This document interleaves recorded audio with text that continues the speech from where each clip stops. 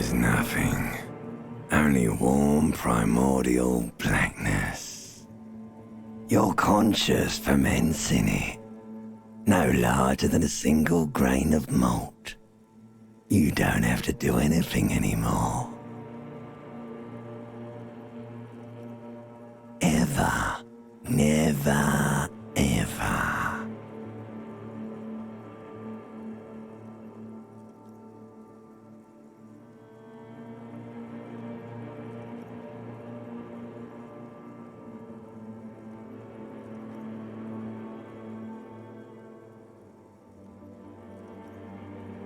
Never, ever, ever, baby.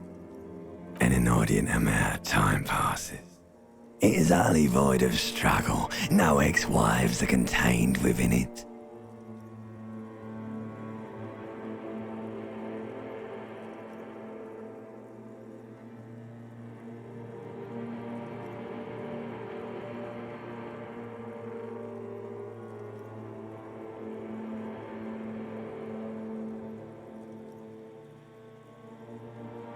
You got it, sweet brother. Nothing upon nothing upon nothing.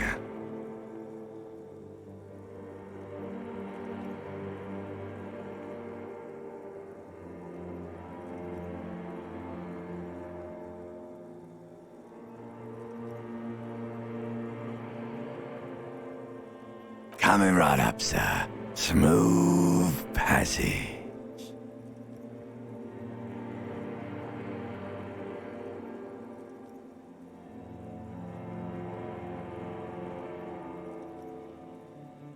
Alright, nothing town to fuck all borough.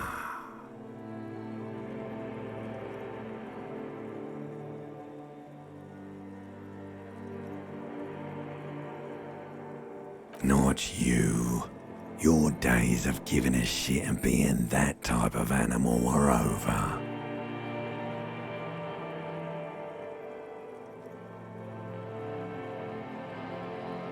Do you really?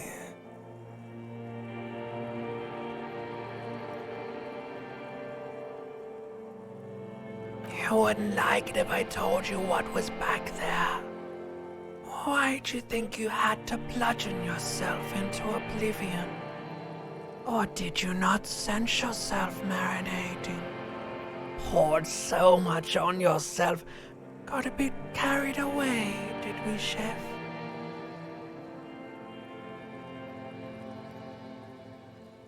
There's this giant ball there. An evil apes. And the evil apes are juking it out on the ball. You're one of them. It's basically all just evil apes juking it out on a giant ball. Infinitesimally small. You can't even make out it's a ball when you're joking it out. It's that large. Vying for resources. It's just a stupid expression you picked up somewhere. The part of the presentation you want to take home with you is this. You have to beat the other evil apes in the face. Or you lose. Somewhere in the sore, bloated man-meat around you. A sensation. Like a fly to the ointment, your conscience sticks to it. The limbed and headed machine of pain and undignified suffering is firing up again.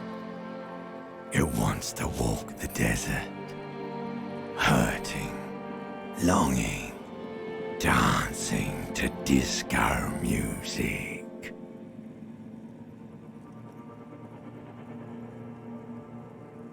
The stench of liquor rises from your mouth, and with it, an ungodly headache.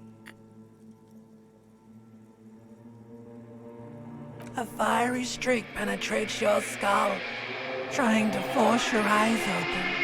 It's a sound, a clarion call from hell. Somehow, you know what it is. A caprice Canadian motor carriage.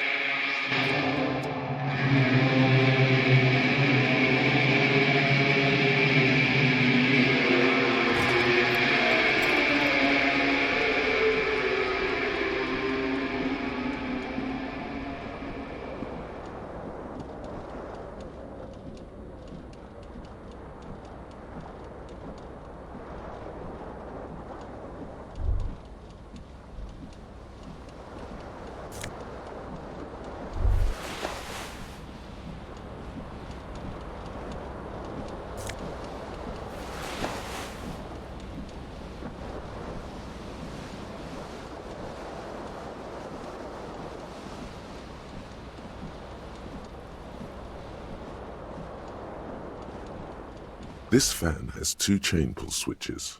One ends in a tiny fan, the other in a light bulb.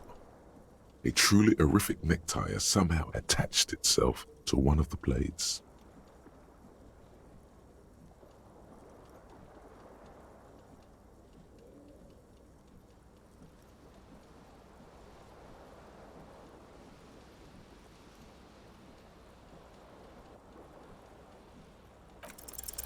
You swoop up and catch the tie. Snap! It's released from the blade. What you have in your hand is a truly hideous necktie, with 4 or 5 different patterns. The knot reminds you of a noose.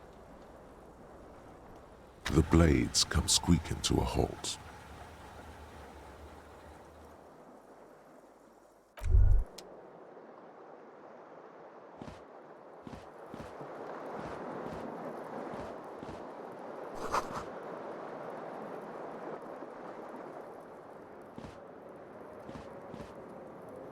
You hear a jingle. Keys are clinking in the pocket of your flare-cut pants. It says "whirling in rags" on the aluminium keyring. There is a single key on the ring. The number 1 is etched on it.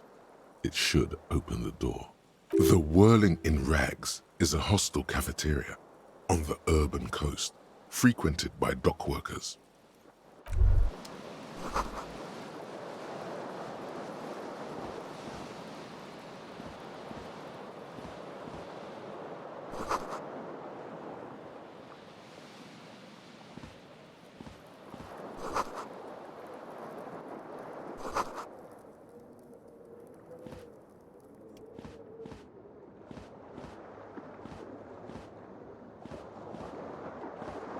The window stands broken in its frame.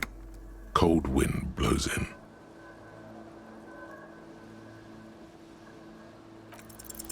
What do you mean, assess the damage? How would you do that? What are you even trying to do? The morning light hurts your eyes. It's hazy, but you see the ocean and some war-torn buildings.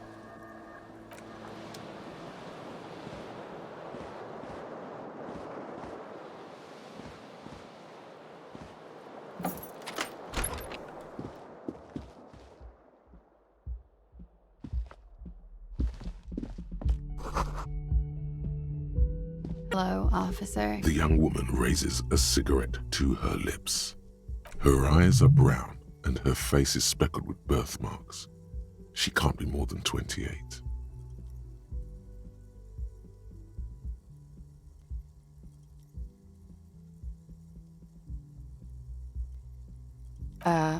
No.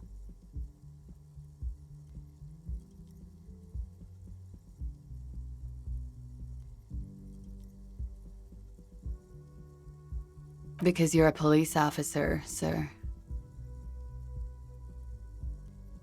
Okay, cool. I won't. First, I have to ask, are you okay, sir? You look like you're about to throw up. Can I bring you something? She's right. Something wants to come out through your mouth, right in front of her, right here. It makes you put your hand on your stomach and swallow. Sir, you've been here for 3 days. On official police business, no less.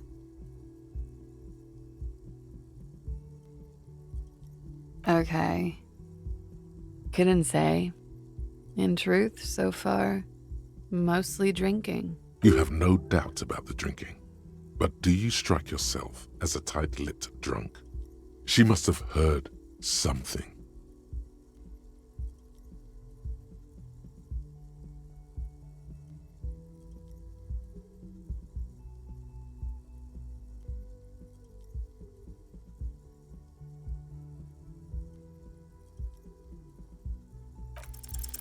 The words have already left your mouth. What was that? That's not even how words are used. What did you say? Come on, say it again. No, you see, that's not what you said. You said... Come on, man. Pretty, please. One more time. Goddamn right you did. You crazy asshole, you. What kind of cup are you?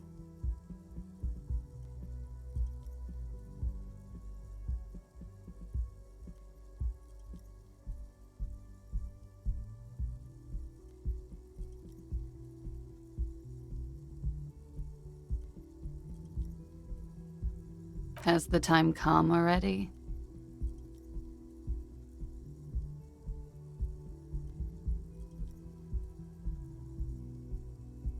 You're one intense cup. Anyone ever tell you that?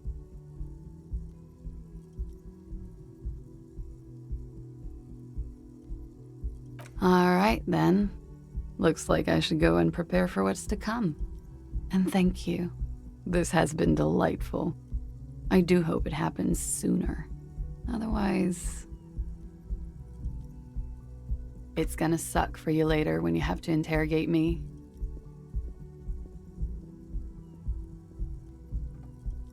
And for the record, no, I didn't do it.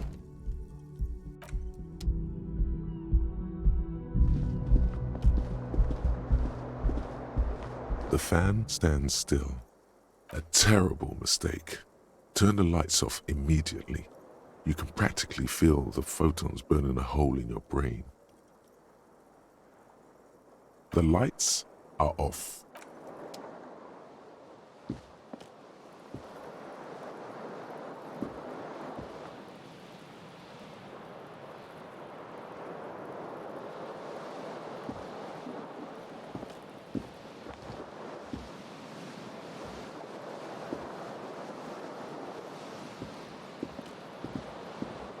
The fan stands still.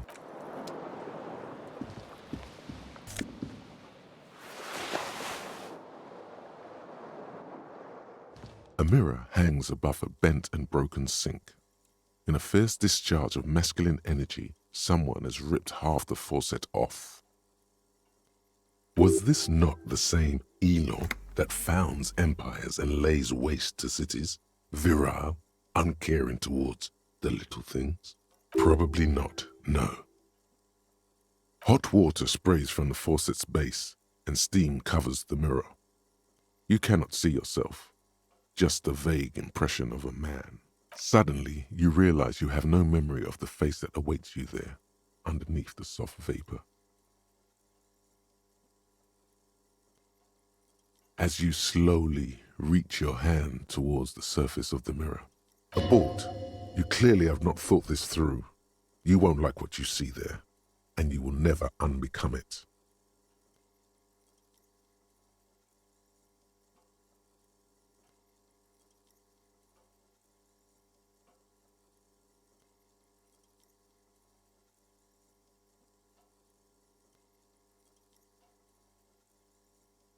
Yeah, there is definitely something wrong with it. Where to even begin? There is the bloatedness, then the swollenness. It's like there's an upholstery of alcohol underneath your skin.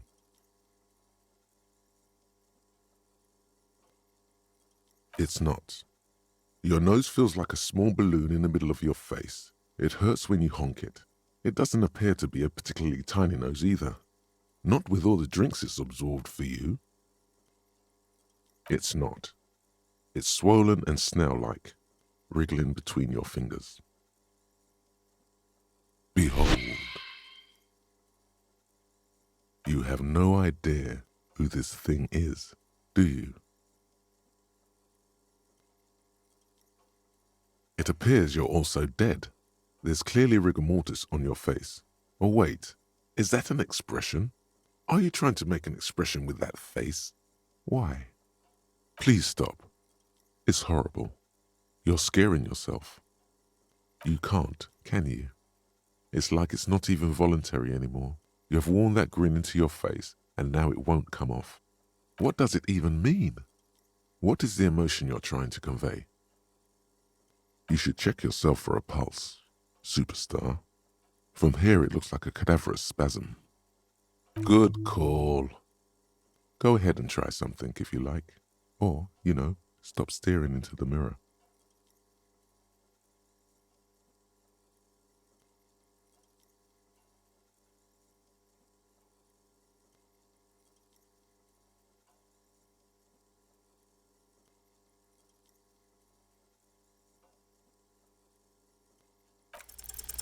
It belongs in the new, the third decade of the current century. Enough time had passed from the failure of the revolution that, for a fleeting moment, free market economy seemed like the ultimate, uncontested way of life for our species. Things were good. It was smooth sailing. People made gold and champagne-tinted interiors and facades to suit the times, calling this the new style. But more importantly, disco happened. For Revachol, your city, that meant only one thing. Guillaume le Million. If it doesn't rhyme, you're not pronouncing it right. Out of the dazzling swirl of disco music, in an open-air boîte de nuit, somewhere in Revachol West, Guillaume's blonde mane appeared on the screen. He sang some bullshit. Then he made the expression. You have some understanding of the near history of disco, plus the trivia you've picked up along the way. Episodic memory, however, remains in the dark. It may never return. You should prepare yourself for that. There is a vast ocean of time between right now and the expression. Looking good on you, or anyone. 2 decades, if the calendar is to be trusted. Humanity has run aground in that time. It's a different world now. The expression is a relic.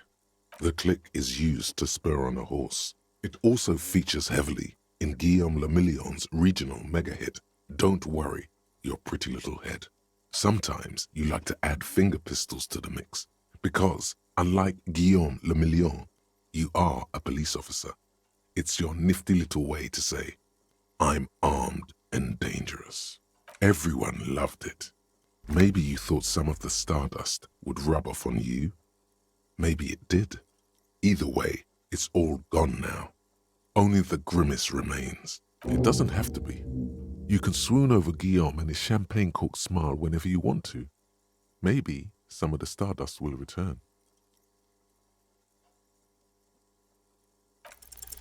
It's too late. Like an image on film. The expression belongs to your primary motor cortex. It would take a minor neurological miracle for you to cease producing it.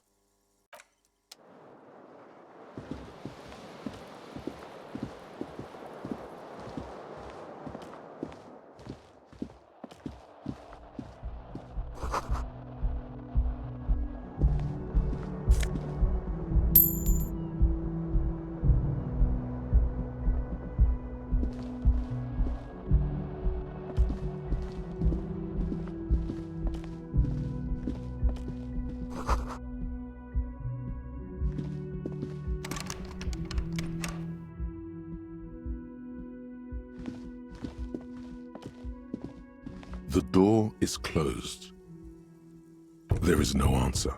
You hear the shower being turned on, somewhere inside. Still no answer.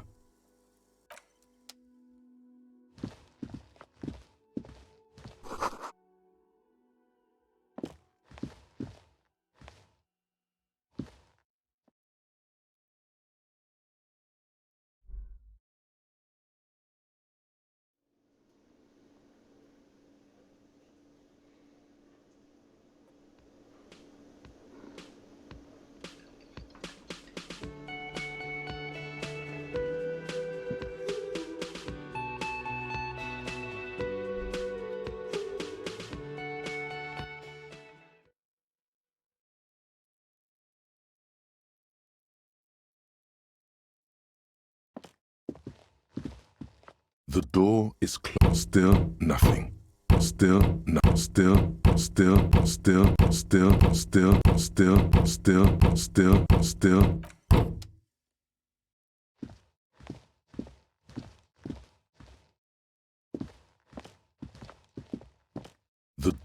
This door can only be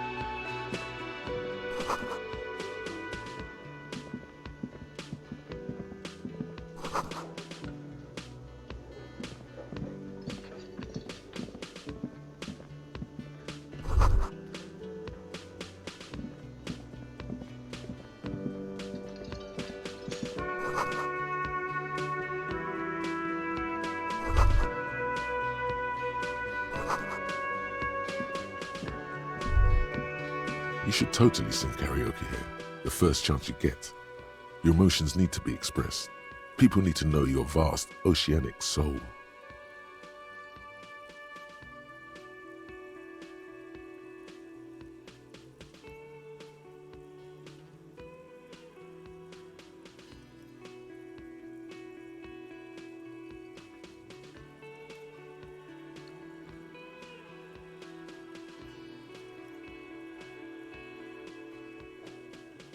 Utterly. And it needs to be heard through a PA system by other people. Who is mistakenly identified as a cop for his prominent jawline? Yes, sounds likely. You should probably go on stage and pose for a moment when you're done with this thought. See if it works. You have not yet stumbled on the right lamentation, but it's out there. It'll come to you. You will wreak havoc with it. Don't worry. Serves them right. Wipe that smirk off their face with your sad, tragic song. Who's laughing now? No one. You have to find something tragic to sing first, though.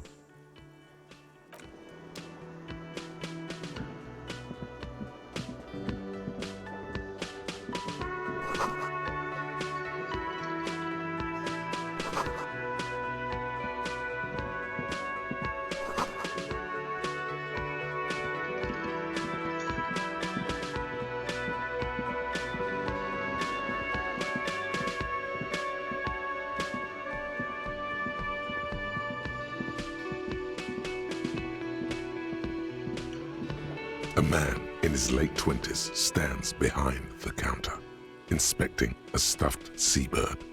As you approach, he gives you a sideways glance, then looks down again.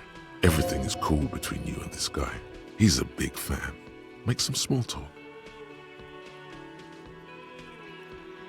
A competent work of taxidermy. The white and brown seabird lies among piles of coasters and drying mugs. One of its wings broken. The man is trying to mend it. Looks like the bird was ripped off the shield that was used to mount it, most likely on a wall. This is the Great Skua. The seabird is the symbol for the discovery of the Insulindian Isola, the part of the world you are in right now. The small steel tag says as much. The Great Skua. Steakoaris Skua. Look, your buddy is over there. Why don't you go and talk to him, okay? He pretends not to hear you, concentrating on the bird instead. A competent work of taxidermy. Looks like this is the Great Skua. The small steel tags. Look, your buddy. Why don't you go and talk to him, okay? He pretends not to hear you. Looks like this is the small. Look, your buddy. Why don't you go and talk to him, okay? He pretends not. No, I'm not the bartender. I'm the cafeteria manager. He's very animated all of a sudden. This seems like a touchy subject. Mm-hmm.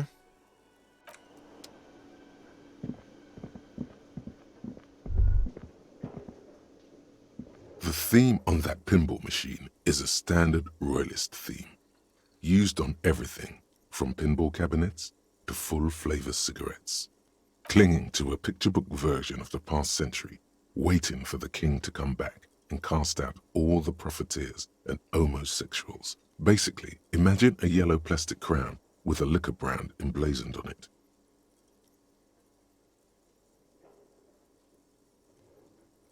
The contemporary period stands still. The fated carousel of progress that doomed the royalists is itself winding down. Our time is decelerating into what no one knows. Hello, sweetie. You shouldn't keep your colleague waiting. A bespectacled man in an orange bomber jacket is tapping his foot on the floor. Looks like he's waiting for someone. You. As you approach, he narrows his eyes and extends his hand in greeting. On the sleeve of his bomber jacket, as well as on its back, are the same enigmatic white rectangles as on your blazer. Hello, I'm Kim Kitsuragi, Lieutenant, Precinct 57. You must be from the 41st. You realize he's waiting for your name.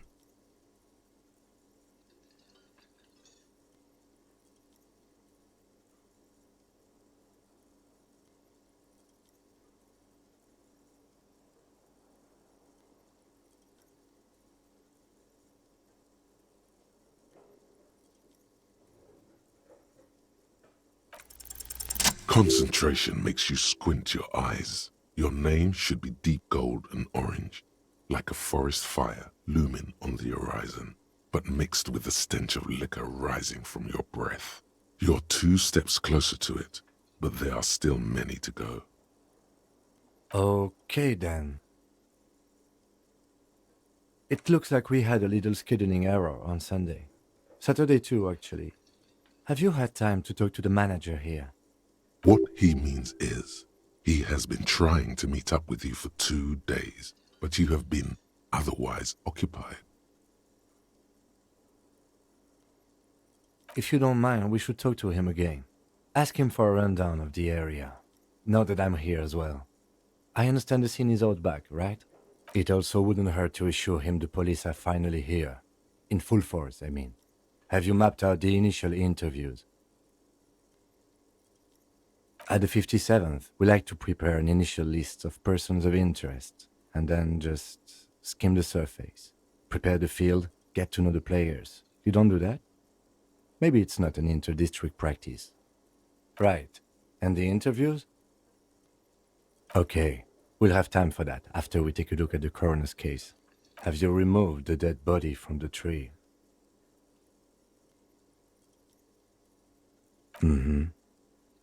So, the body is still in the tree, where it has been hanging for 7 days straight. We should go there as soon as we are done talking to the owner. I was sent here to meet a detective from Precinct 41. You have the insignia of the Citizens Militia on your sleeve and on your back. I suppose you could be impersonating him. You could have gotten the insignia from the black market or forged it. But for now, I'm going to set those possibilities aside. I'm not from the Inspectorate General. Inspectorate General means internal affairs. What he's saying is, he's not from the rat squad and isn't supposed to suspect such things. No need for derogatory terms. They're only doing their job. Yes. They're not just white rectangles. They bear a halogen watermark with the letters RCM and a pattern resembling the street grid of Revachol West. I would ask you to step into the headlights of my motor carriage, but again, it's none of my concern. I just need you to do your job. You mean you don't have a badge? Losing your identification card is a serious matter. My vehicle has a shortwave. You can use it to report your badge missing. I would advise you to locate it as quickly as possible. But I can see you drank last night and the night before, and that you are still drunk now. But I have seen officers go through worse. Much worse. If you need something for your headache, there is a general store nearby. But as I said, the dead body should be our #1 concern. After you, officer. Lieutenant Kitsuragi is now in your party. You can talk to him whenever by interacting with him.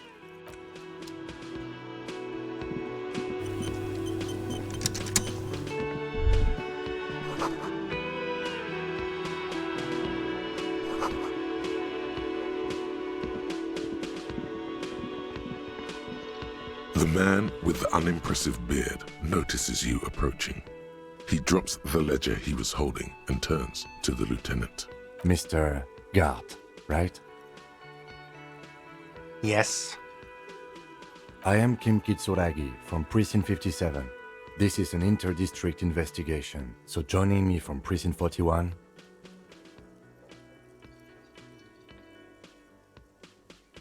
Fantastic.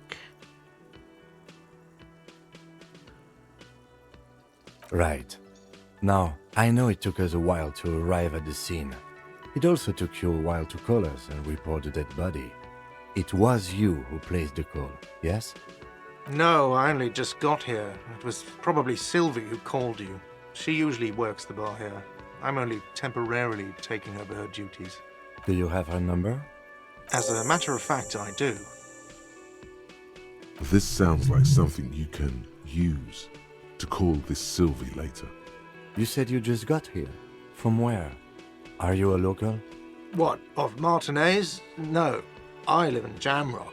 I only sometimes come here to keep an eye on the place. This is just one of the many cafeterias I manage. But you still know your way around, yes? In case we need directions. Yes, I know where some things are, but as I said, I don't live here. I just used to work here. And I'm not going to start working here again, if that's what you think. I didn't imply that. Detective,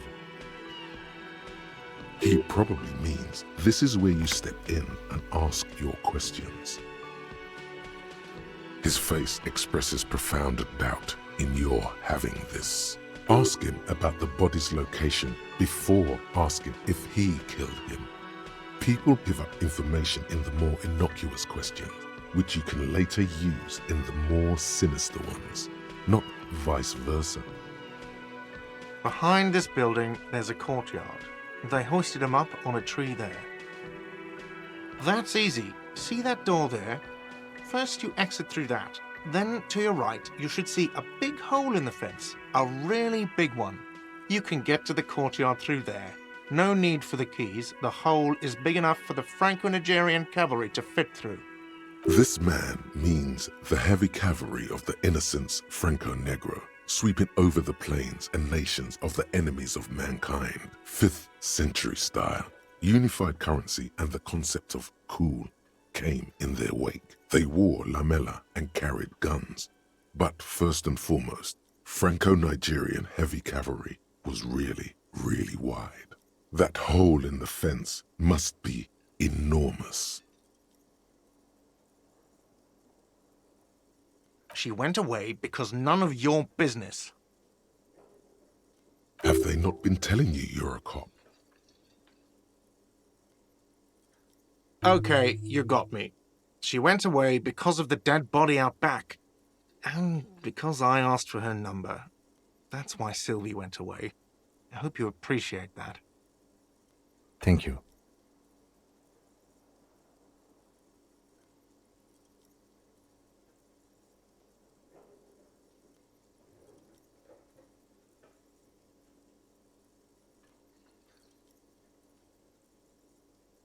Is it? Because I thought you were supposed to be investigating the lynching, not my employer conduct.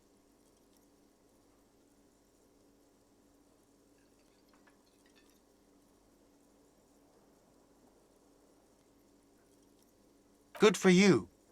Was there something else? I'd like to get back to what I was doing. I don't know who killed him. I'm not the police. That's your job. This is it. He said they hoisted him up on a tree. Who is this they, if he doesn't know? Oh, people are saying it was the union dock workers, that it was a lynching. The locals, the customers, the people who eat here, a lot of dock workers eat here. Sylvie told me everyone knows the dock workers did it. Did the debarders themselves tell her this, or is it a rumor? I don't really know. You'll have to ask her. I would suppose it's because they have nothing better to do. You mean the strike? Yes, the strike. The man they hanged was a security guard for the harbour company, I hear. A mercenary. The unionistas probably thought they'd send a message. The lieutenant turns the page in the little notebook he's been... I don't know. This is it. What are you, crazy? Of course I didn't kill him. The lieutenant... Let's go. Not so fast. You owe me 130 real.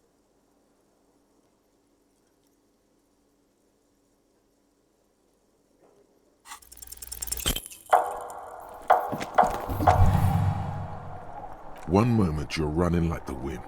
Then you've suddenly turned around and are giving him the finger, furiously, with both hands. Why?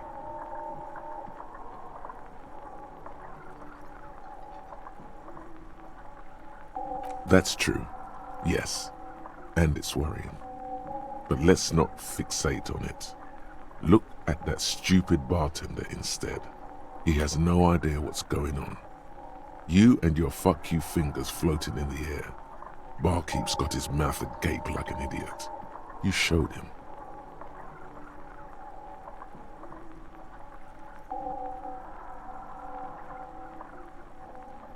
Watch out!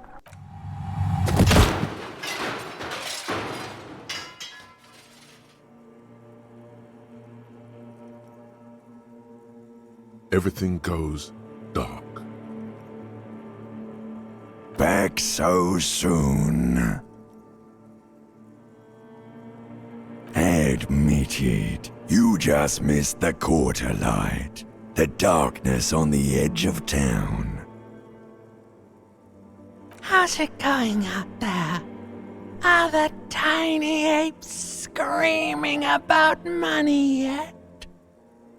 Did one of these tiny apes have a pale green face? It's a joke, sweetie. I didn't actually think you saw the kind green ape of South Safra in a hostel in Martinez. That would be ridiculous. Are you? No, you have sustained a trauma to your lower neck. In addition, you have strained your left trapezius muscle. Pain. The chair took the brunt of it. Don't worry. Are you sure, ma'am? Yes. Check on him. Sir, I didn't mean for this to happen. I'm sorry. This has always been a cop-friendly place. The drinks are on the house, okay? There were a lot of drinks on the tab. I still have to charge you for 3 nights and the broken window, though. That's 100 square. He's shaken. Barter now and he'll cave in. Okay, fine. I'll take it off your bill. Sleep in a post-apocalyptic hellhole if you want to. Just know I won't give you another room. Don't thank me yet. You still owe me 60 real for 3 nights stay. If you don't have it by tonight, I just can't let you up there. And for God's sake, watch out for yourself.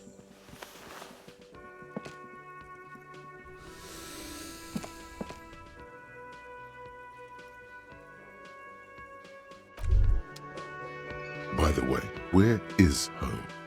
The address is coming up blank, and this place sure isn't it. But you've been at this hostel cafeteria for only 3 nights. Where were you before? You had to be somewhere.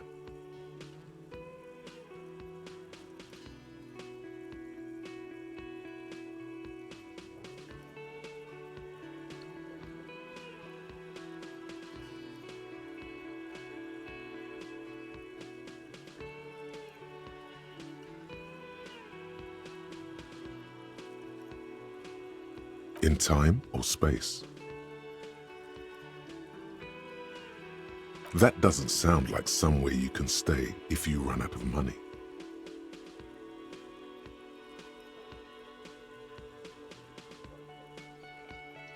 Entertain the thought when you get the time. Maybe being a hobo and a cop has its advantages.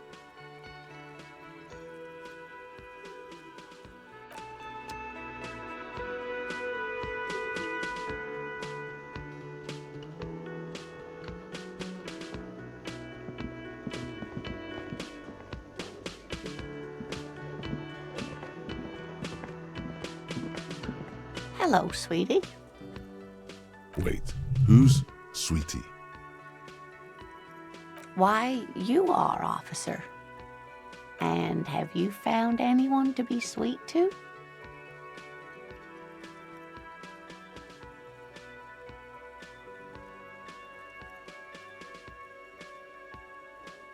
You rascal.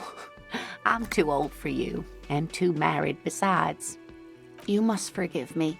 I'm getting so scatterbrained. I completely forgot to introduce myself. I'm Lena. My husband Morel and I are staying with our friend Gary just down the street, but I come here for tea when they're away. This Lena is wacky enough for the motley crew.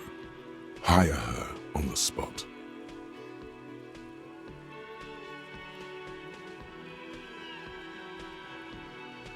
Oh, I'm perfectly all right. I'm more worried about you. What was that? Don't beat yourself up over it too much, dear. People do strange things when the old fight or flight kicks in. I'm just glad you weren't injured. Whatever do you mean? Sequence killers? Oh my. But I think you already have a partner, sweetie. A partner who needs you to help him get a corpse down from a tree. I can assure you with absolute certainty, there are no sequence killings taking place in Martinez. Now, gentlemen, no need to squabble. I wouldn't be of much use to you anyway, sweetie. Thank you, but Martinez isn't the most wheelchair-accessible place, you see. I'd slow you down. Perhaps another time. Yes, officer. You look rather dazed. Like a stunned fox. But surely things can't be that bad. Oh my. You know where we are, right? That's right. And where is the Whirling in Rags cafeteria itself located? Yes, indeed. We are in the fine city of Revachol. How would I even begin to tell you? Revachol is the most beautiful city in the world. We're fortunate to be here, you and I. I haven't seen very many other cities personally, but everyone says so. Revachol is a rare jewel. This city used to rule the world, though it has seen better days. Speaking of history, you know what year it is, yes?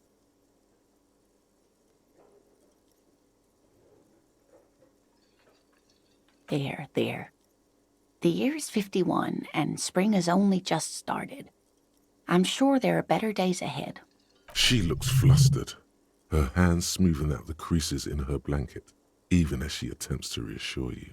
The lieutenant studies you, rubbing his chin. I'm beginning to suspect that you might indeed be completely adrift in this reality, thinks the lieutenant. How can it be that bad? Never mind, we're in this now. I can tell that this is taxing for you, so I'll just ask one more question. What regime are we living under? What mode of government?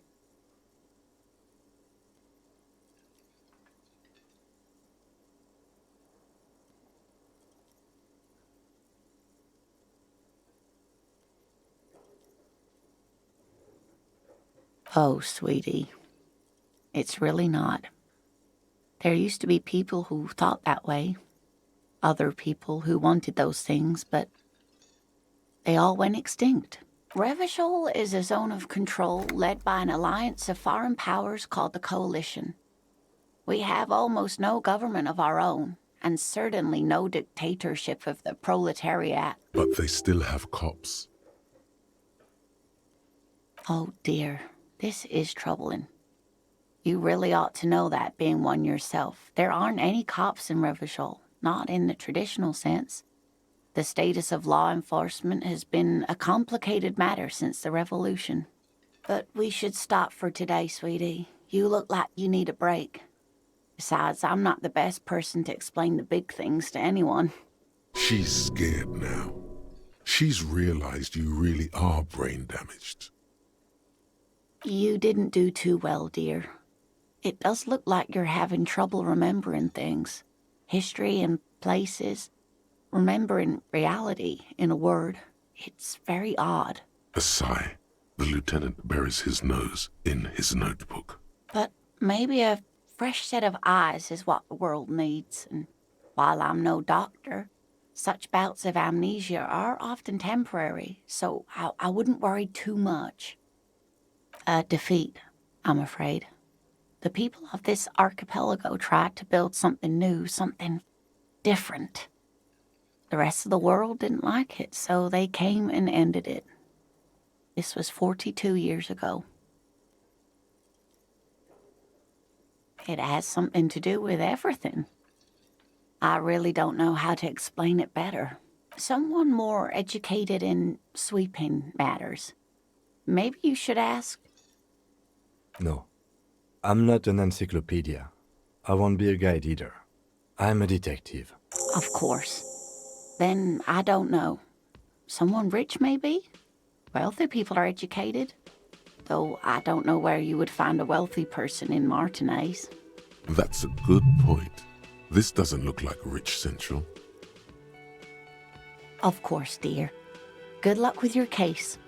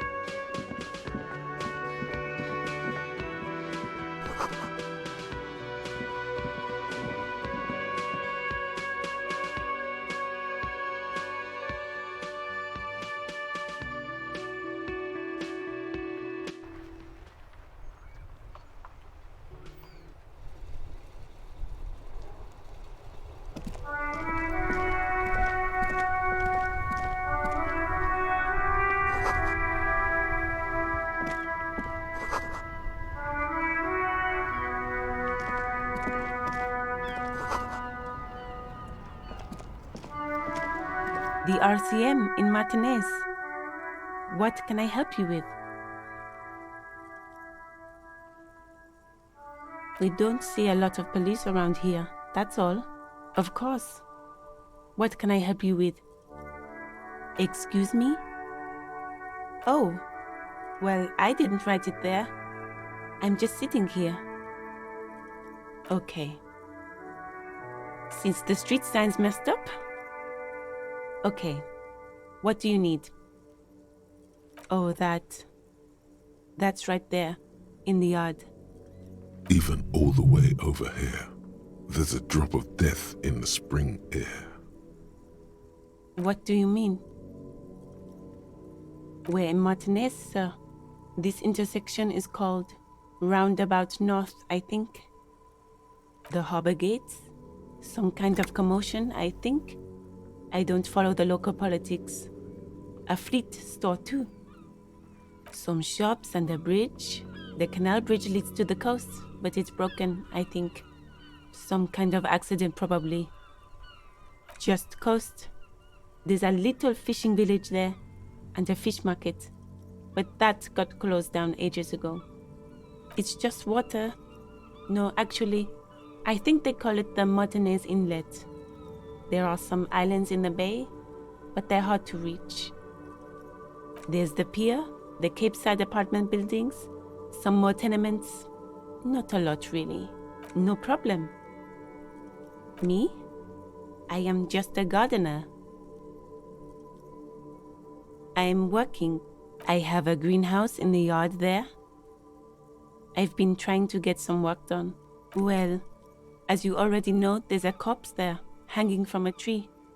It smells pretty bad, so I have to take breaks. Don't worry, miss. We are here to clean it up. You can get to work soon. Thank you. My head is about to explode from all the salts I've had to inhale. Salts? Ammonium salts. Perhaps useful for later. Of course. I won't hold you back. If there's a corpse, then you're going to need those gloves for the autopsy. Sure, keep them. I have another pair.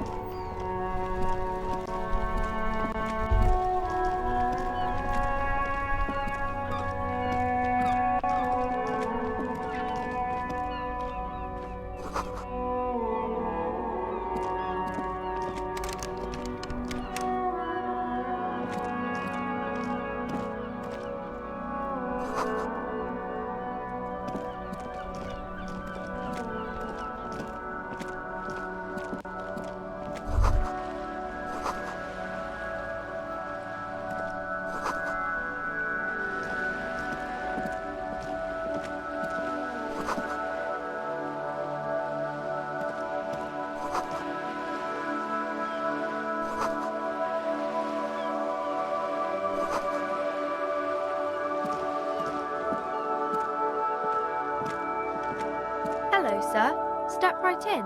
The store is open. Are you interested in a new and exciting book? Okay, sir. I'll try to answer any questions you have.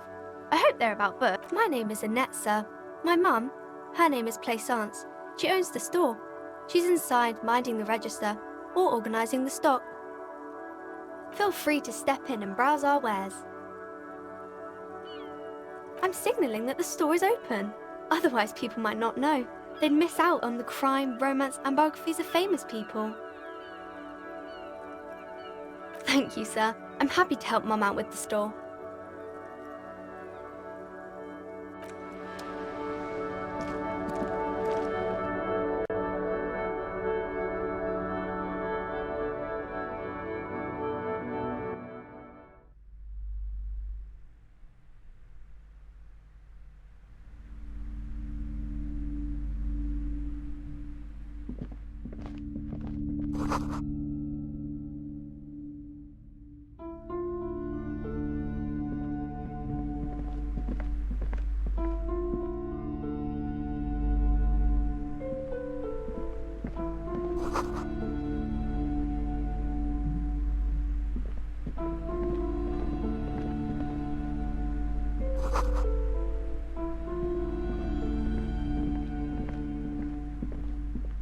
Welcome to Crime, Romance, and Biographies of Famous People.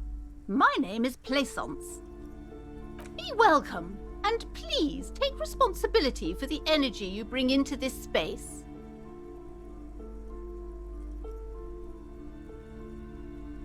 I am the proudest owner of our little shop of culture. Annette, yes, my daughter.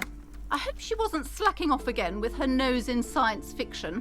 Tell me, was she at her post doing her job like a proper girl? Wonderful! Did you talk to her? Great! On a scale of 1 to 10, how compelled were you to buy books after talking with her? My precious, her dedication brings joy to my heart. If you have children, I hope they turn out as great as my Annette.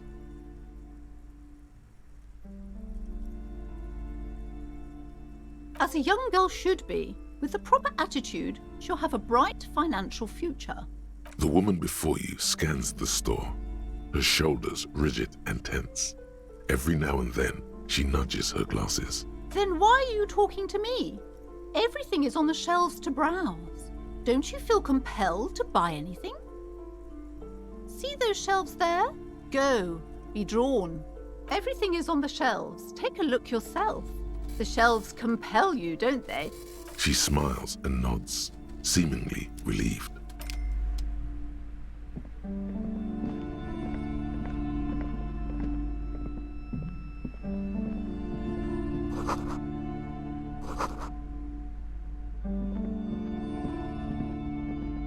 This bookstore is not strictly about crime, romance, and biographies of famous people. There's also a wide range of paranatural literature. Sir, please, no browsing. I can't have you end up, like, opening a police store next door and stealing my customers. Oh no! Amidst the various books, you find one written by someone named Matthias W. Dundas. It's about wholeness, unity, balance. These three things are very important to the working class mind. The point of the book, and many others on this shelf, is to give people medicinal advice in situations where they don't have access to paid health services. It serves platitudes, while also telling everyone that traditional medicine, the kind people don't have access to and which costs more than this book, is garbage and would only give you cancer anyway, without even curing your cold or anything.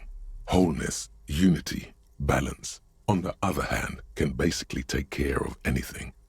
Though it is important to note, when it's up to your mind to heal yourself, then it's because of your mind that you're ill in the first place. The book features chapters on topics such as how to find magnesium. It even lists plants you can harvest magnesium from. How to continue drinking if you're an alcoholic who has destroyed his liver. And there's even a chapter on the ancient Seraïs tradition of using duck gallbladder preservatives to treat and prevent sexually transmitted diseases. Pre and post factum apply. Nothing worth buying.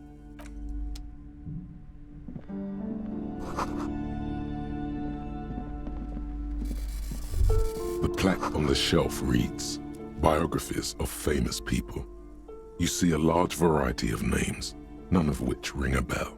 Browsing through all the books with all their names makes your head spin. None of these seem important or relevant. It's all just vapid egoism. Suddenly, a particularly odd title catches your eye. It reads, High Speed Love, the tragic true love story of Jacob Irv and Alfie Delatraz, by one Cecilia Averbrook. High Speed Love chronicles the romance between two of the finest tip-top tourney racers in history. One of them is the madcap driver, Jacob Irv. His blonde mane graces the cover. Next to Irv's life story, you see a slim biography of an Occidental rock star called the Anti-Star. He's famous for shooting morphine into one of his eyeballs and cocaine into the other. Next to that, Revacholian radio personality Guillaume Bevy stands in front of a rundown drug den. He's a permanent fixture on Channel 8, reporting on real-life crime and ruining cops' days. I really must insist you buy one of the books. Reading them is not... I'm sorry, I did not mean to rush you. You are browsing. Go ahead. Take your time. Time is commerce.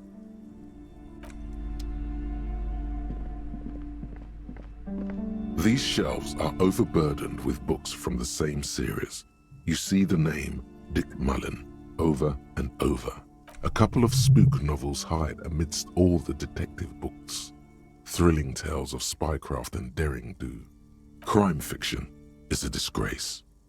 An asinine misrepresentation of the physical attributes of the arduous everyday work of actual police officers. These books greatly overstate the excitement of police work, glossing over how long it takes to actually follow up on leads and eliminate dead ends. What's more, they completely ignore the psychological hardships of year after year coming into contact with people during the worst days of their lives. Not a single mention of all the stress this work creates upon the officer's family. Detective fiction just doesn't tell the truth at all. Now, would you like a list of all the books found on the shelf? Shelves filled to the brim with crime novels featuring the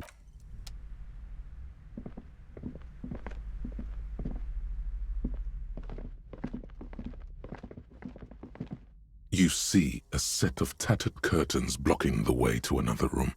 A strange cage-like trinket dangles from the curtains. Excuse me, officer. The back room is strictly for employees only.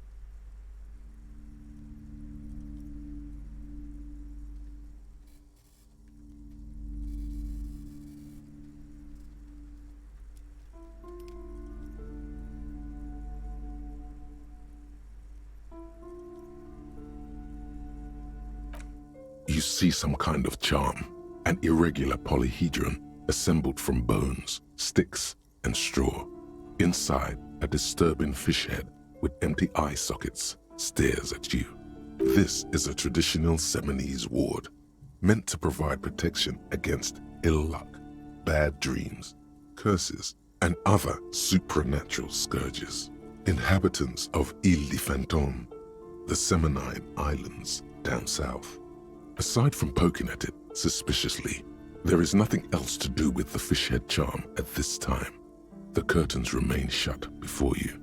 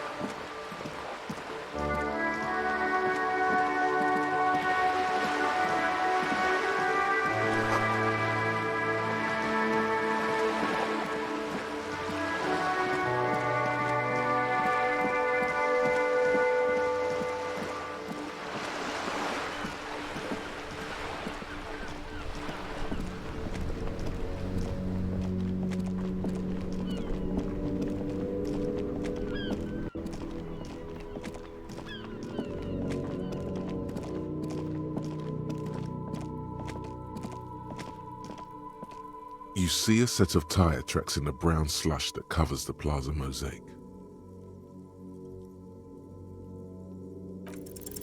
The tire tracks were left here by an unknown event that took place some days ago. It's a message, written in the language of burnt rubber. Some of that rubber stuck to the tiles right in front of the whirling in rags. This is point A. The driver started there, and then accelerated straight into the fence, left a hole big enough for the Franco-Nigerian cavalry, according to the cafeteria manager. The driver proceeded to back out of the yard, barely stopping before hitting the adjacent building. Before heading south, must have been in a hurry.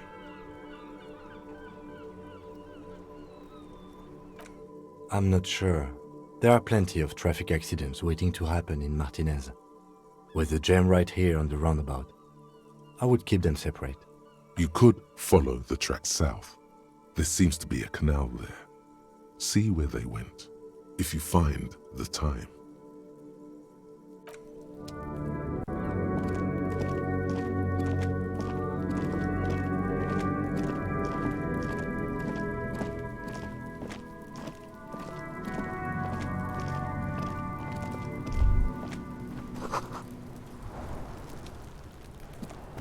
Kuno's got this. If there ever was such a thing as an ugly kid, then this is it. He's almost exquisite in his ugliness, like a gremlin. Oh yeah, nappa gumpy,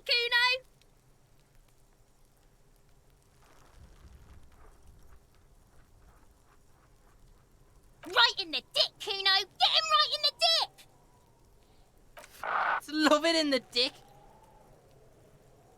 The boy is sweating profusely. His eyes are like two black holes and his jaw is twitching as if trying to break free from the empire of his body.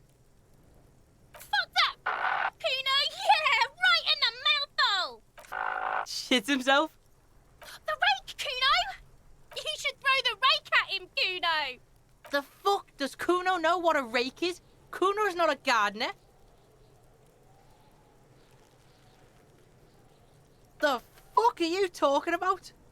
He's calling us Kuno! He says we're fucking each other! Alright, entertain the Kuno. Show me what you got. What you got there? What you got, huh? Show me what you got. The kid moves his hands like a basketball player dribbling fast. Irregular speech patterns, overconfidence. Could this kid be on drugs? This warrants further investigation into this Kuno. Right, pig. This is where Kuno plays with his little wooden choo-choo. What do you want with it? Yeah, whatever. Kuno's Kuno, pig. It's always Kuno, never I. Clearly the kid's using the third-person perspective as a shield. Kuno doesn't do that smart shit. Don't throw that bullshit at Kuno. Kuno knows you're lying. Trying to get Kuno hooked on the book. Watch out, Kuno! He's trying to fiddle you! He's gonna put his hands on you! Help! Pig's got Kuno! Help! Rape! Help! He's got the Kuno, help! Everyone can hear. You need to get the hell out of here before. Yeah? Get out of here before the Kuno beats the shit out of you. Yeah, that's right. Drag your fat ass out of here, fat boy, before Kuno fucks you. Despair creeps into you, getting fat on your weakness. Whatever noble intentions you once had as a police officer, it's eating them all up now. You're still coming up with sentences.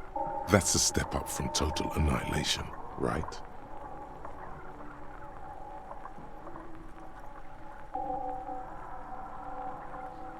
Fuck me? Please leave the rage you have for after we finish the investigation. Nothing you can say would make you feel any better now. Cop gives up the detective genre for social realism. Another police officer resigned from the RCM following a nervous breakdown. He now lives under a bridge, drinking and occasionally throwing excrement at passers-by, shouting, "I never loved that woman." When asked to comment, former colleagues objected to the theory that his psychological disintegration was precipitated by his wife leaving him. "It's because the Furrows lost that match," said Captain Ptolemy Price, once the man's superior officer. "It's because he couldn't get a big gun from acquisitions, and anyway, police work really burns you out after a while," Satellite Officer Jean-Vic Mayer, the deranged former cop's partner, commented. Sergeant Mac Torson, another former colleague, did not propose any theories, merely saying, "Whatever happened to him wasn't about birds. He got fucked, that's all."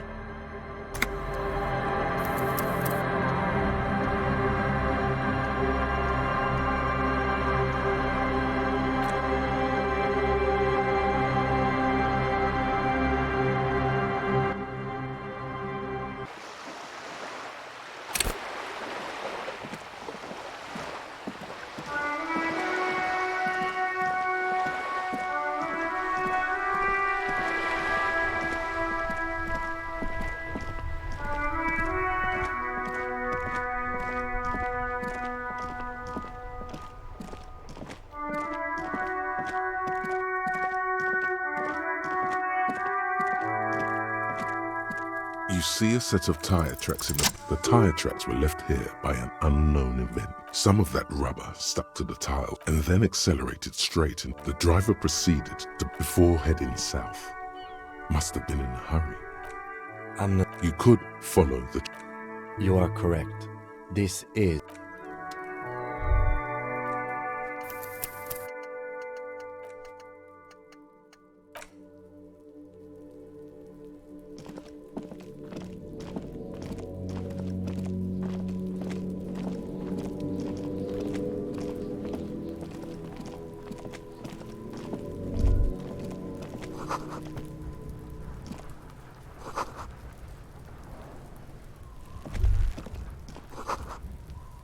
The corpse looks at you with bulging white eyes. The face around them does not look human. It's swollen and ready to burst. His lips are fish-like and his tongue like a ball gag in his mouth. You seem to be holding your breath. A cargo belt twists his neck at an unnatural angle. The body below appears stiff. It's letting out an ungodly rot. The smell seeps in even through your clenched nostrils. The smell is repulsive. It pushes in from your mouth, more instant and more familiar than anything you'd expected, more fever than odor.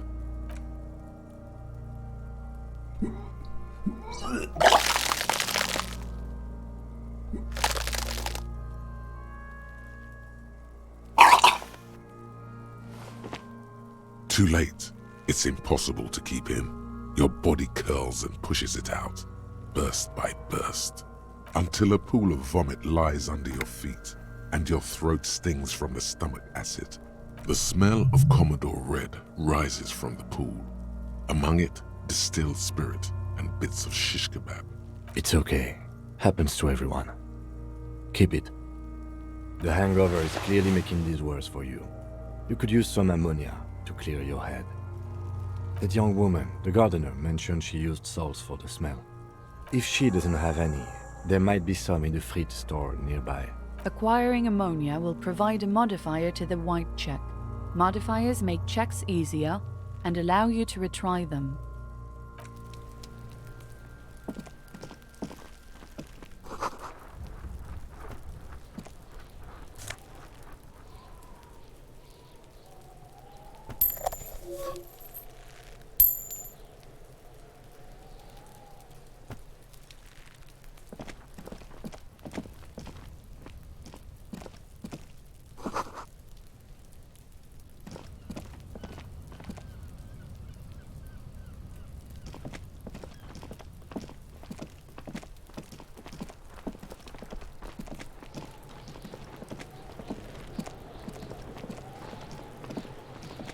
Kuno, the pig's getting pretty close to me. Come to snuff my shit out, I think.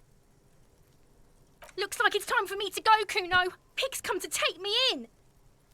I'm going away for a long, long time, Kuno.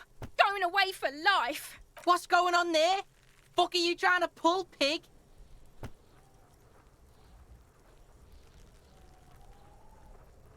You don't want to fuck with me.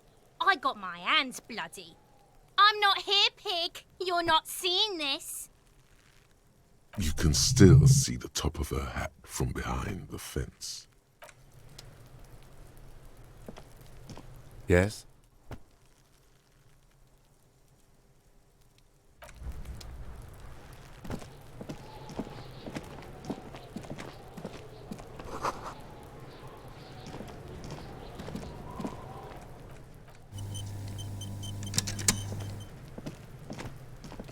Kuno's got this. If the Oh yeah, Nappa Gumpy, Kuno. Right in. Love it in the dick. The boy is sweating profusely. His eyes... The rate you should. The fuck does Kuno... We shouldn't do anything. I don't tempt such forces. You will see. The language these kids are using. Pure, unfettered id. There will be no reasoning with those creatures.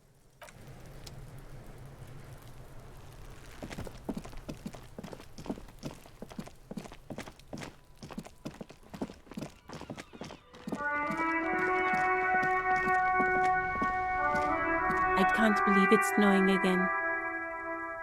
It felt like springtime just a few days ago. Sure, I'm done with them.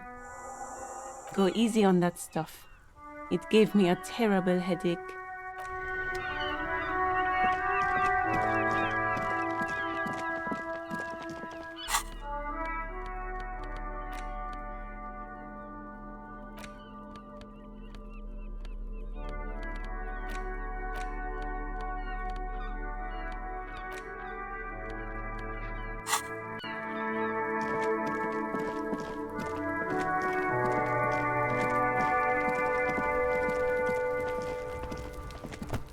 There he still is, looking right through you with his white eyes. The body below is entirely dedicated to that corpse smell. Emitting it is all it does now.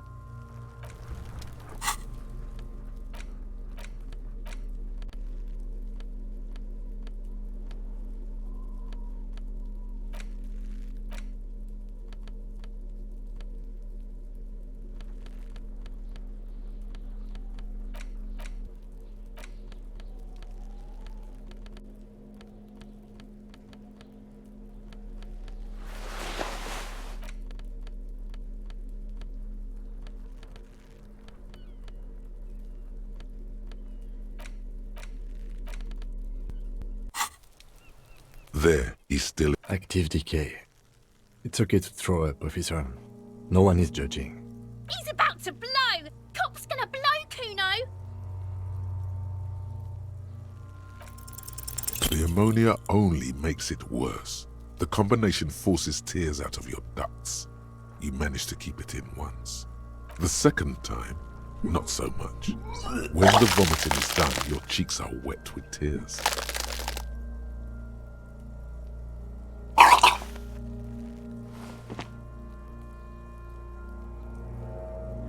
Nor does the wind right now.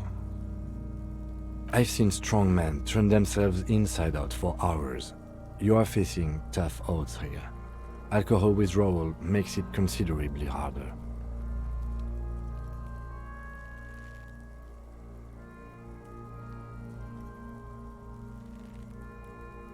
I've seen captains puke their guts out. It never gets easier. You never get used to the smell. Every Monday is cadaver day. Throw up, investigate. Throw up, initial autopsy. Throw up, bag it. Then drive to the station. Maybe throw up on the way there if you didn't bag the thing tight enough. I think I've lost my sense of smell. A white lie. Not being hungover helps too.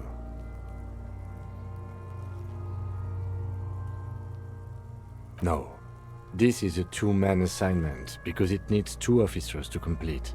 I need your help. You need to get your shit together. No, it's not, officer. We should go talk to the locals. Find something else to do while the wind changes. It's pretty bad right now.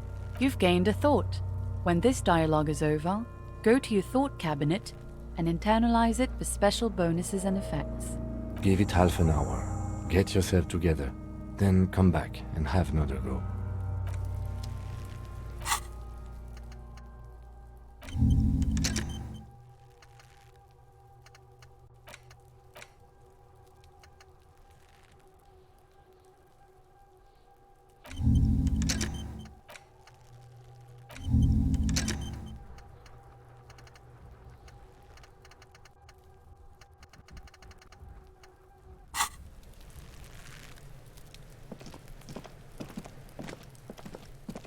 There are several footprints in the mud, left by work boots. Anywhere from 6 to 12 pairs have walked here.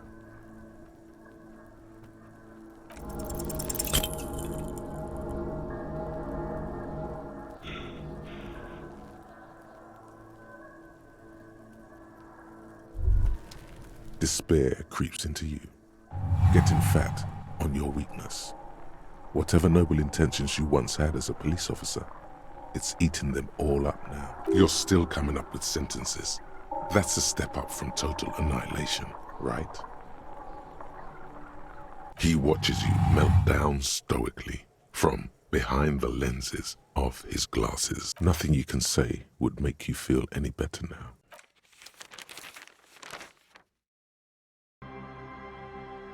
Cop gives up the detective genre for social realism. Enough.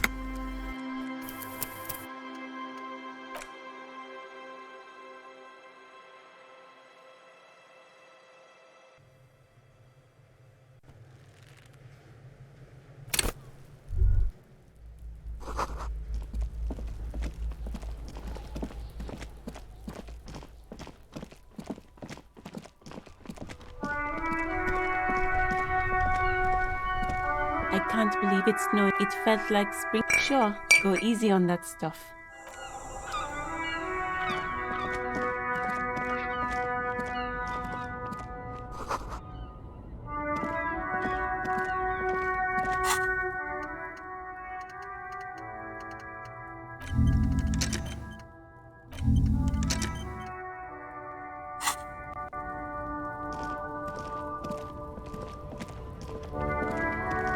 Welcome to Revachol. Don't you welcome to Revachol me. My grandfather came here from a 3,000-year-old racist isolationist culture, while your ancestors came to this island a mere 300 years ago. Every school of thought and government has failed in the city, but I love it nonetheless. It belongs to me as much as it belongs to you. It's men like you who keep Revachol divided, making it that much harder for everyone to climb out of this post-war limbo. What he means is, fixation on the Revacholian nation makes it harder for Revachol to actually attain self-determination. Oh, come on, man. I just said welcome to Revachol. It's a lorry driver thing. I know exactly what you meant. You think my kind doesn't belong here, that I should watch myself and behave. But you see, I'm an officer of the RCM. It's actually my job to make sure you behave. Silence. The air between them becomes tense. Your partner needs backup. Now's your moment to shine.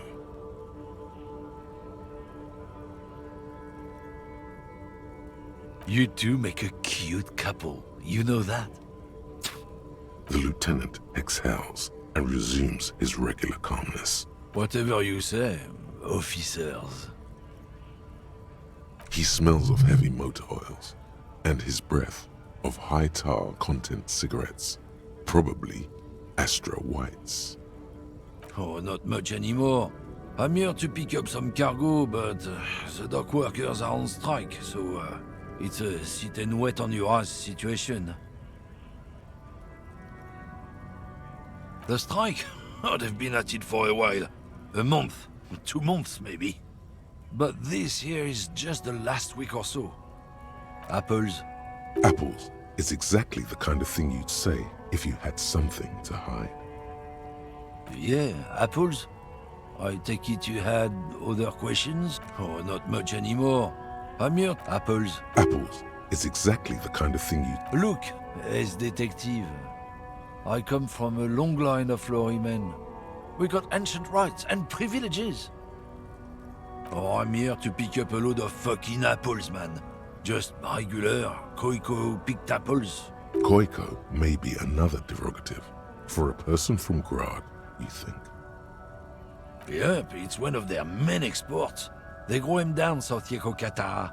A beautiful place. Got great scenic vistas. In fact, Yekokata is a desolate wasteland whose name literally translates to Zone of Ecological Catastrophe. It features no scenic vistas and supports virtually no plant or animal life. Yeah? Says who?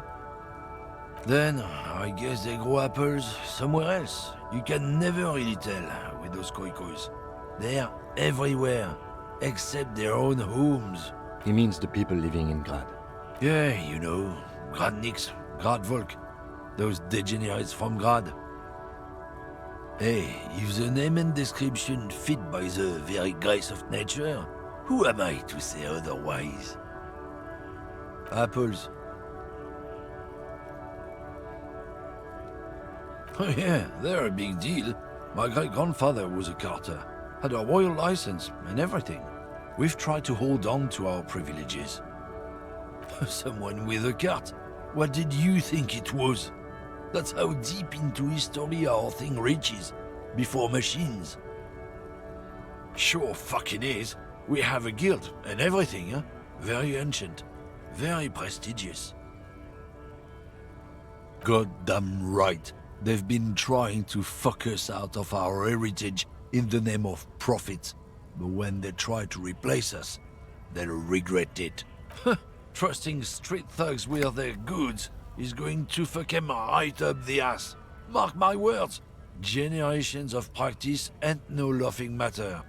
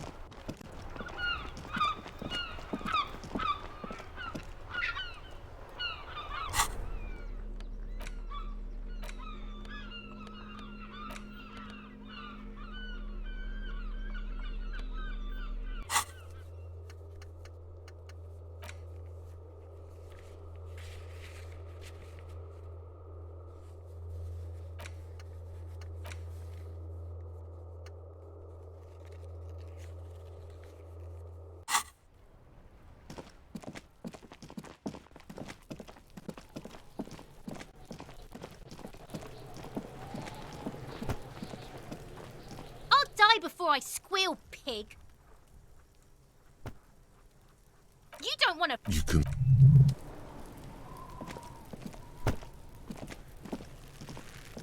Kuno's got. If they... Oh yeah, Nappa Gumpy, Kuno. Right in. Love it in the dick. The boy is sweating profusely. His eyes are like... He should. The fuck does Kuno know? We, you will... The language these kids...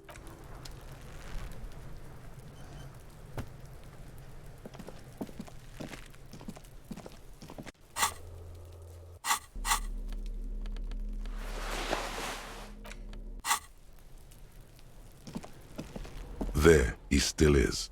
Look. There he still is. Looking. Active decay. It's okay to throw up with his... He's about to blow. Cock's gonna blow, Kuno. There he still is. Looking right through you with his white eyes. The ammonia the second time, not so much. When the vomiting is done, your cheeks are wet with tears.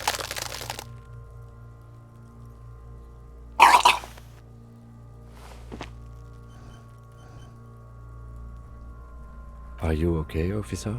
You're facing tough odds here. It's aggravated further by alcohol withdrawal. I've seen Cat then drive to the station. Maybe throw up on the way. I think I've... A what? Not being hungover helps too.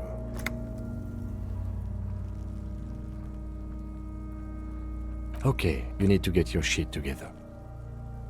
We should go talk to the local. You've gained a thought. Give it half an hour.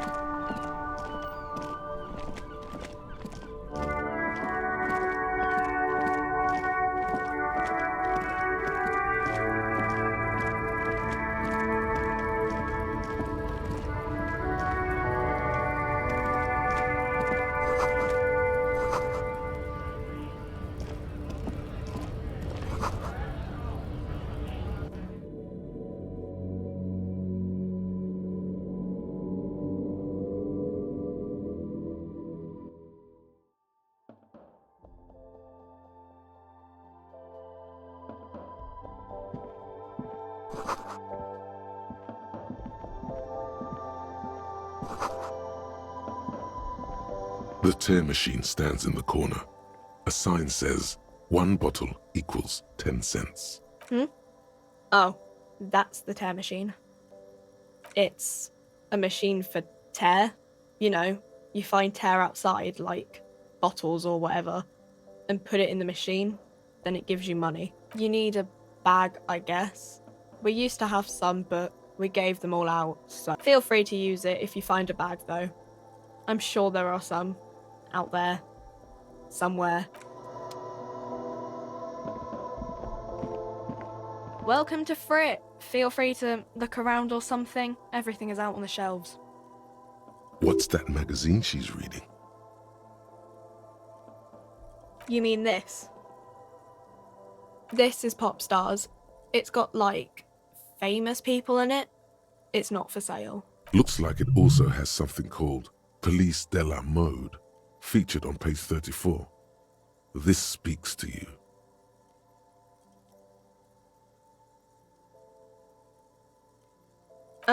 It's where they rate different outfits famous people wear. It's kind of funny. They're kind of mean. It's about who's the most stylish.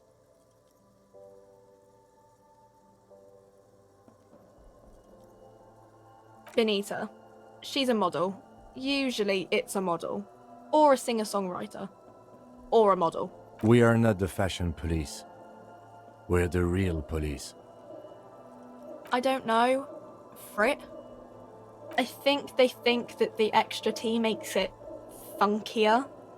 It doesn't. The story goes that normal Fritta, with 2 T's, a men's workwear shop in Vredefort, was already taken. So when Fritta Retail Inc. grew into a multinational corporation, they had to add an extra letter to avoid trademark infringement. Okay. I'm not really supposed to be chatting to anyone, but... I don't really know anything. I mean, I know it's there, but I haven't seen it, so... Not really. No. I didn't know him at all. I don't know, really long. I don't know. No need to worry. It's just standard procedure for us to ask around. If you hear anything, let us know, okay? Okay. Uh-huh. She looks up from her magazine, eyes filled with tired ennui. Yes. What we have is there, in the medicine cabinet. Go take a look yourself. Reality? You mean, what reality? Economic reality, or...? She is like a student unexpectedly called upon by a teacher. Can she answer the classroom question? I don't really know anything. I mean, I'm 15. I don't know. What about it? Cool.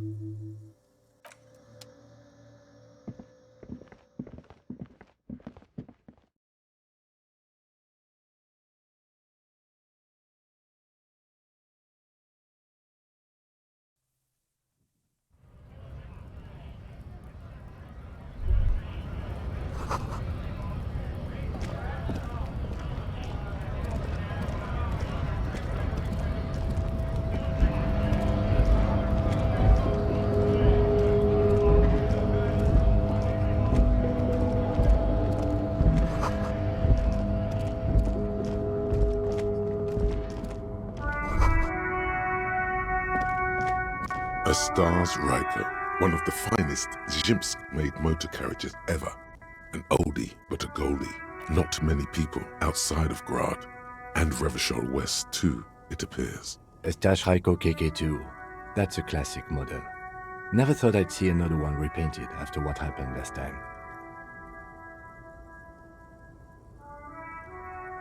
An old case for my precinct. A couple of Zhimsk migrants saw a Stashraiko stopped in the street, painted just like this, muddy brown. Murdered the driver on the spot. They said it was an honor killing, Hussar style. The Zhimsk community protested the trial, flying the banners of some old king or whatever. 5,000 came to protest. Correction. 4,395. The fourth largest public protest of a criminal trial in Revachol.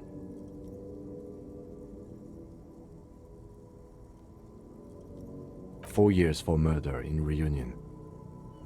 The perps were remorseful. Their sorry knocked 8 years off the sentence. That's the system. The prisons in the greater Revachol Industrial Harbor are already full. Prisoners are expensive to maintain. The longer the sentence, the larger the cost. I tried to avoid drawing far-gone conclusions like this before actually examining the body. But my initial guess is the two are unrelated.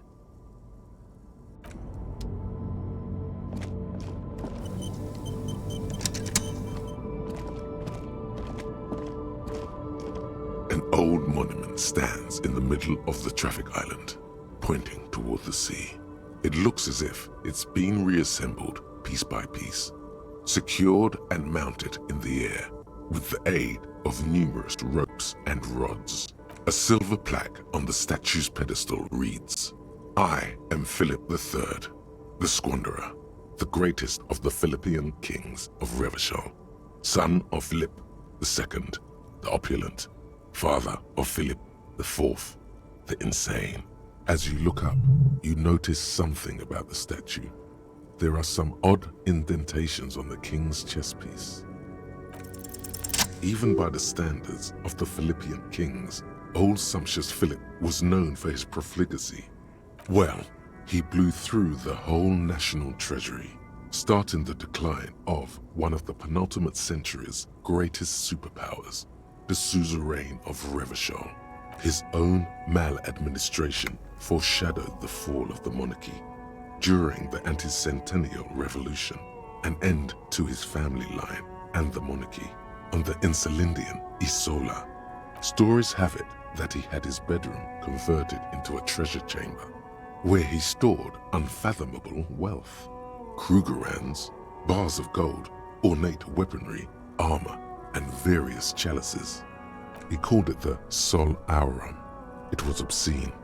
There were whispers he slept on a huge pile of gold-dipped feathers, like some obese dragon, instead of a bed, like a normal person. But wait, you haven't even heard about his fabled cocaine addiction. You see, old Philippe wasn't just good at squandering the national treasury on gold and ceremonial weaponry, he was also a prodigious snorter of nose candy.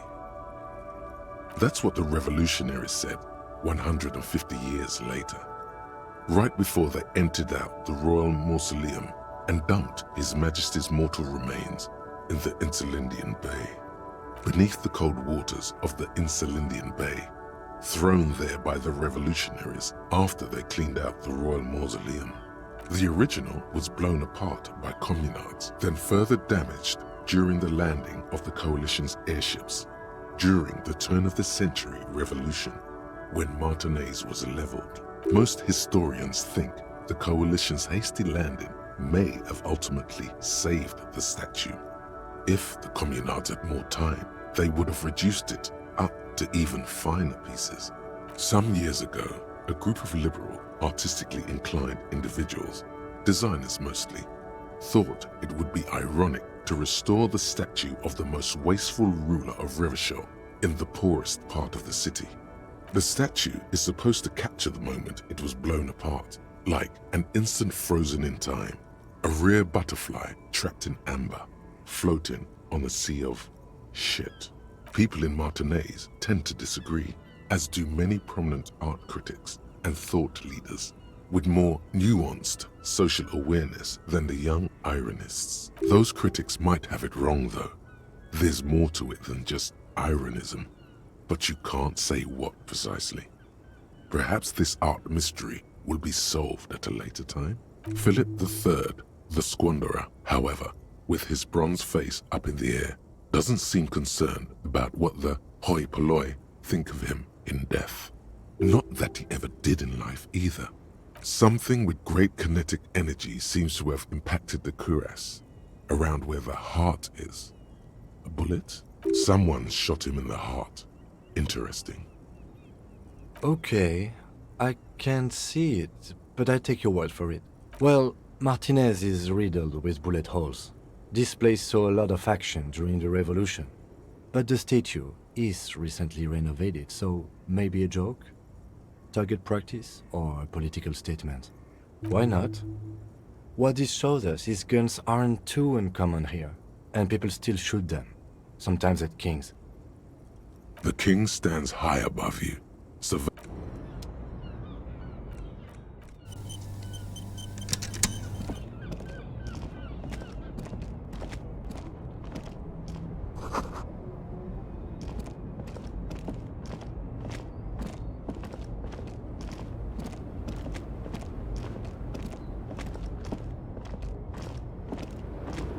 The small, wrinkled woman does not greet you. She nods along to something on her radio. A photograph is clutched in her hands, and there is a warm smile on her face. The photo, an ambrotype from the turn of the century, as golden as her smile. No response. Wherever this woman is, your words fail to reach her. Wait. She's just a distracted old woman. Better to leave her alone.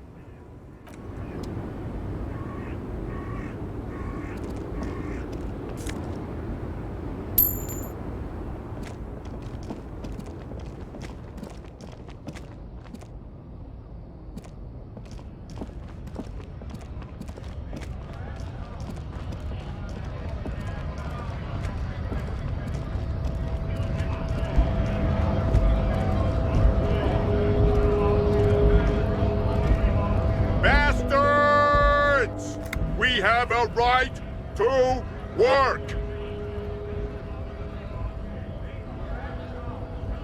Hold up and stay frosty, everyone. Cops are here. You here to fuck with us? Beat the honest worker down.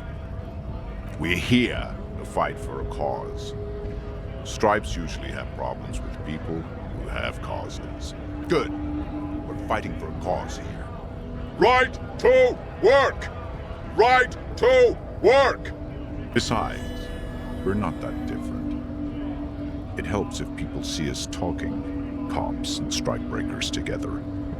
Shows authorities are on our side. Builds confidence. Maybe you should ask them the questions, like why we're not allowed to make a living here. Shame on you! We have families to feed, you piece of shit. So do we, Scott.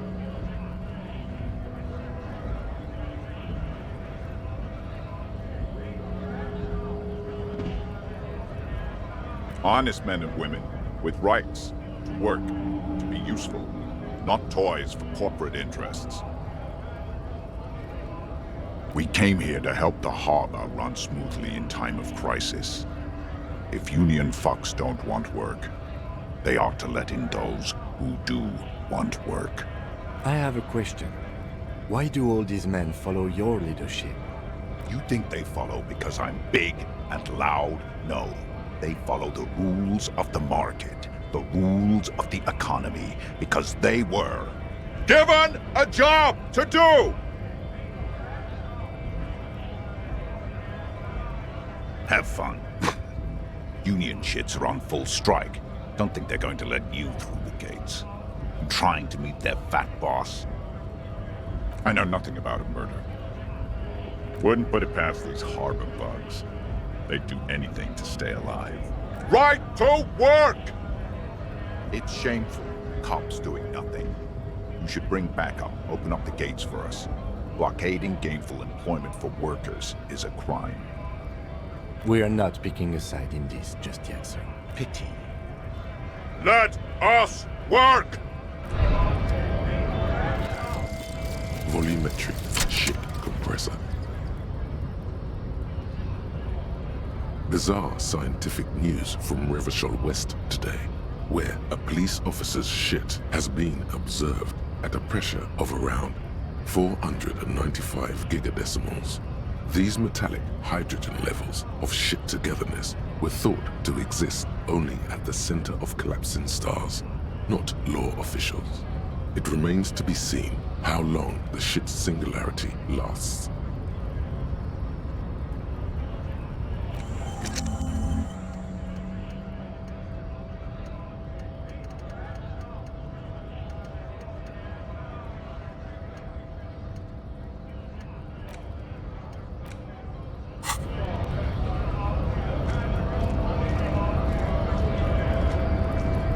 Scab?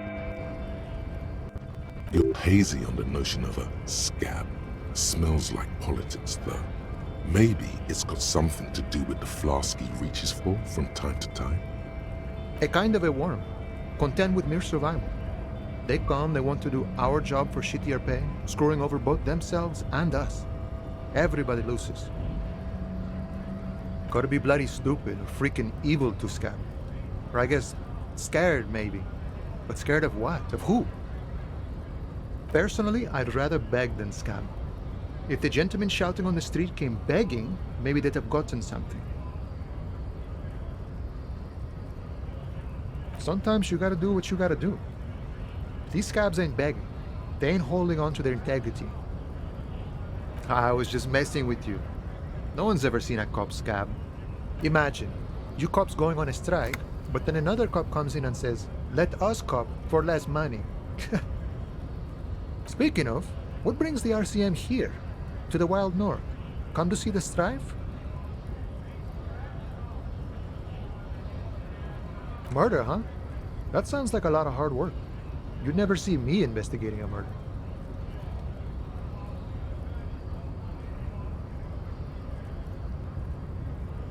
Of course, Policia. It wasn't me. You can rule me out. Easier that way. He didn't do it. It's the truth.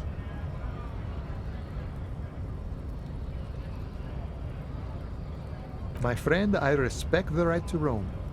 The open range awaits. I don't operate in that capacity. I'm not a granter of passage. The passage grants itself. If it's all so simple, why don't the strikebreakers just go up the stairs? Aye. Walk right past Measurehead and go in. Yeah, the 2.5 meter tall Semini supremacist there.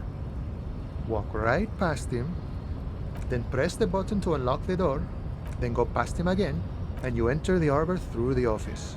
Está. The man whispers a jaunty tune, a coast.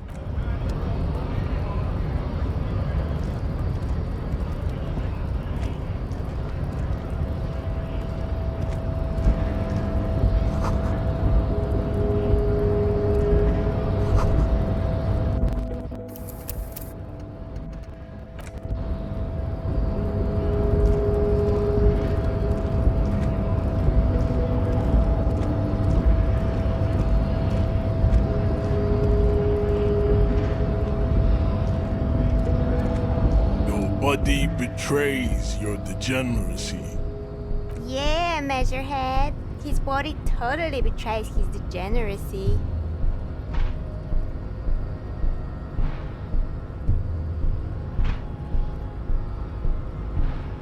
You have succumbed to Al Ghul.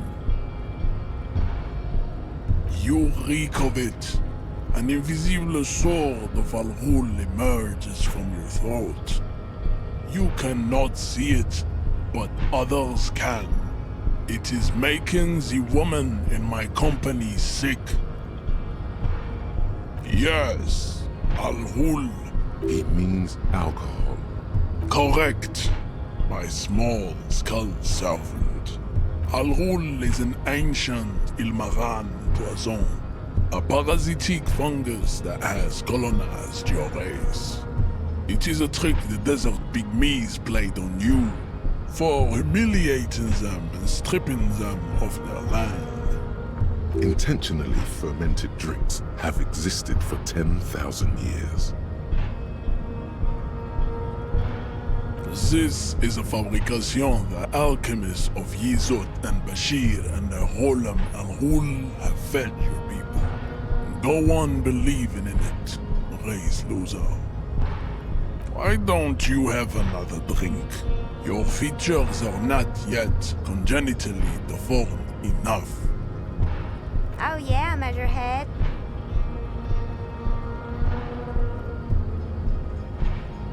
No, you don't. You need to get another drink.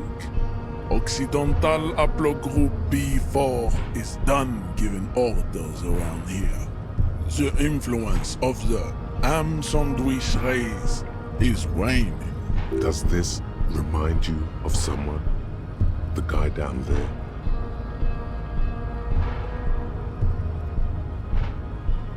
Look at my craniology. I am the pinnacle of my haplogroup. The pink blob is a bad example, even of yours. It saddens me. You were once a noble and powerful race. You gave the world eugenics, electricity, and powerful weapons of war like missiles and aerostatic aircraft. You made great gains in metallurgy, race theory, and statecraft. You dominated lesser cultures, like the deformed Hemians and the inexplicably potato-obsessed Quakers. But now your ascent to the genetic summit has halted. You are obsessed with sadness and with frivolous pop culture. You will be superseded. Isn't that right, babe? It is, baby, yeah. You know it. There is a button right behind him, just out of reach. It must be the one that opens the door to the harbor. Enough with this begging. You should leave the stage of history with dignity by inviting the other races to a great world war. Bring your troops to the Simonine Islands and to Boogie Street, and we will pulverize you. When you are gone, we will build a museum for you. The walls will be lined with bottles of Al Ghul, your beloved beverage. Inside, we will store the odes to homosexuality you call art, and your microcephalic skulls. There may be a peaceful solution to this. You could internalize Measurehead's race theory. He would take you as one of his own. Well, not as such. What you do with the mastery of advanced race theory is up to you. You could reject the findings, sure, or accept them and become an advanced racist.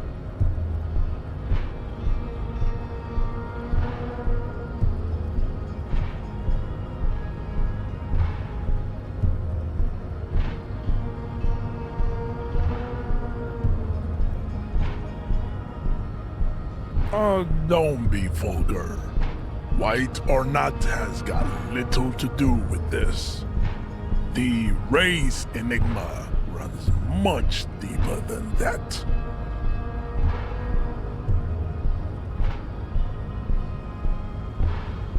Mr. Clare is a man of vision and means.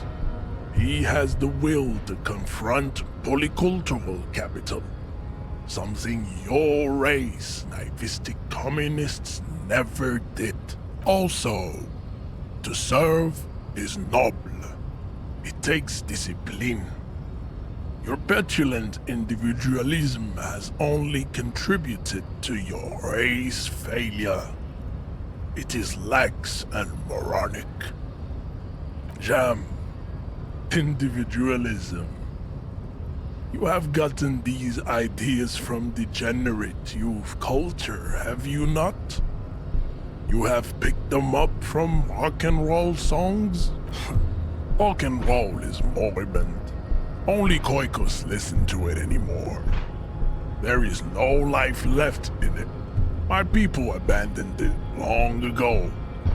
It leads only to neurodegenerative herpes and heroin overdoses.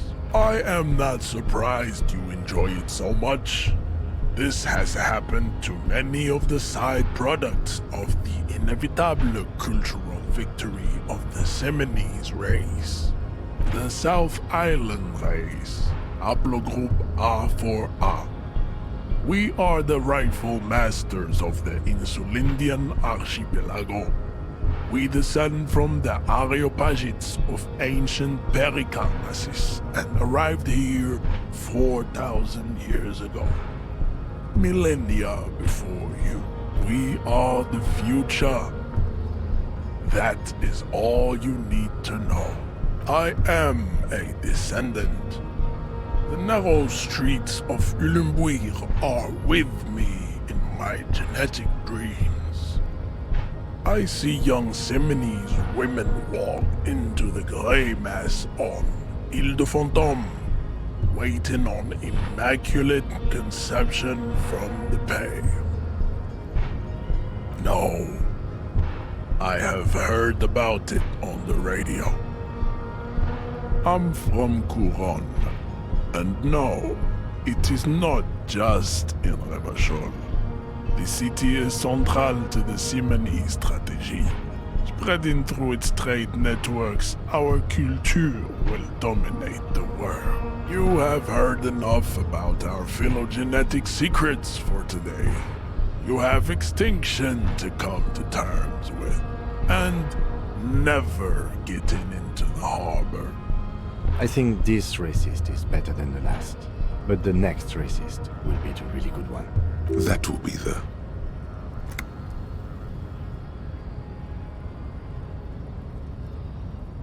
He will grant us 3 wishes. Your pedomorphic friend has quick wits. A protruding occiput and an indented zygomatic bone. The lieutenant does not flinch. You should keep him close. The congenital defect of farsightedness does not render him a complete invalid. He still has the use of his mind. Racists are generally not very good examples of their race. Welcome to Revachol. You hear him yell at a redhead woman visiting the fritter nearby. He must think redheads are immigrants. I am not like them. I am craniometric perfection. I have taken the trouble to permanently draw a phrenologic grid on my skull and features. This should dispel any doubt. The drawings are precise and look true to their pseudo-scientific ambitions. One thing, however, it is not entirely free of throwbacks in the phylogenetic tree. His large jaw, for example, could be a trait indicative of criminalism. Also, his earlobes could be small.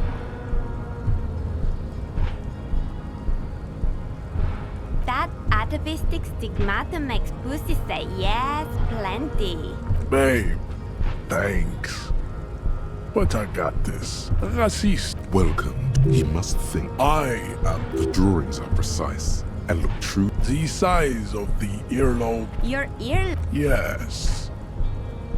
You exhibit forward projection of the jaw, indicative of schizophrenia, and sexual inaccountability. From a purely aesthetic standpoint, the dimple in your jaw makes you look. It is impossible to see any more of your bone structure.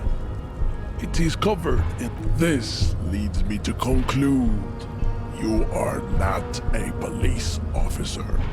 You are a common criminal, an offspring of murderers and sailors from Sur la Clé and Vesper, and possibly even the degenerate sheep herders of Ubi. Your racial heritage is uninteresting. It is the same as all Rivasholians.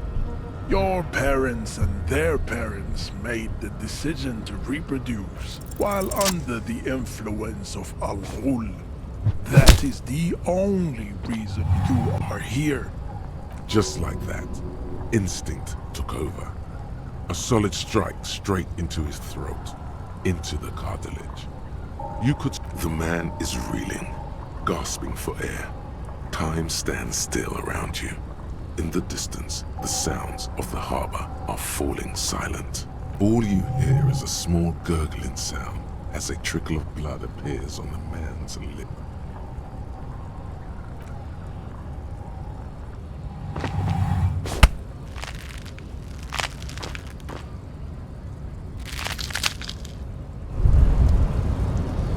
You feel something in your chest, an unnatural pressure.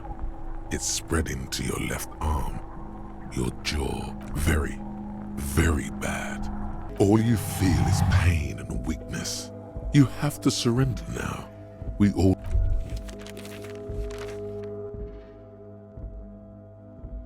Cop suffers final heart attack. A detective lieutenant of the RCM passed away yesterday. His death...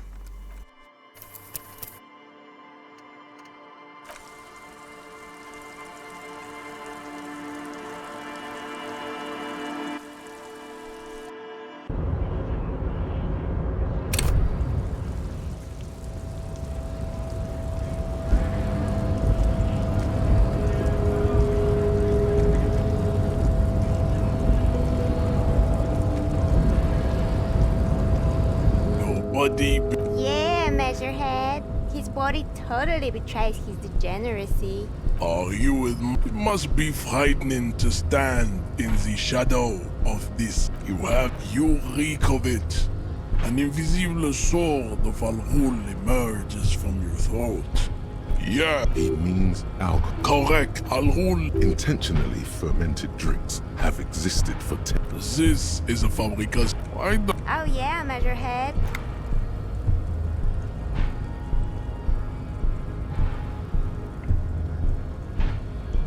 No. Does this remind you of someone? Look at my... You will... It is... There is a button right behind him, just out of reach. It must be the one that... It is my task to keep the degenerate drunks from entering the army. Bring you to you all. There may be a peaceful solution to this. Well, not as such. What you do with the mastery of advanced race theory is up to... Don't be vulgar.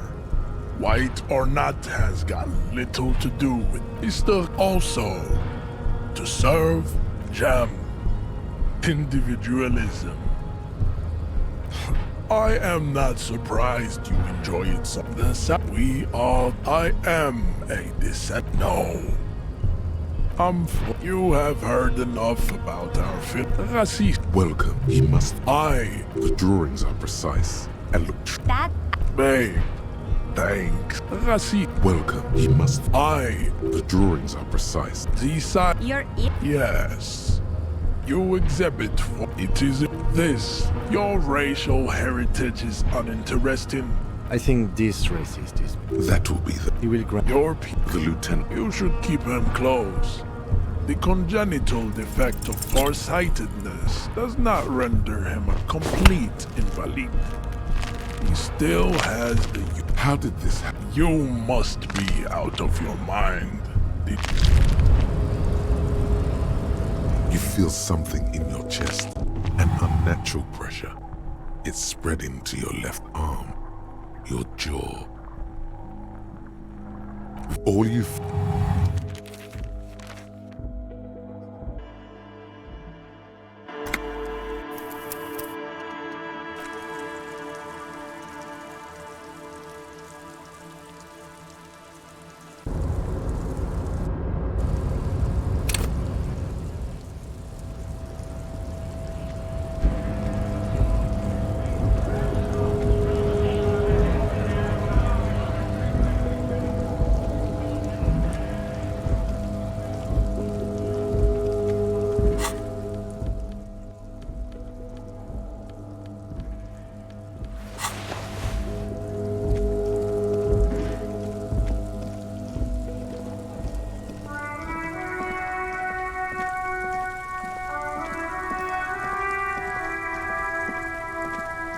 Before you stands a motor carriage.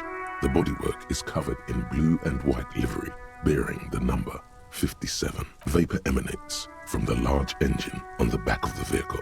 It hasn't had time to cool off yet. This must be the infernal machine that tore you from oblivion. The Caprice Kinema motor carriage. In the cabin, you are welcomed by a set of steering levers, a radio microphone on a hook, a pull-out toolbox under the seat, and the soft glow of the fuel preheater gauge. A scent of leatherwork and heavy fuel oils washes over you. A metallic drawer slides out from under the seat and clicks into place. The tools inside are neatly organized. Take what you need, officer. It's going to be a long case. I'm not protective of my tools, like some men are. It's robust, weatherproof, and well-made. Police issue, blue, lets you see things in the dark you would otherwise miss. The pry bar feels nice and cold, useful for opening all sorts of doors and lids. The handles are long and sleek. Snap, snap, go the cutters in your hand. You can do good work with these. Cut chains, locks, and ropes, especially belts. The pull-out toolbox slides back into its nest. The frequency tableau lights up, and the green button labeled Prime Line glows like a feline eye. And then you hear something, the soft purr of electrical kittens, radio waves cast far and wide over the metropolis. A woman's voice greets you through the static. This is Precinct 57. Hello, Lieutenant. How may I assist you? Hello, Alice. Please assist our colleague from the 41st Precinct here. I'm putting him on. This is Officer Alice Demetri, Precinct 57. How may I assist you? Under the green Prime Line, a yellow saved button catches your eye. You wonder what the lieutenant's default radio station is. Just a second, officer. 10-2, 10-5. This is 41st. Come in. Over. The man uses relay code. You've got this. You're a cop, and cops know relay code. 10-4, message received. 10-5, relay message. 10-18, state your message, sir.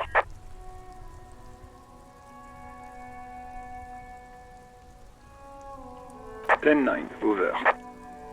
10-4, message received.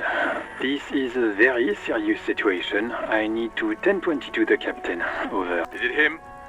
What does he want? Says he lost his badge and needs to report it. He what? He lost his badge? Who lost his badge? Dick fucking Mullen.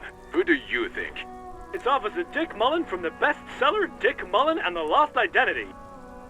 Dick Mullen is not your name. It's the name of a fictional detective who would not lose his badge. Defend yourself. Immediately. They're laughing at you. He says this has probably happened to other policemen before him and laughs sarcastically. Oh goddamn it! Is he fucking kidding? The whole station's gonna be dicked for this. Satellite Officer Vikmar is wondering if you might be joking and adds that this tarnishes the reputation. Mullen dicked us. 10-4, I hear you, officer. I'm just going to make a note here that you are in pursuit of your misplaced badge. Over. Fuck me. Mac, come here. You've got to hear this. Dick Mullen lost his badge. What's going on? Super Cop here lost his badge. He lost his what now? His badge. He lost his goddamn fucking badge. 10-9, come again. I didn't get that. Over. New heights even for Captain Sober. Ask him. Ask him if he's lost his gun too. Sergeant Orson wants to know if you lost your gun too. Check your pockets. Check your... Holy fuck. You don't know where it is, do you? No. It's gone. It's not fucking on you. 10-9, come in, officer. Did you get my question? We were wondering about your gun. Over. Lying over the phone? It's easy. Just say it like it's the truth. And then it becomes it. He says he didn't. Thank God for that. That would have been a nightmare. I don't even want to imagine the poor prick who has to relay that kind of news to the captain. Losing his badge is bad enough. Tell him to find it, and fast. We can't have some gangbanger running around with it. We're all glad to hear you've not lost your gun, officer. You need further assistance? Over. 10-4, I hear you. I don't have the authority to grant your request, but... What does he want now? He's asking for money. Is he fucking kidding? I don't think he is. Don't give that asshole anything. He's just gonna drink it all. Alright, that's a negative on the additional funds, sir. Over. He says it's important to the case. He isn't getting a red cent. You can tell him that. Request denied, sir. Over. Anything else, sir? Over. 10-4, I know I already wrote it in a report, but it will stay on my desk for a few days. Over. Roger that, 10-10. Over and out.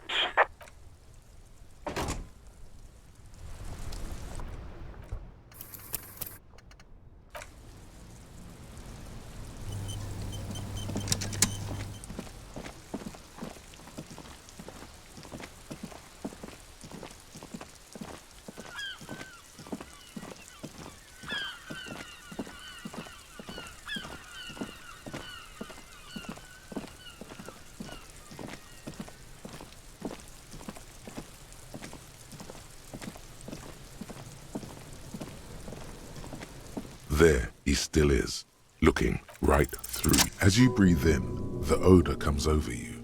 It's a smell of the mind telling you to run, and your stomach to wring itself empty. With your hands at your sides and your eyes squinting, you stand in it. It's a puzzle. What's hanging in front of you is a puzzle of decaying flesh, tattoos, and tendon. They do after 7 days, yes. We are deep in decomposition here. The man before you is naked, but for a pair of underpants and enamel boots.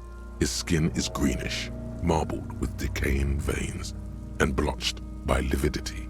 A fading web of tattoos covers his chest and shoulders. The cargo belt used to fasten him to the branch above appears industrial in strength. An intricate web of blue lines stretches across the torso, from the right shoulder to the solar plexus. Each time they intersect, a small white star is formed in their crossing. Hundreds of fading asterisks riddle his skin. Their concentration is highest around his heart. A map of the stars. I do see some similarity to astronomical charts. Great century Messinian, maybe. But this seems more particular. Customized somehow. As if someone left out most of the night sky, filtering it through personal choice. The principle of this filter remains unknown to you. The thought dissipates, and you feel as though you were only half right. So am I. He wears a wide leather belt around his waist and a gun holster under his arm.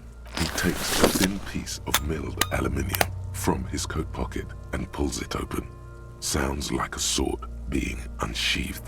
Shit, Kuno! What the fuck is that? An instant color camera.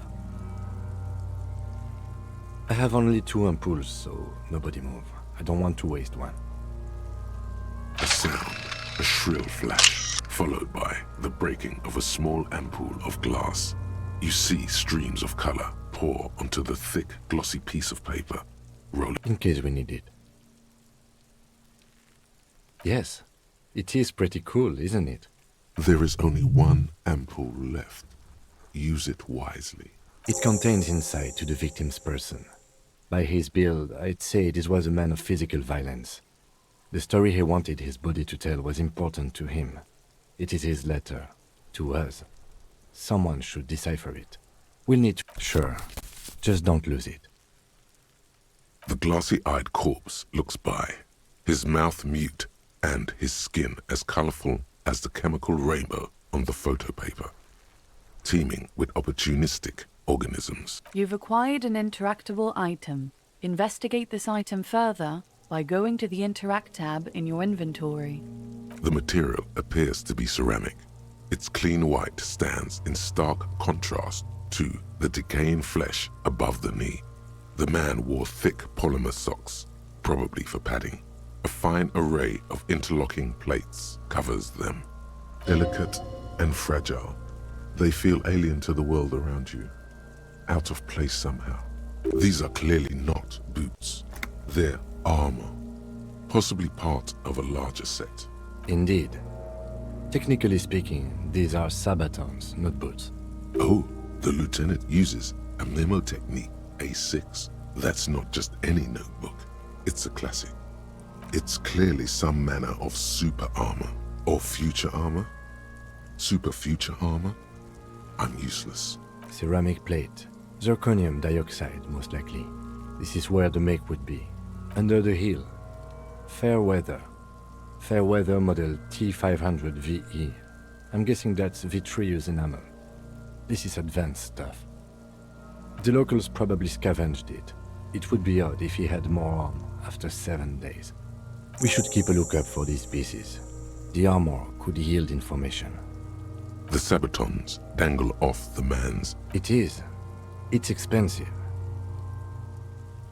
We've requested similar material for our tactical units for years now. The constabularies deemed it too costly. In that time, we've lost 6 men to semi-automatics. For a full set, about 4 years of wages. For the northwest region of Revachol, an officer's average yearly income is 5,500 real, unadjusted for rank. Not too much, yes. I have no idea what that means. That's for us to find out. Mr. Gart implied he was security personnel for the harbor company. This confirms my own assumptions. I agree. This equipment is way beyond what a guard can afford. The stench fills your nostrils. Stop! Pig's gonna pull his... Brutal!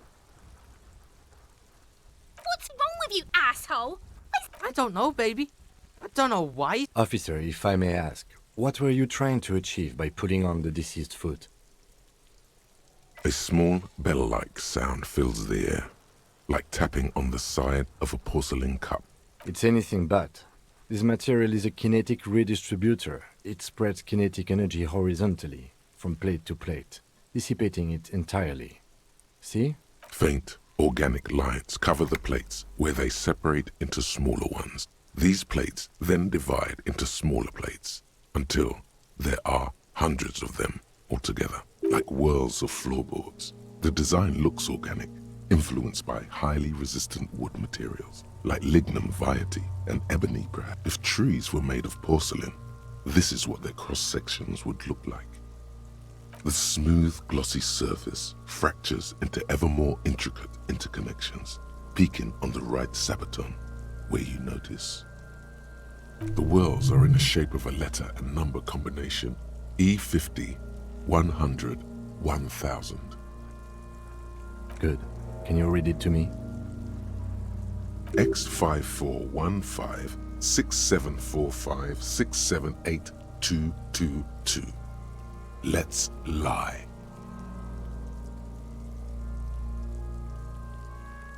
We have a make and a number.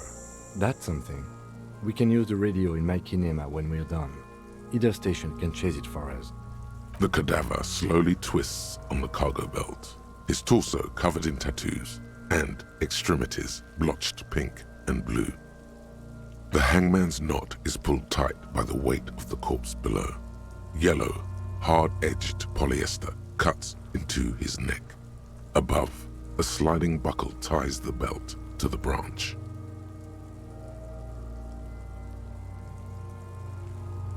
This is a steel-reinforced cargo lashing belt. Big brother of the regular cargo belt. It's used for tying cargo under 6-rotor airships. Airlifting. I thought it was used on lorries for strapping cargo to them.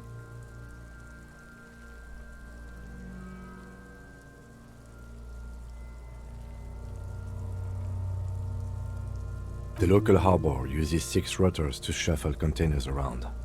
I get the sense they use whatever was on hand without paying much attention to not incriminating themselves.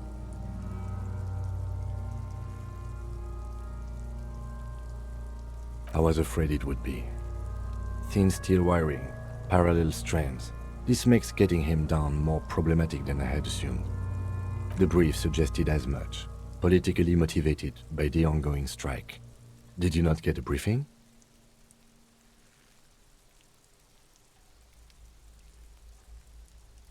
Okay, you should ask me for one the first moment we get. A noose is one of those things that's easier to use one way around. That ladder can't carry a grown man. I didn't see any splintering either, did you? I think they lassoed the branch, then pulled on the belt to close the buckle. Could be. The shape of the branch supports the theory. The cadaver hangs from the cargo belt. His eyes are milky white and blind to the world, protruding comically from their sockets. There is no one home, just subaquatic terrors. Dark brown hair grows on his head. His face is ready to explode. From the corpse is dead silent. Who is he? He is male, 40 to 50. The corpse looks right through you as you distance yourself. As you narrow your eyes, the monster before you blurs into a violent mess of green and pink. This is a trick. You've done it before. Pink is where the blood settled in the first hours post-mortem. You can use it to see if the corpse has been tampered with. Does his position at the time of death match the discoloration? Only the lower extremities are pink with a dash of blue. His fatted hands, thighs, and his neck, just above the noose. The rest of the corpse appears dark green in the cold spring air. I see it. His neck too. The lividity goes right up his chin. We have good, well-pronounced discoloration here. The monster comes back into focus, an explosion of color, coursing with dark marbled veins. His stomach appears pregnant with something. Black liquid streams down his thigh and onto his boot. So, what do you think?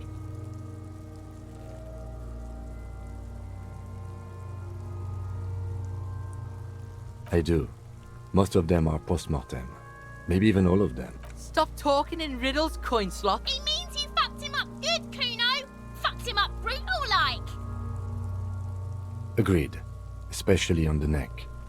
The belt acted like a tourniquet, keeping the blood in his head. The hypostasis supports a hanging.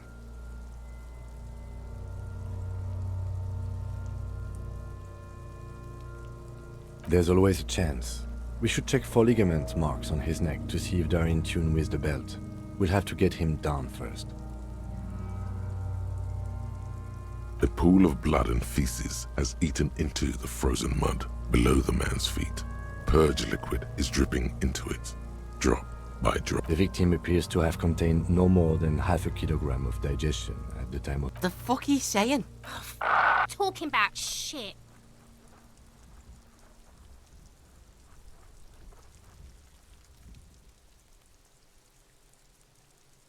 Maybe.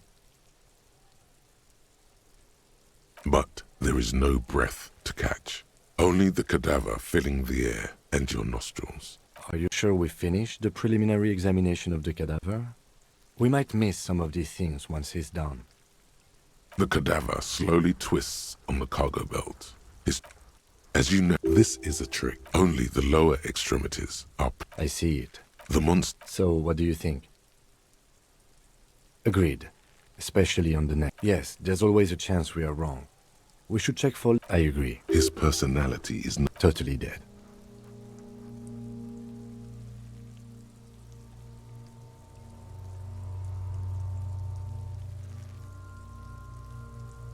That sounds about right, yeah. But there is no breath. So am I. He doesn't actually think the challenge is unique. He thinks it's frustrating, annoying, and harder than he thought.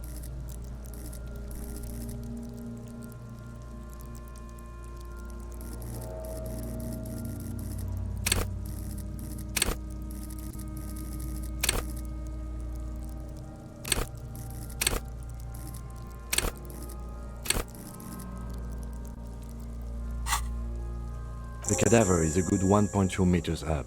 Neither one of us can reach the belt without assistance. And even if we do, there's the question of cutting the airship strength material.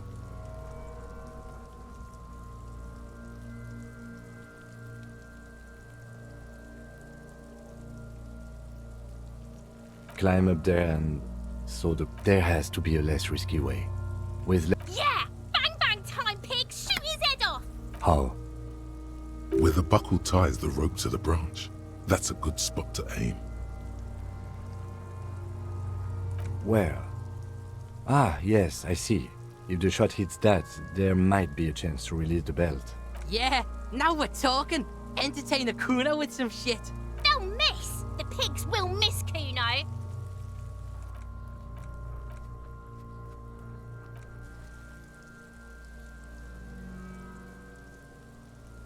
I'll blow his head off. Take it! Yeah! Silence. With and produces a lightweight firearm. He drops a paper cartridge in the barrel, separates the scouring stick, and gives the cartridge 5 taps, securing it in place. That's a Kiel A9090 Armistice, mass-produced muzzle loader. Ascetic, frugal, one of the most common firearms in the world. He then steps back and assumes the fellow's desk position, taking aim. The corner of his eye twitches. He's gonna fuck him! The kid's voice is drowned in a shrill blast that echoes off the walls of the surrounding tenements. A cloud of smoke slowly parts in the air as the lieutenant steps back and says to himself, God damn it. A lot of things were wrong with that shot. The fellow's desk was the wrong choice. His shoulders were raised, but above all, he can... Fucking idiot! Kuno could have hit it easy. But then Kuno's not fucking handicapped, is he? Kuno... The lieutenant doesn't say a word, just looks. I have to say, it's beginning to look unlike... You know, you don't feel like too bad of a shot yourself. It's bad as it is. Us shooting firearms like... Go ahead, I'm not... This is the so... Yeah, take it, you fucking banani boyka! Take it! The cold piece of bakelite and gunmetal. You've held this. An A9 Armistice. The fuck are you waiting for? The buckle comes. Why don't you just shoot yourself in your mouth? At least you won't miss.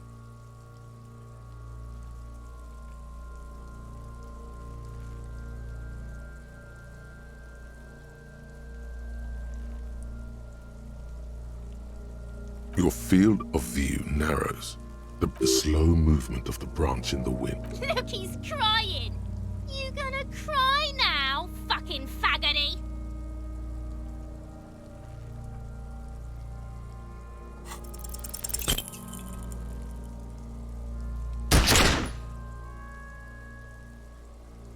A plume of smoke erupts from the back. You missed the belt, but hit the corpse. Oh my god, he's gonna fuck! Asked for another shot. You'll get it with the next one. The goddamn light reflected off some wind. The cadaver is already compromised bad enough. It came out wrong. You there. Vittupa wants to fuck up again bad.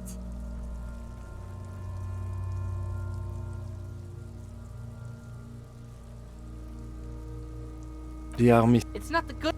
Pigs don't... Kuno has hands. Kuno can shoot that shit down for you.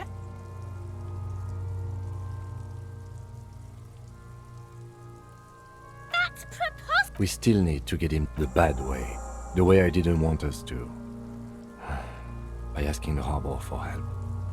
They have the tools and the men. if they put from the gates by negotiating or fighting. I'm unenthusiastic about fighting. To the gates. Let's sneak.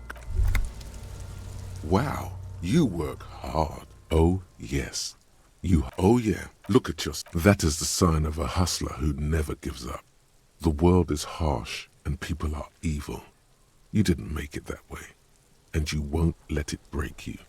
You ride. That's just what it's like. Life and death.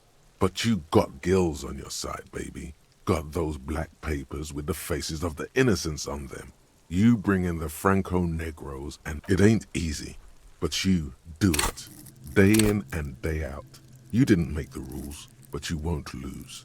You're a cop, and a sprinter, and a money printer. Sure. And has it been easy? Is life easy? Have you not gone into cardiac arrest? Are you not about to have an anxiety attack or shoot yourself in the mouth? But you still hustle 24/7, ride or die. Now, ask yourself, are you rich? That's right. You work harder than anyone. You almost rode yourself to the grave and you're still practically a hobo. Why is that?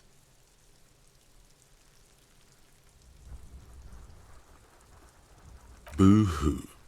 The system is broken. The establishment is keeping me down. That's not the fuck yeah attitude you're used to. What is this? Why are you so poor?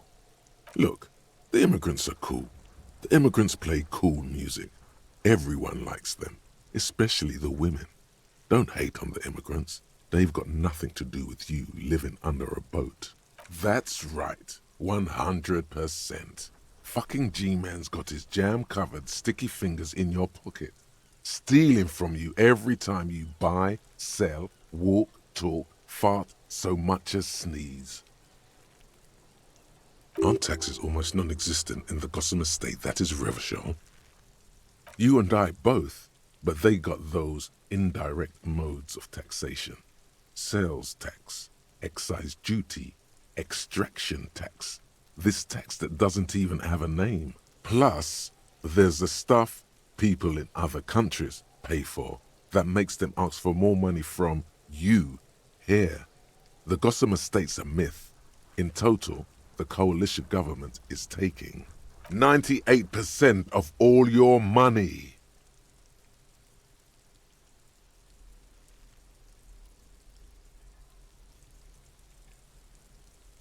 What are you not sure about? They're milking your nipples till they bleed. Can't you see? Aren't you sick and tired of having bloody nipples? What are you, a racist? Don't be a racist. Be a cool immigrant, ultra-liberal free market advocate. Ride or die. Keep it street. This guy's appropriating the emerging Boogie Street lingo as part of his sales pitch for the free market economy. Yeah, ain't it cool, Ryder? Ain't it street?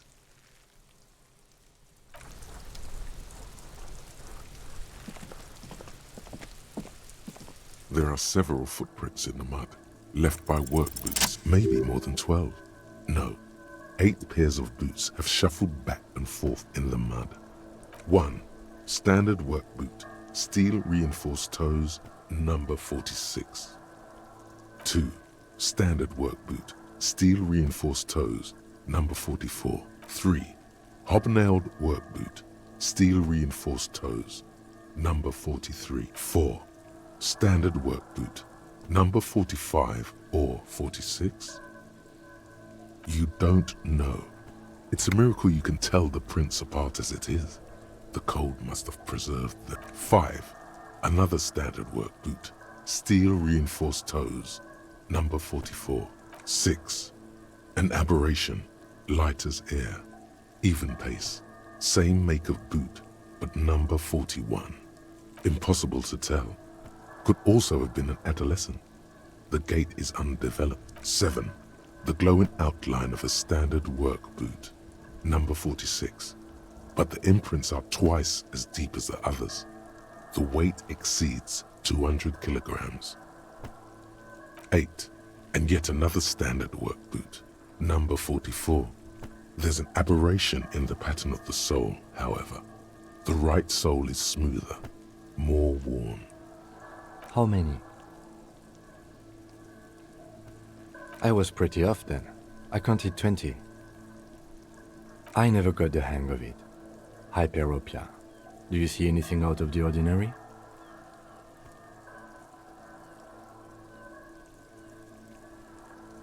Interesting. Let's name it the odd soul. Someone operating a workbench with a pedal? Like a joiner at the harbor. Or maybe a drummer? No, it's not. Forget I said it. We are not looking. Perhaps it could be a driver. A driver would wear out the right shoe before the left. The accelerator is on the right. He doesn't seem to hear you, looking south toward the traffic jam instead. The machines are silent. The engines are all turned off. We should keep our eyes open around the traffic jam. See whether anyone strikes out as a potential suspect. Seems prudent, no? Mm-hmm. A woman or a kid? Understood. Anything else? 200? Could it be the combined weight of two people, one carrying the other who's tied up? Let's say a heavily built worker carrying a similarly built, soon-to-be-dead man. He might be right. 200 kilograms of living weight is unlikely. Possibly, yes. But why? Yes, they could have used a makeshift stretcher or just march him up to the gallows.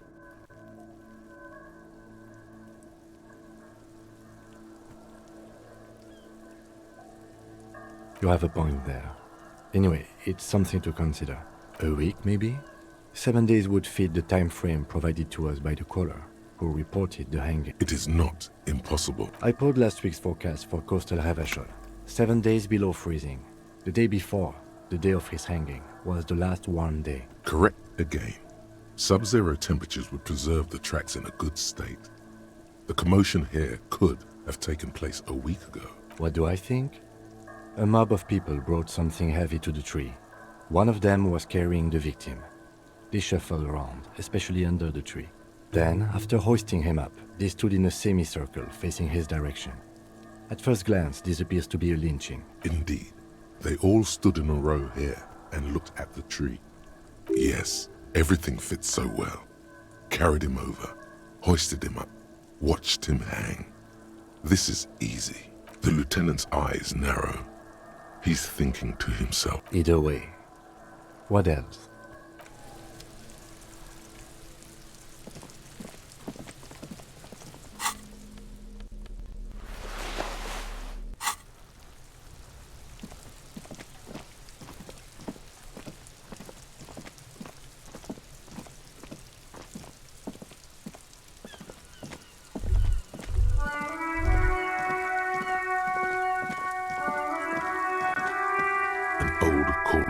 With a matrix of push buttons lists all the companies in the East Delta Commerce Center. You wait for a minute or two, but all you get from the call box is silent and off-key melody. Kuno, please stop calling here. Grown-ups don't have time for your... She thinks you're the gremlin child. What would he say to this? Oh, I'm sorry, officer. I thought the doorbell is broken and the bookstore shouldn't even be on the list anymore. A single beep indicates you ring the door. What an ominous name for a hair salon. All you hear is static, but you ring the doorbell. But nothing happens. Looks like someone has melted half the plastic off with a lighter. You hear static from the You can almost hear them breathe. Yes, hello. This is Tricentennial Electric. She sounds almost antique, as if her voice was being played off an old wax cylinder. A receiver must not be working properly. Wait, but what happened to Slipstream SCA? There's no Tricentennial Electrics on the list.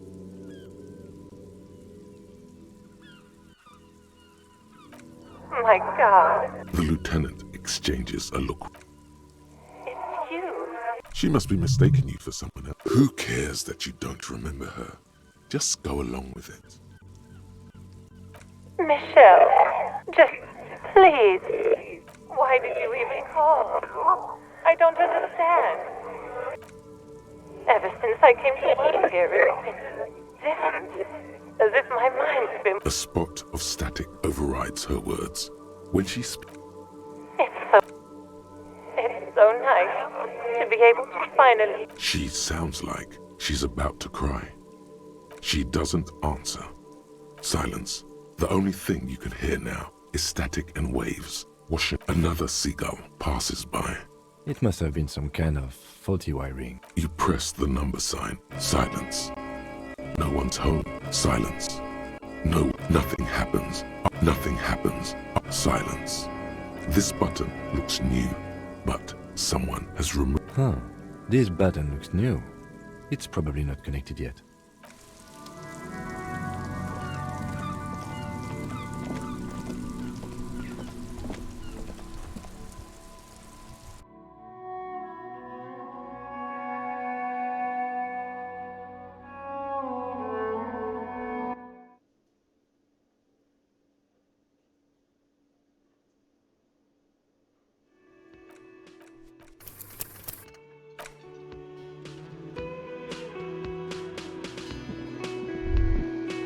That sugary black rum stain on the counter makes you teary-eyed with joy.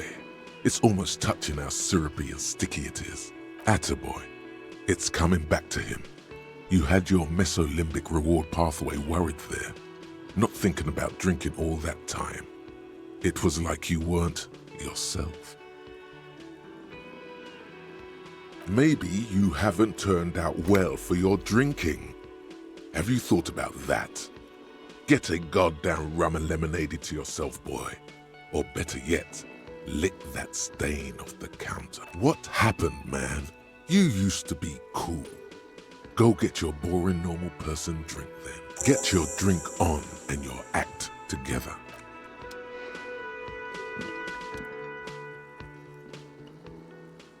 A colourful piece of plastic is dangling from his carabiner. Makes your fingers itch. On the counter, rolled out of his open hand, you see a blister pack of headache medicine.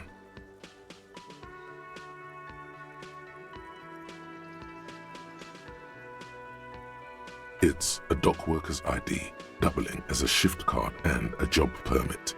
A young, able-bodied man stares back at you from the photo. Santiago S. John.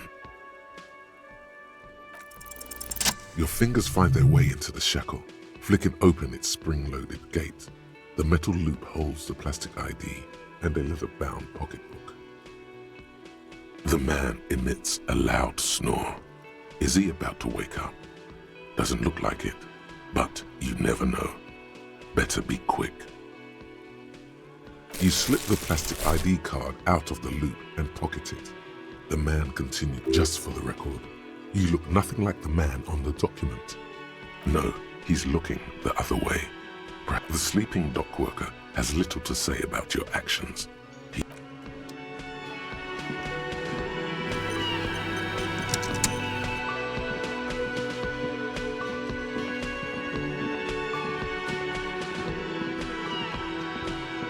Can I help you?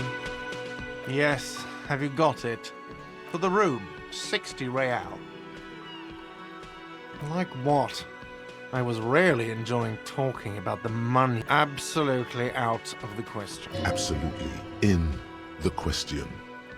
First we find a sad banger. Then we sing this place to shit. Your body is ready, sire. What thing? Yes, not the whole damn union, thank God. Just the nastiest and loudest faction. They come here in the evenings. Dumb, unruly types. Think they're big shit.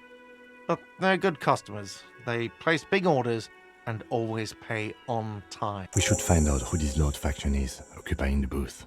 Loudness means talkative, and we need info. We don't. We have to wait. They'll show up sooner or later.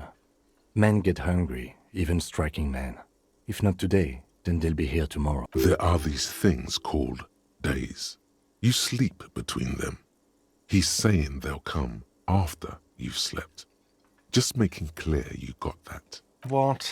By the way, you should come back to this thing-based questionnaire if you see anything interesting in the whirling later. Another thing. Yes?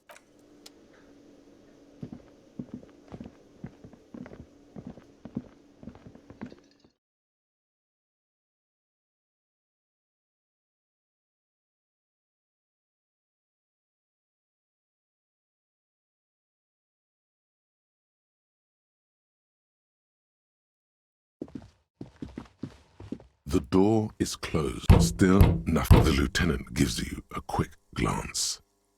Still, the lieutenant gives...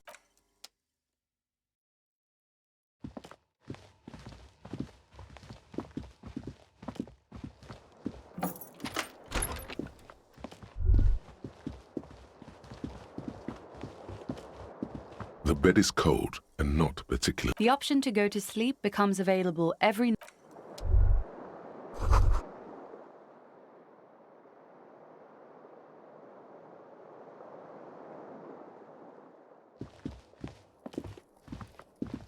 Kim also tries not to look at the pile of taped viscera on the carpet, or the weird suitcase on the hat rack, or the potted... The man is finding it hard not to trip on the tape, and not to send any of the bottles. He nods.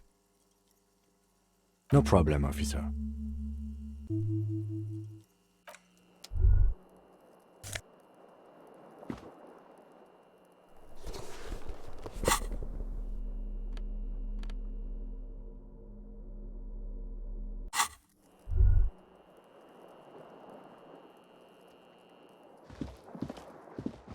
The fan stands still.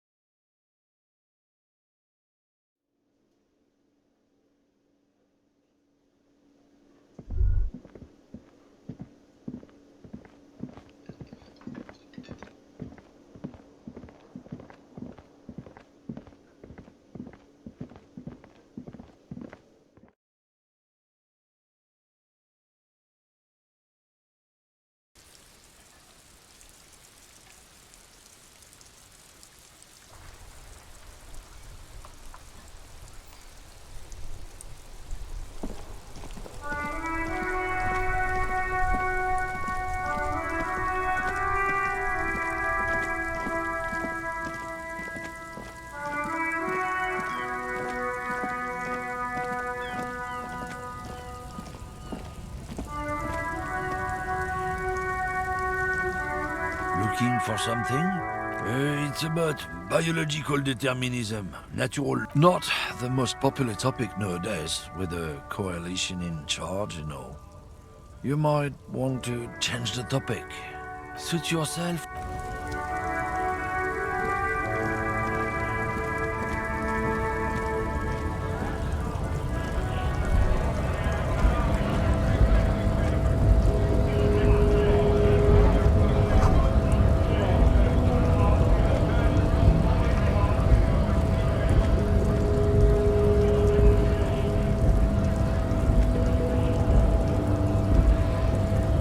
Hola, wandering man. How can I help you? The man looks at the colorful piece of plastic. But that's not you, of it. He can't know that. Maybe you're just younger on the photo. From back when you were not a cop, but a heavy-set, dark-skinned dock worker named Santiago John? Highly unlikely. I've known John for several years now.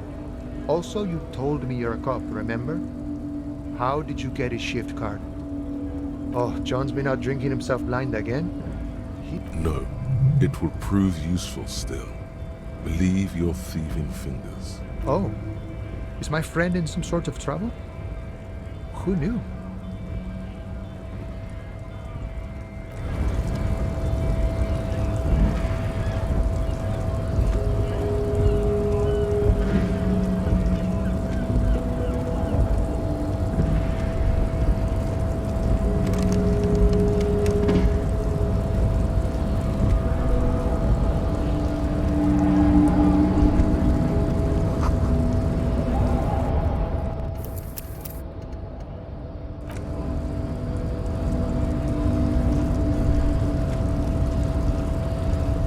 Body betrayed. Yeah, Measurehead. His body totally betrayed. That is precisely the negligence. You reek of it. An invisible sword of Al Ghul emerges. No, you don't. You need to get another drink. Occidental up. Does this remind you of someone? The guy down there? Begging for you get you will be. It is, babe. There is a button right behind him, just out of reach. It must be the one that opens the door to the... Enough. Bring your tea. There may be a peaceful solution to this. You could internalize Measurehead's race theory. Well, not as such. What you do with a mastery of advanced race theory is up to you. You could reject the findings, sure. Don't be vulgar.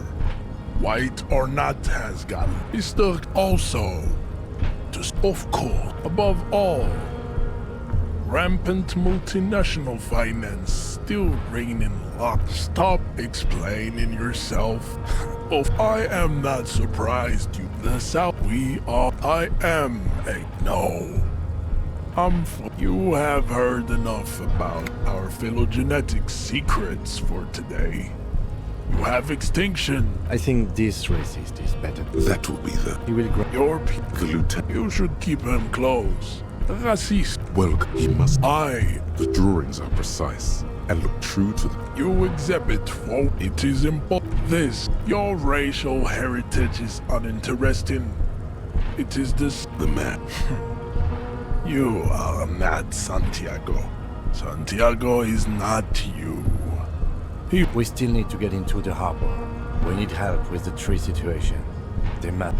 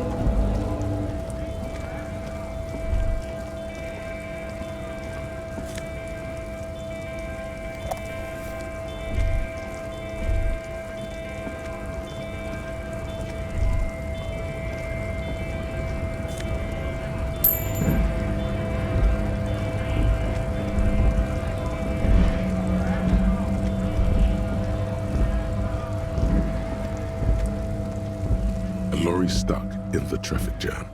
This big, heavy Grad-made machine is well kept for such an... The windows are clear. They've been recently washed.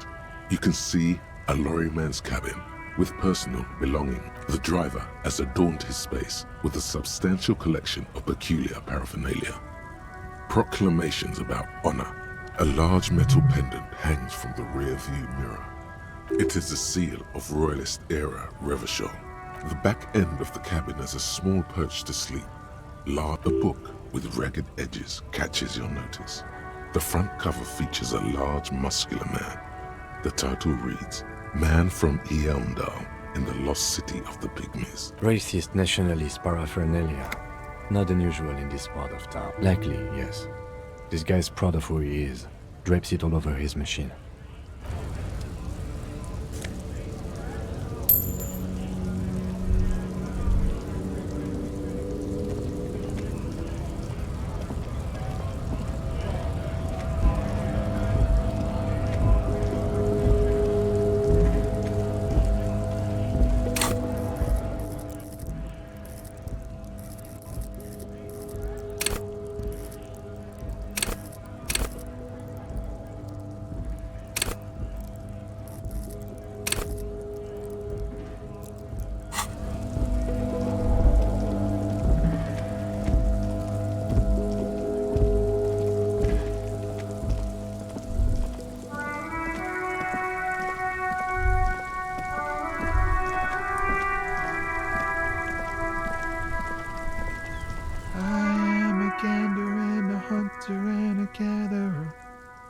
A simple little cadence. He seems to be making it up as he goes. From another planet. Hey there. It's the jam, my man. The air from the east is thick with the smell of crude oils, heavy metals and other byproducts of the modern era. You could almost taste it. It's a traffic jam for the ages. Harbor gates up the street are shut tight. No explanation given. Workers on strike, scabs agitating, an all-around clusterfuck. Meanwhile, we're all stuck here in long-haul limbo for days upon days upon days. Upon days. Feels like forever. Like I was born on this here roundabout and this was all I ever knew. Just me and the metal and the tires, the oil and the fumes of mazout. Mazout is an antiquated term for heavy fuel oils. This man has a barely suppressed performative streak. Or he just likes unusual words. Or both. Yeah, imagine. It's been a whole week already. So tell me, what do you need? He ain't one of us drivers. I know that. All accounted for. Otherwise, I haven't really asked about that. Been wasting time right here. Keep him busy. It's easy to see he's telling the truth. He's kept his nose out of the docks. Analyzing the fundamental structural and psychological conditions of being stranded in the midst of a sea of motor lorries and their sad, despondent chauffeurs. Ask for his conclusion. A sense of surprise there ain't more bodies hanging from more trees. Oh, high-grade narcotics, illegal firearms, stuff like that. Relax. He's merely joking. Ha! No, I'm joking, my man. Found runs a nice, clean business. This haul of cargo is mostly sporting goods. You know, tracksuits and that kind of thing. They usually get shipped to Grodd and the Occident. Though we've been making headway in the Il-Moran market lately.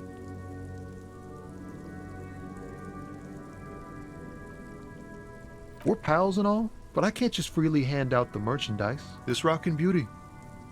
Sure is, like a rash you can't get rid of. You interested in heavy-duty cargo machinery? A motor lorry, also called a camion, on Caillou and neighboring islands. This one looks roughed up enough to be some sort of found rust bucket. Maybe the A6. Good eye, my man. Yup, she's an old one, but reliable. Me and her spent a long time together. The man taps his fingers rhythmically against... It's like whatever's going on over at the docks. Workers got a blockade set up, making demands. No way in or out. Going on strike would probably help you dodge a bullet or two. Some pretty wild stuff, I hear. Like a giant new power crane in half the company? I forget what exactly. Good on them, I guess. I've heard talk there's a company rep in town, too. Like a strike negotiator type. They'd know what's up. Precise demands and so on. Ah, yes. From the Wild Pines. We'll meet her soon enough, I'm sure. They want to keep that money flowing in, my man. Ka-ching. He doesn't blame them, but he's not on their side. That's for sure. Anything else? Yeah, this ain't really my area of expertise. I just do my job and get paid. I have things to do and places to be. All of us do. Us lorry drivers. Camionneurs. You still hang around here waiting for this mess to end. Most have scurried off somewhere to get drunk or high. Or laid. Not that I blame them, really. Not my thing. Chasing transient pleasures is a drag these days. I prefer the examined life now. Thinking, reflecting, observing. Don't be a stranger.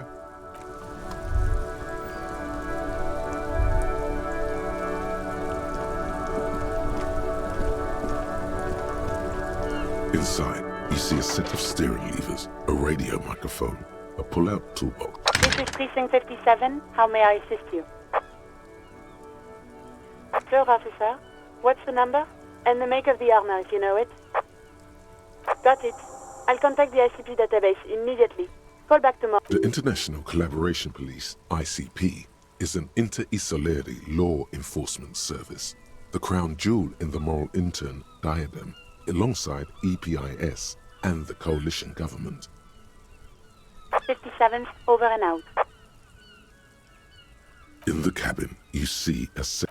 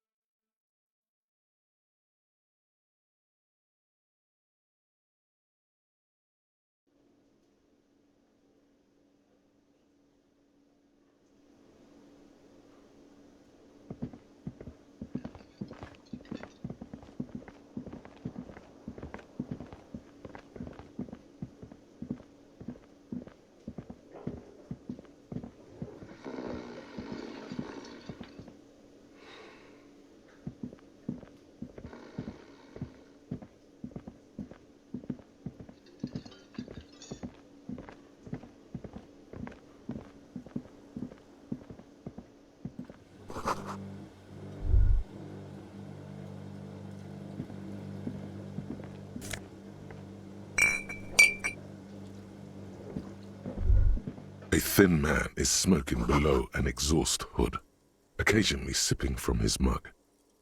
As you step in, he nods toward the table and says something in a completely foreign language. The only words you can make out are Goranci and Kubek. Okay, it's definitely not his name. Whatever you do, please don't call him Goranci Kubek. Please. You see a heavy steel door with a prominent dimple lock. It's painted blue. You do? It's a door in the back of the kitchen. Why do you care where it leads?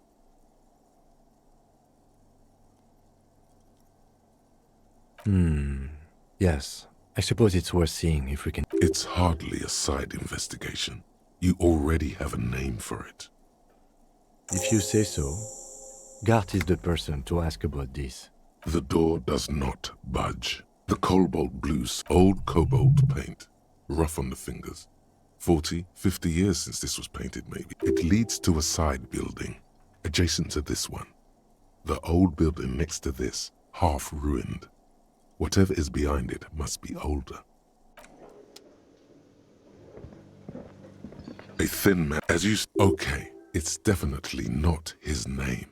Whatever you do, the man puts his cup down and replies something, his left hand drawing arcs in the air. He looks up at you, then looks away. Shrugging is an international sign for, no, I don't know what's behind. He smiles and bangs. It's almost like music, especially with the sounds of assorted dishes boiling and simmering.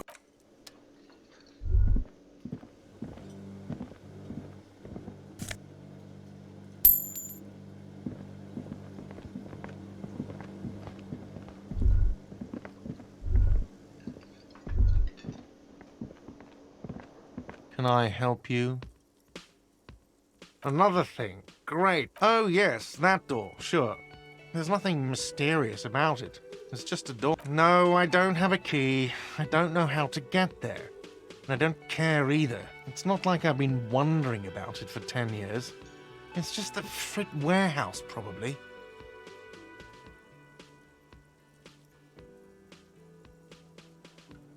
Or some boring storage space with a bunch of old junk and dust. Junk and dust.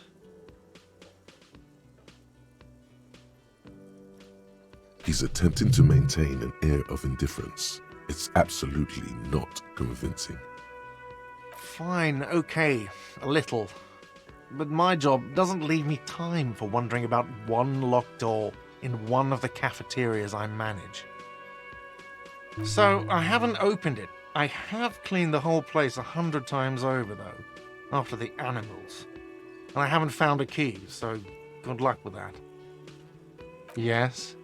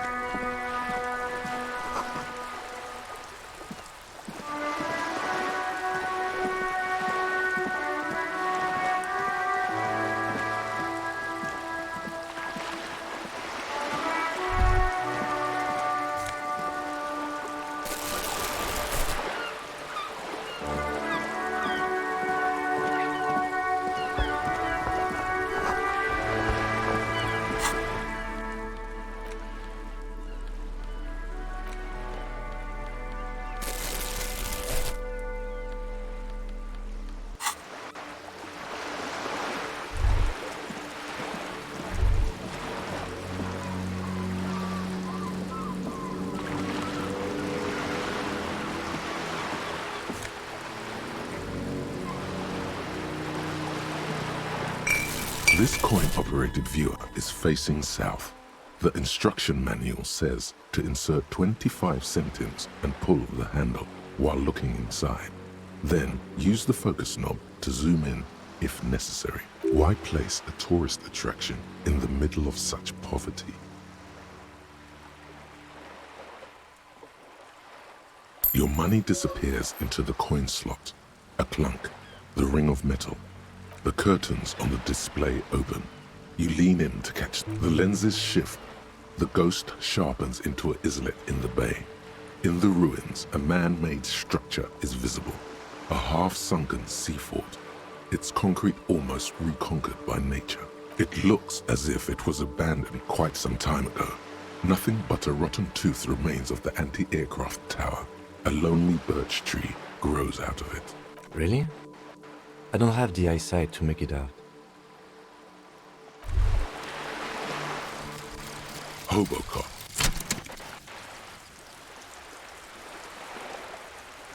Technically, you wouldn't be a cop anymore, but a hobo.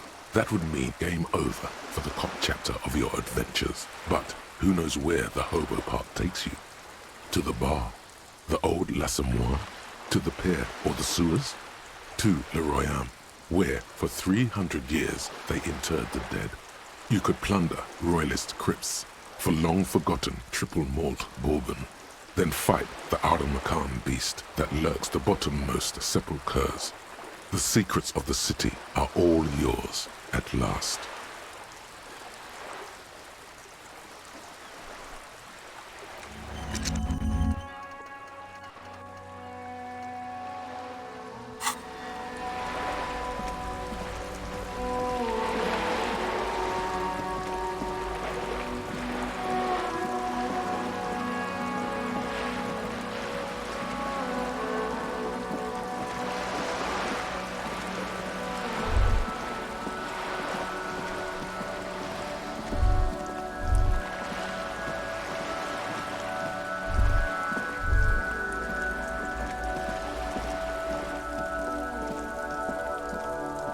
This is a wall on the side of an apartment building. You have no clue.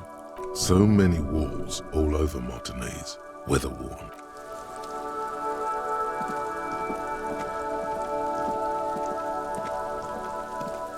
Are you trying to sneak up on me? Come to slit my throat in my sleep? Apparently, she doesn't like people standing behind her back. Logic error. She is not sleeping right now. Pig's come to take me out, trying to snuff me out. Then why are you sneaking up on me like that?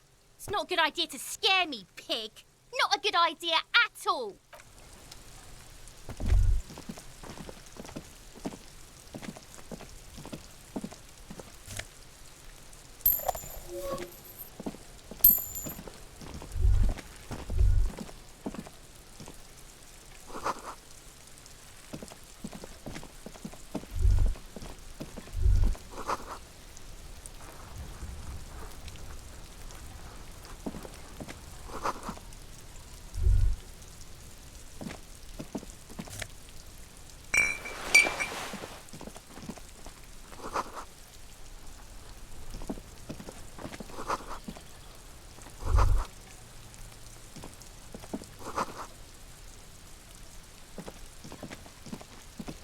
There must be another way into the building.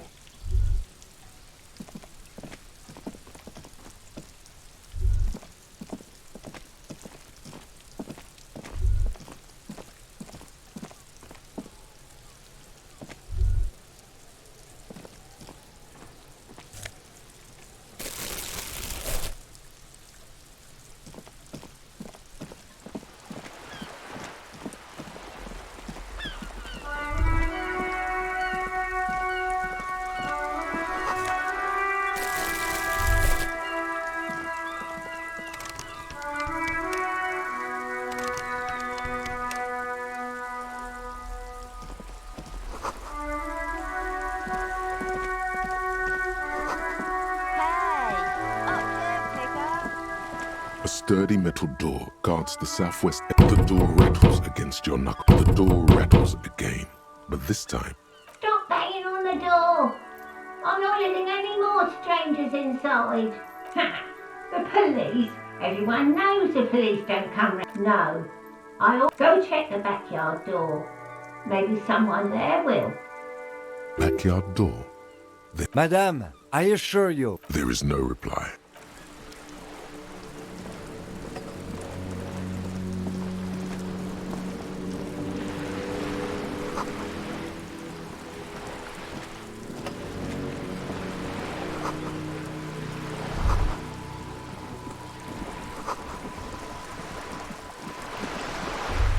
A striking woman leans against the cabin top of her sailing boat, smiling as you approach. Her green raincoat glistens with droplets. A silk scarf is tied around her throat. Good afternoon, officers. I'm Joyce. Joyce L. Messier. I represent the board of Wild Pines, the owners of the harbour. You gentlemen must be from the RCM. I'm glad to see you here. Like steel, there is strength there. If she wanted, she could sink her nails deep into your skin. I was dispatched to handle a strike, not a lynching. Anything I can do to assist the RCM in this matter, I will, gladly. That is good to hear, madame. My colleague will take the lead on this interview. I should let you know that he is recovering from an unusual medical episode. Very unusual. But I can assure you of his ultimate competency. It happens quicker than a shooting star. But did the lieutenant just wink at you? How interesting. I wish you a swift recovery. In the meanwhile, you have my full cooperation, and the full cooperation of the Wild Pines group. Everything. Right up to, but not including, trade secrets. I believe the official title is Senior Labor Negotiator. In practice, I'm a grocery clerk. I relay the union's demands to Wild Pines and return with Wild Pines' counteroffer. And how are the talks going? They're not. That's the problem. The union stopped all negotiations a week ago, after that awful lynching took place. Wait. She just admitted that the lynching and the strike are connected. Now they won't even let me into the harbour. There's a 2-meter 20 racist behemoth blocking the gates. Yes, Jean-Luc Measurehead. Let's say I was not making the kind of progress I'd hoped for when I first arrived. And when did you first arrive? I arrived 3 weeks ago. Yes, in the middle of February. The bay was still partially frozen then. I prefer to do these things on site, like the RCM. But the strike began in December. I wasn't the original negotiator here. I took over after Mr. Gaumont hit a wall with Mr. Clare, the union boss. Mr. Clare refused to speak with Gaumont despite concessions he'd granted the union in prior negotiations. This isn't the first time the union has gone on strike? Heavens no. There have been 2 prior strikes. Both times the union won significant concessions, including overtime pay and a medical plan. This time their demands are more, I guess you could say, aggressive. Ludicrous even. It's meant. Mr. Clare told him to... how did he put it? Fuck off, midget. Gaumont is short of stature, you see. Yes. Keep in mind, this is a negotiator Mr. Clare has worked with before, and who was more than fair with him and the union.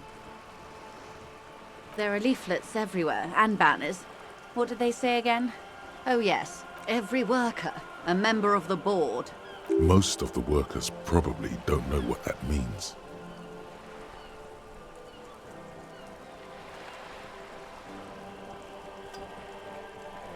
In its defense, another said, demand democracy. Pretty tame stuff compared to every worker, a member of the board.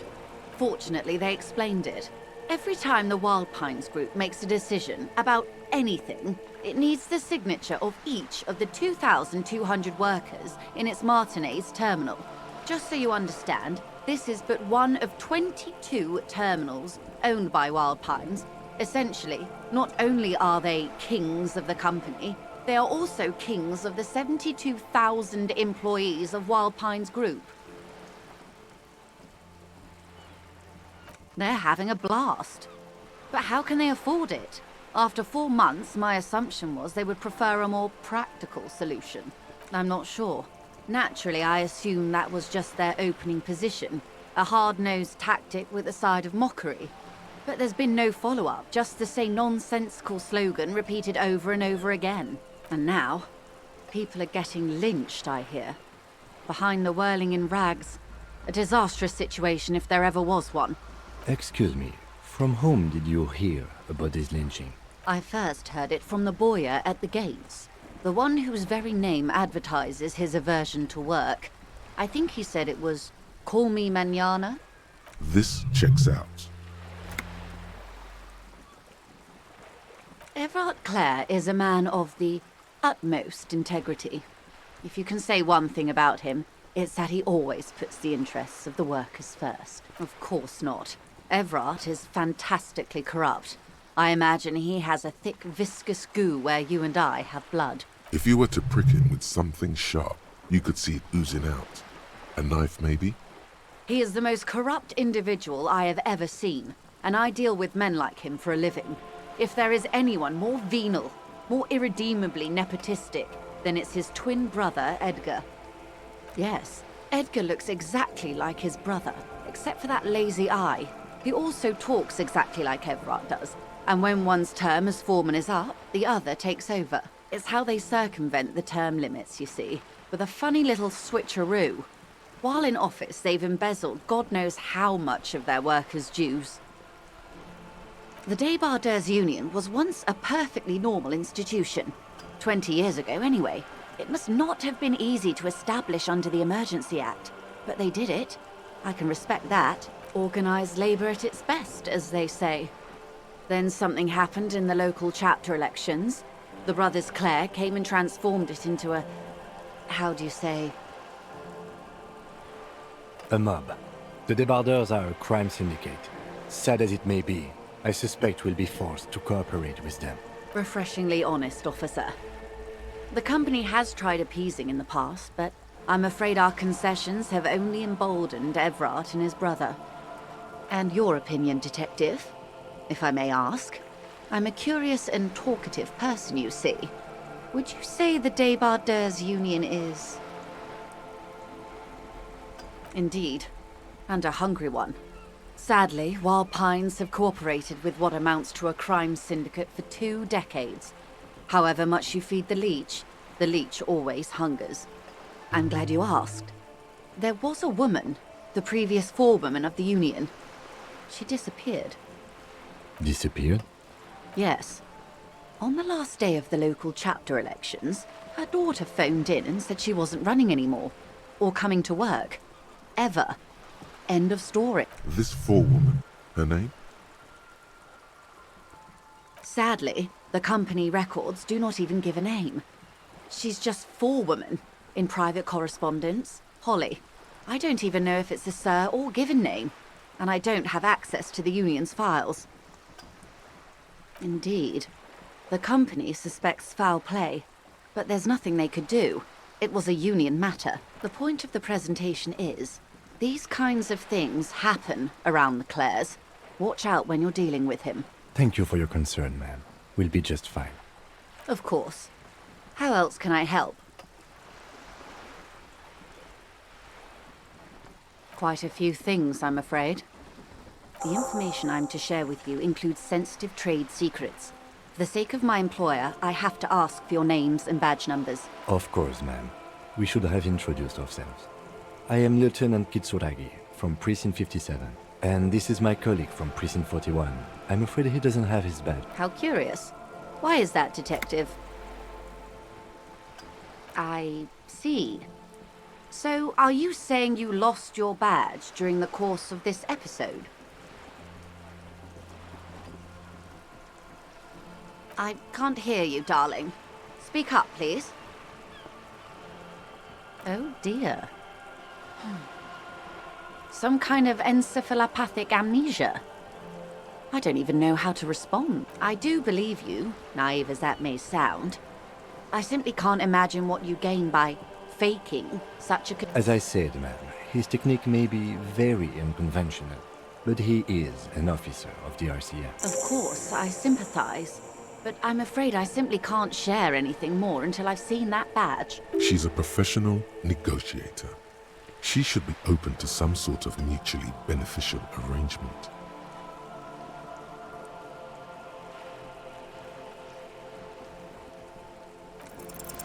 Feelings will guide the way. I assure you, it is no small matter for me either. We all share the responsibility for disarming this situation. I hope you have a badge for me as soon as possible.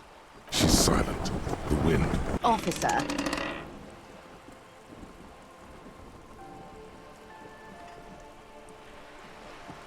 You know, I don't mean to sound cold, but if you want something... You're doing it. Despite your own best efforts, you're still... I'll be frank with you. If I'm going to break protocol, I need to be... The Union is conducting drug trade out of the harbour. It's an open secret in Martinez. Surely it must not come as a complete surprise to the RCM, or you can find... Detective, a word in private. Guillaume Le Million. Bad news. Guillaume Le Million did not become a cop. In 38, he went on a tour to the Sinyao province in Safre, where he died of autoerotic asphyxiation. His body was found hanging from a decorative dragon tree in his junior suite, amid drug paraphernalia, unwholesome objects, and the Sylvia Trainer single, Wonderland, skipping in the background. And yes, you can take this as a metaphor for Revachol in the 30s, and also as a warning.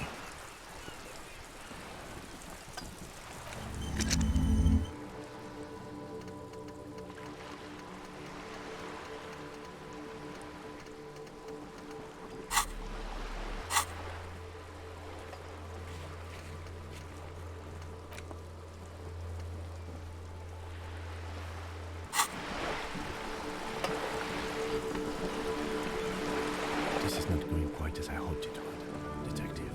Honestly, I was expecting you to use your unorthodox technique to keep her off balance, and not volunteer us to be her hand. This woman is running circles around us. She might have known about your misplaced badge all along, or she's simply another... Maybe this is all her plan. She might have heard about you.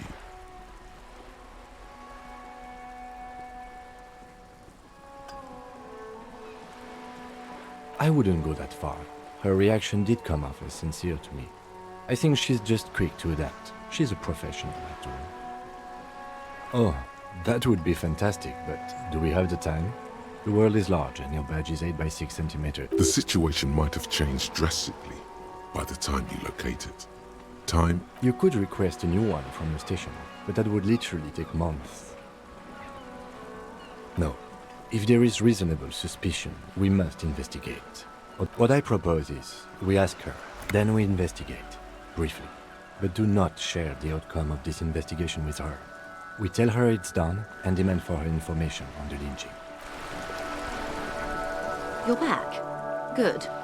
What can I help you with?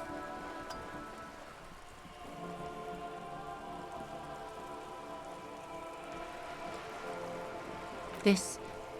Yes, reality is your side case. An experimental side case.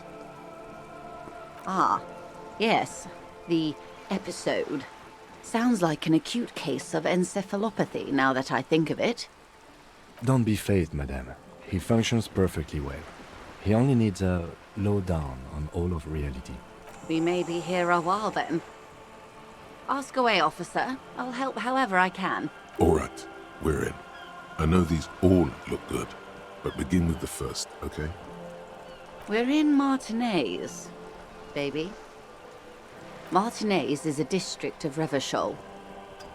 A very small district tucked away near the industrial harbour, north of the 881 and Jamrock. You would be excused for not knowing about it. Unimportant, they say. Forgotten even. Shelled to smithereens during the revolution. I'm not a good ambassador. I've only been here once before, as a teenager. Not a lot has changed. There are ruins, a terminal, fishing boats, reeds, boys with boxy shoulders. This place used to be a province, a workers' resort before the city swallowed it and the artillery did its work. The reeds are the real star of the show here now. The further down the coast, the wilder it gets. It's not really a sea, it's the Bay of Revachol. And the bay feeds into the ocean. Yes, we're on an island in an ocean, the world's largest body of water, the Insulindic. Known to the early Revacholians as Les Immensités Bleues, the blue immensities. Caillou. Imagine a pebble. A smoothed-over pebble amidst a great blue sea, misshapen, cracked. The cracks are the River Esperance.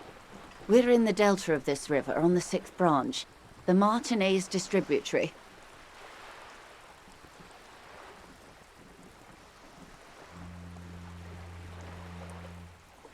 I would be happy to. What is a preposterously expensive education for, if not sharing? We're in Martinez. You would be excused for not knowing Revachol. Revachol is what you call a city, the great kind. History detective.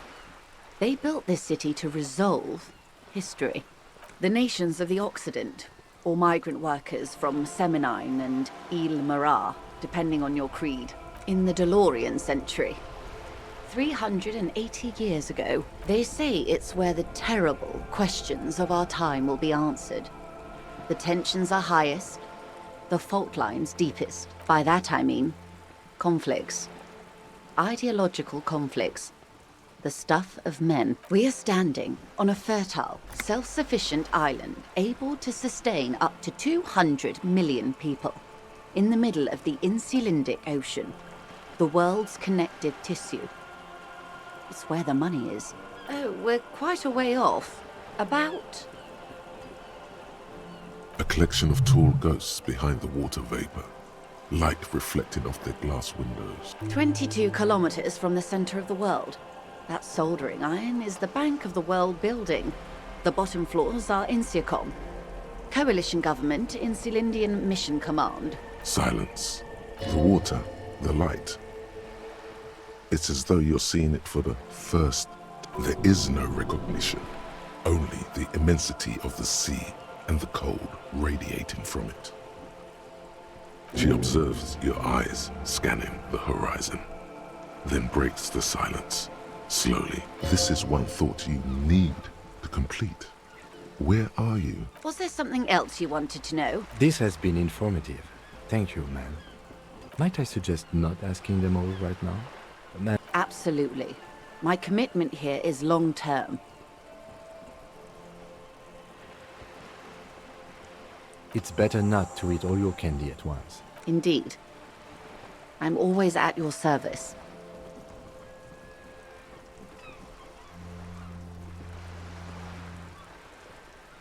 It's a neurological disorder caused by a lack of vitamin B in the brain. Symptoms include a retrograde amnesia. It's quite serious. You should get yourself well. It's either bariatric surgery or long-term alcohol use. That seems unlikely. Glad to have been of assistance. Of course, Detective.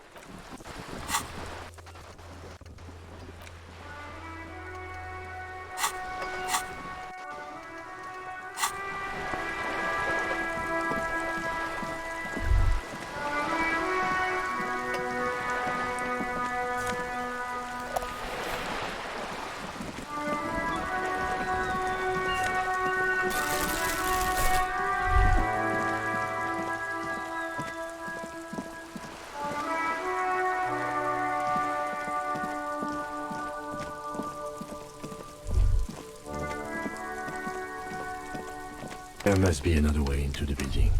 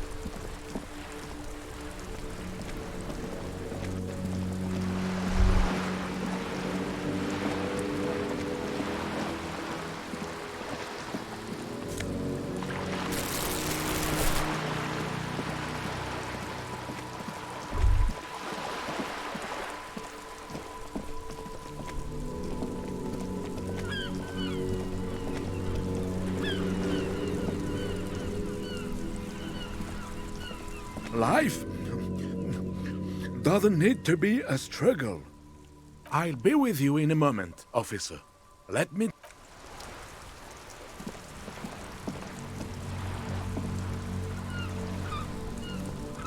Have you no shame? Whining about your back every time you bring out the measuring tape.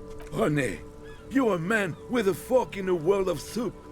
Please, let's just try to enjoy the game, all right? I'm trying to, but you keep breaking my concentration. You're old. I can see that. We're both old. Now stop grabbing your ass like it's a girl. These manly men are playing balls. This is a ball game. Grab a ball and play it. Don't ask questions. Shoot first. Ask, no, you got this. There's the ball. You're the game.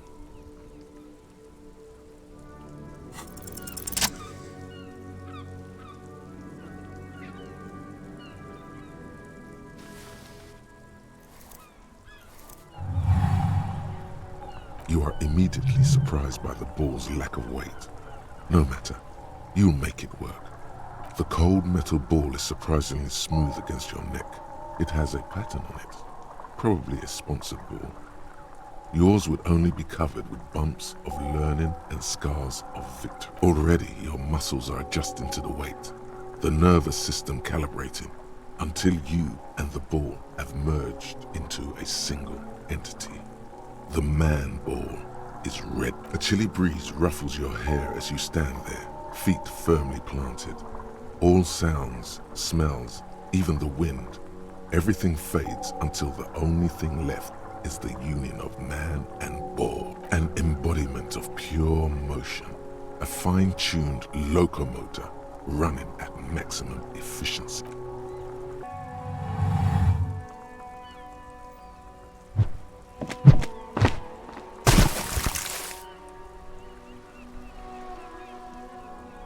Merde! Bordel de merde! A whorehouse of shit? It wasn't whorehouse of shit. The shot was at least 23 meters, probably 24, and then some. What the hell is your problem? I don't care if you are a cop. You do not just ruin someone's game. You vandalized our game, son. We can't play pétanque with 5 bull. No, you don't. Our pétanque game... Take it easy, René. This is just a myth. Of course there's harm done, you orange slug. You are as a goddamn bull. Good. Mistakes are forgiven. Yes. Why did you come here? You never know. He might know something. This is a good vantage point. Ah, yes. Oh, absolutely. At the mercy. A superpower, feared and respected. A testament to what this country can be under the leadership of a true king. Decisively, without fear of offending the sensibilities of the frail and weak-minded among his subjects. You haven't lived as long as I have, son. And the worst part of that, officer, is having to spend your days playing pétanque with an angry snake. The carabinier doesn't reply. Right. Yes. The terrain here provides an interesting variety to a familiar game. Yes.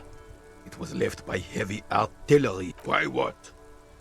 Because that's what happens when communists hijack your country, execute your supreme leadership, and turn commies, communists, socialists, anarchists, call them what... Sadly, should have fought. It was probably a bit more complicated than that. This place is a damn beachhead, son. They had to soften the commies up. Yes, Martinez was used as one of the 3 footholds in Revachol during Operation Deathblow in 08. This here is Blood ground. You got old René going there. Like he isn't hungry enough already. Damn right, son. They laid the fire of hell on the city before they stormed it. And it worked, too. The rest of the city got cleaned up, but Martinez they keep as a monument. And now... Well, it's your own damn fault. You, we, the coalition, Revachol, whoever you want to blame, never finished the job. Officially, the party never surrendered. Of course they still all influence. You don't even begin to truly understand the players on the table, let alone the specific circumstances surrounding the... Thinking men have opinions on these things. Present one.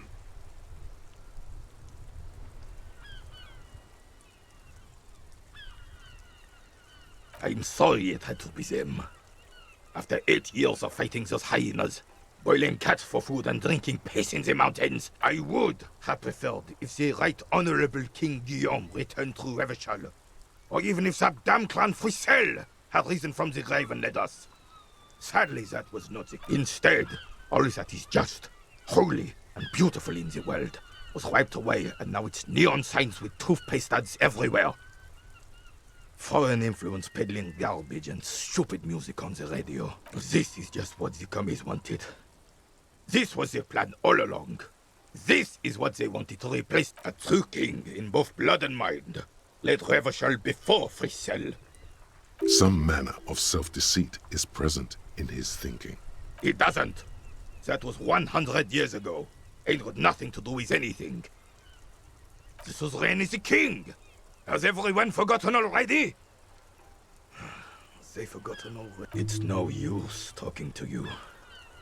Unfortunately, I don't. Unlike most of the locals, I have no qualms about assisting law enforcement. But this affair has passed me by completely. In Martinez, the union is the law. So can you really blame them? Cop is a pejorative term. I don't have a problem with policemen.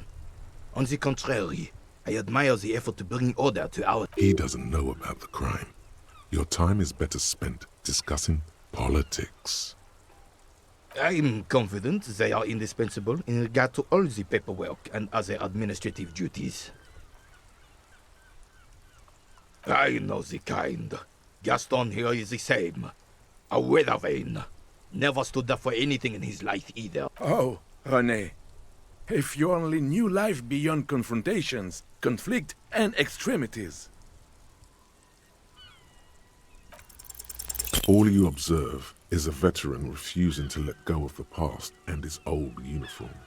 This is not uncommon. This is the uniform of the Royal Carabineers in service of Frissel I, Guillaume le Lion, and the valiant King Philip V before him. Don't you mean Frissel the Fan? You do not speak his name, Craven, although he was a clown. But he was our clown, ours to ridicule. There's something you missed. You will get to it. Don't worry.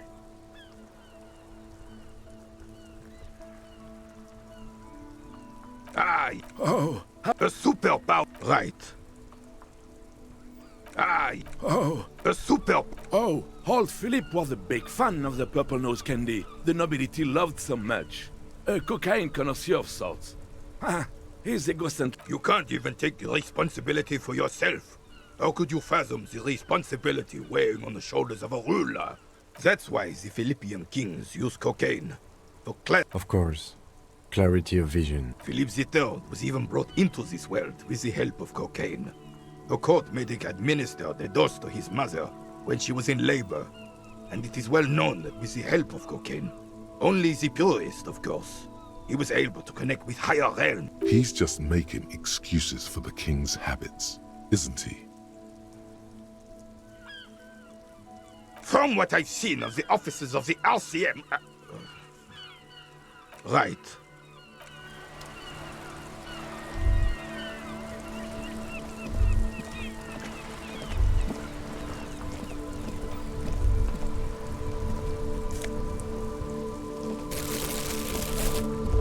The worn and beaten wooden... We can sit on benches after. You can revisit the bench if you ever need to pass the time when Lieutenant Kitsuragi is gone.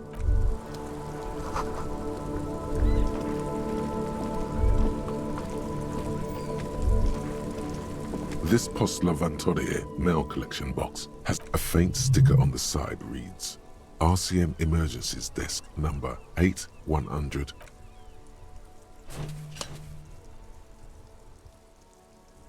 The box seems happy. Eat shit pig, fucked by the coon, and St. G with a crown have been scribbled on it.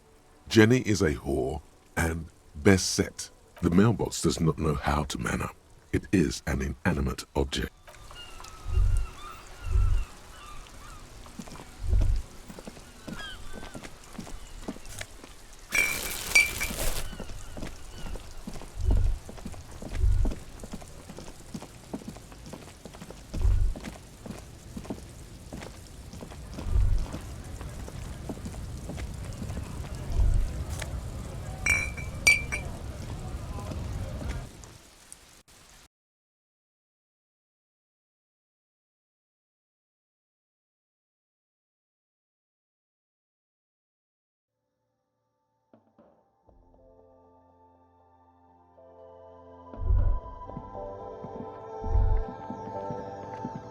The tear machine stands in the corner.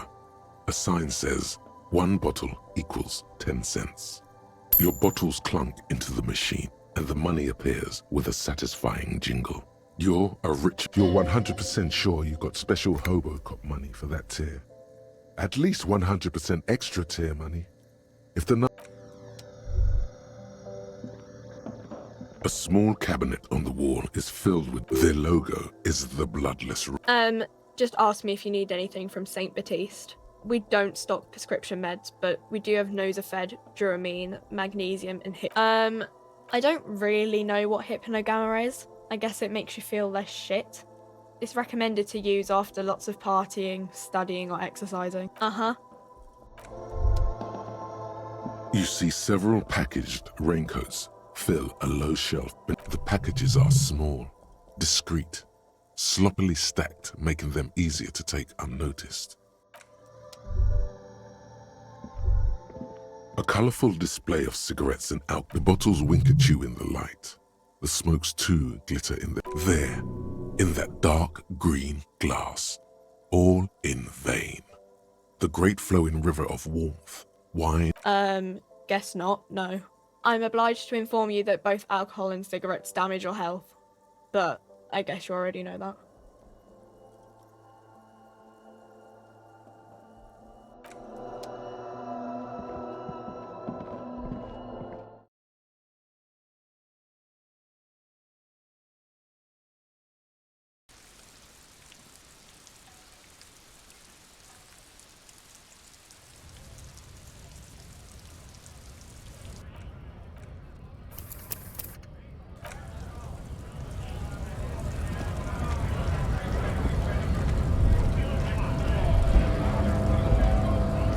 Right to work! Right to work! Sure! Not before you get in there and get your ass whooped. Learn by failure, right? He might have some advice, but you got to at least try to fight Measurehead first. Return if you fail. Have fun. Right to work! It's shameful. Cops doing nothing. You should bring backup. Open up the gates for us. Blockading Gameful and... We're not big pity.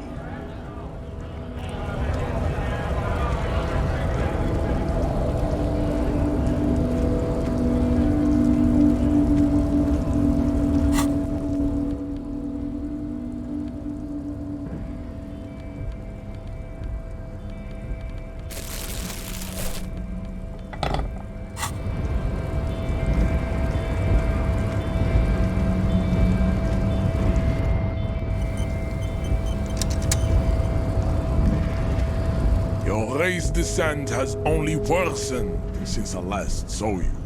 You have really let yourself go. Racist. Welcome. He must think red. I am not like them. The drawings are precise and look true to their... These are... You're... Yes. That at... Babe, thanks. But I got this.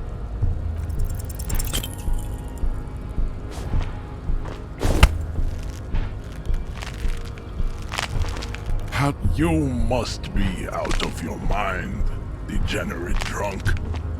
Say it. I am a...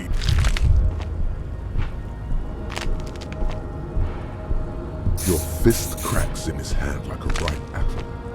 Pain shoots up into your... The words to the song have changed. Your hand twists in his grip. Good. Now leave before you humiliate your homoerotic organization any further.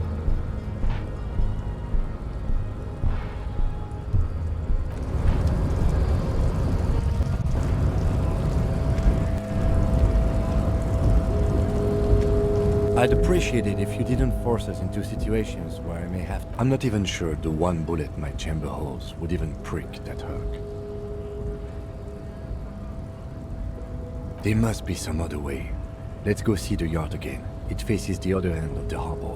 We're done with Measurehead here. The lieutenant groaned.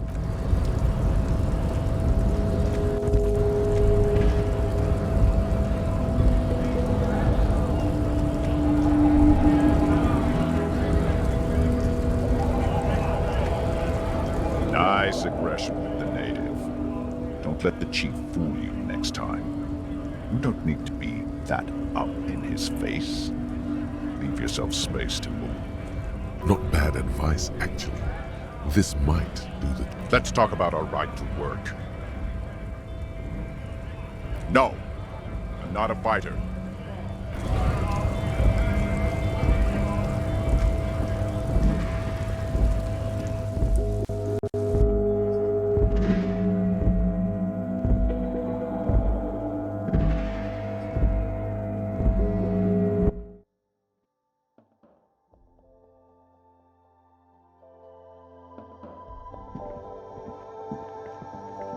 A small cabinet on the wall is filled with various medicine bottles, nasal sprays, and blister packs.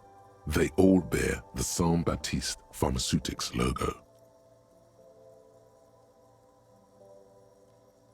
Okay, here.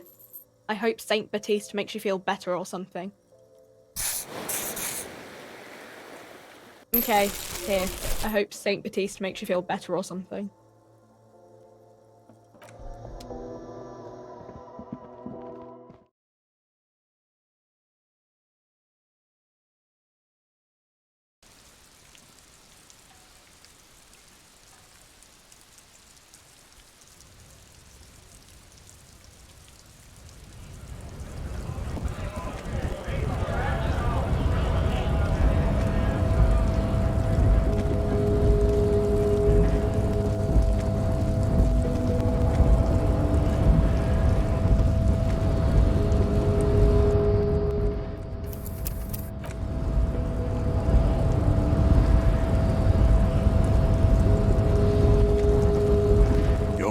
Descent has only worsened since I last saw you. You have really let yourself go. Racist. Welcome, he must think... I am... The drawings are precise and look true to the... Your silence betrays your inferiority. You do not have a reply. You should enter a deep race slumber.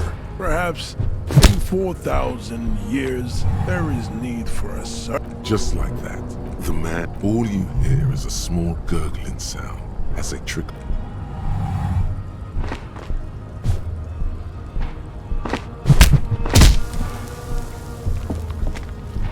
The man lands with a dull thump, like a broken down puppet of muscles and sinew. For a moment, he still tries to keep his head up. Dazed eyes look as you slam your fist on the button. The man collapses entirely, his head rolling to the side. Looks like you're the new measurehead now. No one is the new measurehead. Let's go before he gets up.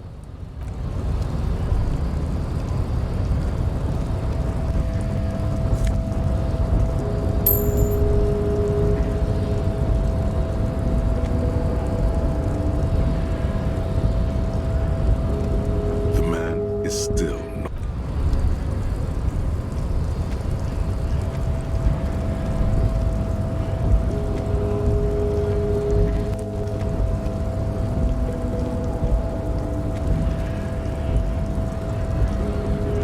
Knocked him out good.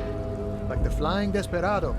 It's that really cool flying desperado spin kick you did, Boyadero. Often performed by the most hard-bodied boyaderos on this. So, what's on your mind this time?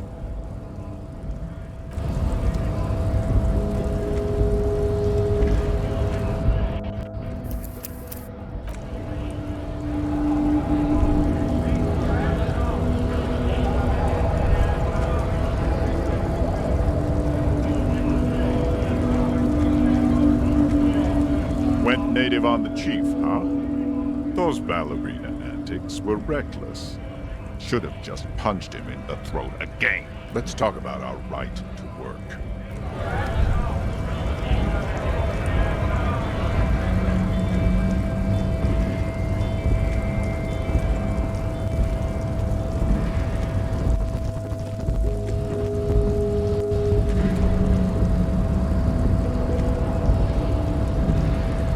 Do not presume this has drastically altered our race dynamic. True, I said nothing about our personal dynamic. That has altered. A little.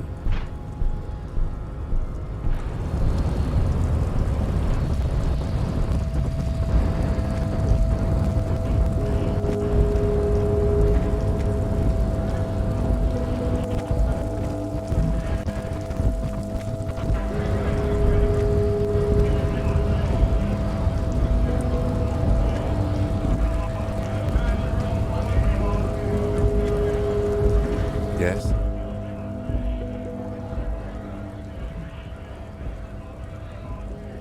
What do you want to know?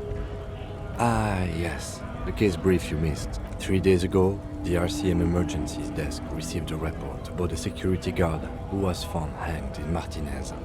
An anonymous caller said there was a dead body behind the Whirling in Rags hostel cafeteria. The cadaver had been there for 4 days. No one had come to investigate. During that time, the victim had been stripped of his belongings. The caller did not identify him, but used the word lynching. There is an ongoing labor dispute between the local dock workers and the logistics company Wild Pines. I was told we should approach the death as part of this dispute.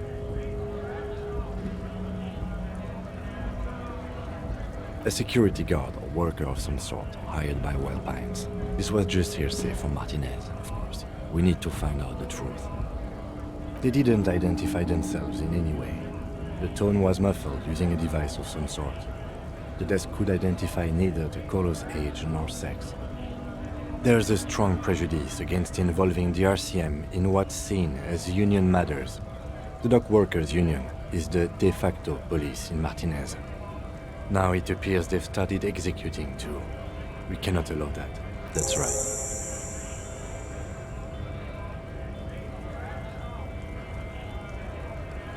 I'm afraid you and I are pawns in a pissing competition. You don't know? I assumed you were in on it. Better still than an imbecilic cop-off. It's just stupidity. The cop kind. Our precincts can't decide if Martinez is part of Jamrock or the Industrial Harbor. Yours or mine, as if we somehow own parts of the city. Typical street gang mentality. So we've let the Union make a mockery of law enforcement here, and now it's come to its natural conclusion. Well, sort of. It's less a matter of who gets to police Martinez than who has to. It's an orphan district, in other words. I think the dispatch desk just told both our stations about the hanging. There was quite the brouhaha at the 57th, I can tell you that. Time to settle it, they said. Cop off. But I assure you, I am not their finest or toughest, with 102 cases solved. What I am is least interested in a pissing competition. So, he volunteered to represent the 57th, but not out of competitiveness. On the contrary, somewhere in your mind hangs a dark green blackboard. There are 2 columns. One says, cases solved. The other, confirmed kills.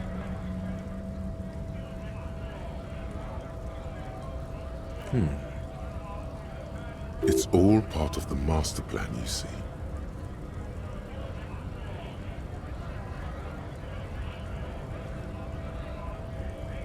The silence carries. Well, technically. The official record keeper has been known to double-count murder-suicides. A common accounting gimmick used to inflate precinct stats. I'm good enough for this case. I'm not here to compete. I came because I had to. My fellow... The rows are endless. Jean Vicmer, Judith Minot, a special consultant. What was his name? Then the rows degrade into green nothing. Yes, it's a wholly pointless matter. Forget I ever mentioned it.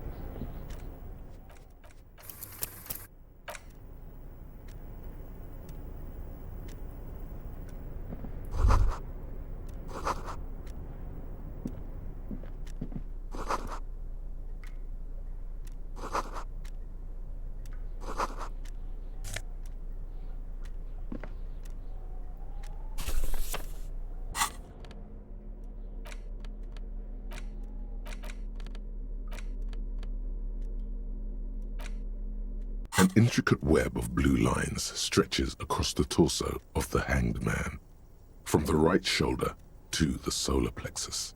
Each time the lines intersect, a small white star is formed in their crossing. Hundreds of fading asterisks riddle his skin. Their concentration is highest around his heart. It still kind of looks like a map of the stars in the night sky, but something's not right for you to discover.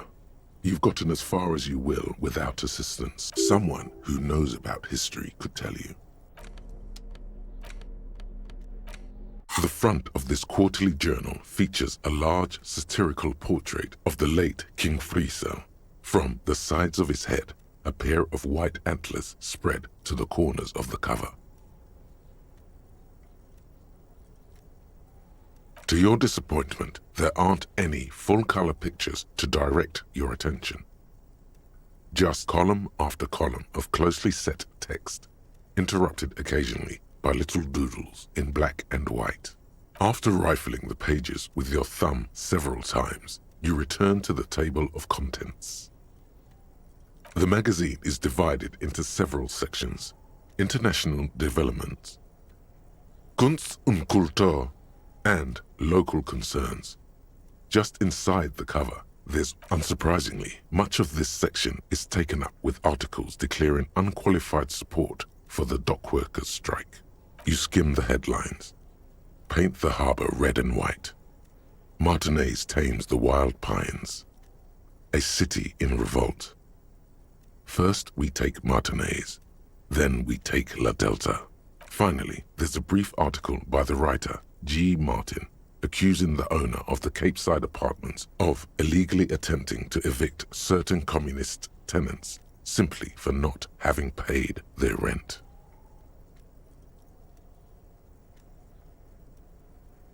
The eternal problem, according to G. Martin, is that under capitalism, the worker is rendered incapable of perceiving their own agency or lack thereof. Thus, they tend to experience their own oppression as though it were happening to somebody else. You flip back to the front of the magazine. Comrade, as you know, this journal takes its name from Mazov's immortal expression, du cristal à la fumée. This was his way of describing the way the rigid, crystalline structures of capitalist ideology turn to smoke under communism. But, like the structures of capitalist ideology, we too are at risk of going à la fumée. Unlike many publications which are content to spoon-feed their readers reassuring drivel, La Fumée is committed to telling the radical truth. Even only 4 issues in, and it sounds like they've already alienated their readership.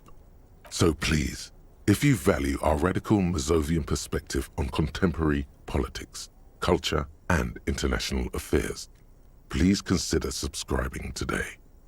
Yours in struggle, the editors. What do you expect? It was laying around the office of the Debarders Union. They're probably bankrolling the thing. You flip back to the front of the magazine. The table of contents unfolds before. It takes a moment, but gradually it dawns on you that Kunst und Kultur must mean arts and culture. Why they decided to title this one section in Volda is beyond. As you leaf through this section, you come across several reviews of recent radio plays, as well as a brief artist spotlight featuring a local artist identified only as CS. The main feature, though, is a long essay titled Tip Top Tournée, a critical Mazovian perspective. The Tip Top Tournée is an inter-Isolari racing series, mostly known for its high speeds, ludicrous sponsorship deals, and high death toll. In Revachol, it's held quadrennially on the prestigious Zero Carousel. You flip back to the front of the magazine.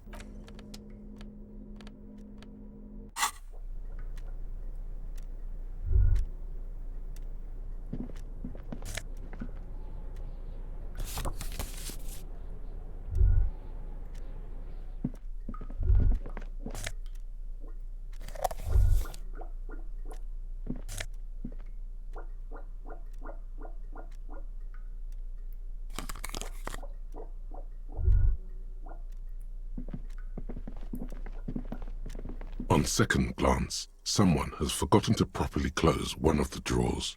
It's unfortunate for the Union to just leave their paperwork lying around like this. The drawer opens smoothly. Inside is a well-organized selection of brown folders, hundreds of documents containing logistical data. Two kinds of transactions stand out. Materials coming into Revachol from the outside world, from Muindi, Grad, and even Ilmara, and the same materials being handed over to companies inside Revachol. Kuron, Coal City, La Delta, and Jamrock are listed among the many districts where the imports are being sold. It's hard to make sense of this thicket of company names, dates, quantities, and percentages. You try to focus, but the lines are getting blurry. Whatever's hidden here is hidden well. Concentration isn't enough. Only a trained accountant with a background in logistics would be able to really make sense of it. However, there is a little handwritten note stuck on the side of the drawer. It appears to be a to-do list written in large, uneven capital letters. Remember, Leo, Everard's shoes, special whirling borscht, water Everard's plants, sweep office floor, more banners. All items on the list have been crossed out, and the note itself is crumpled. Everard Clare, probably. The head of the Debarders Union. One of his aides must have left it. Nothing incriminating. The special borscht seems a bit odd in the list. Remember, Leo, all items on the list, the drawer slides.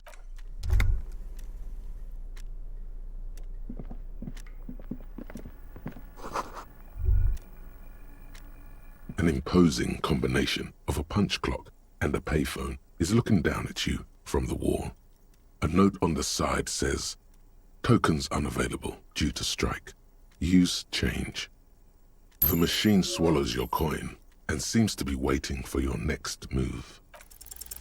It's unclear whether you actually have muscle memory. Right now, your finger is just drawing vaguely occult patterns in the air. Undoubtedly, no. Sure, why not? Muscle memory is a tricky thing.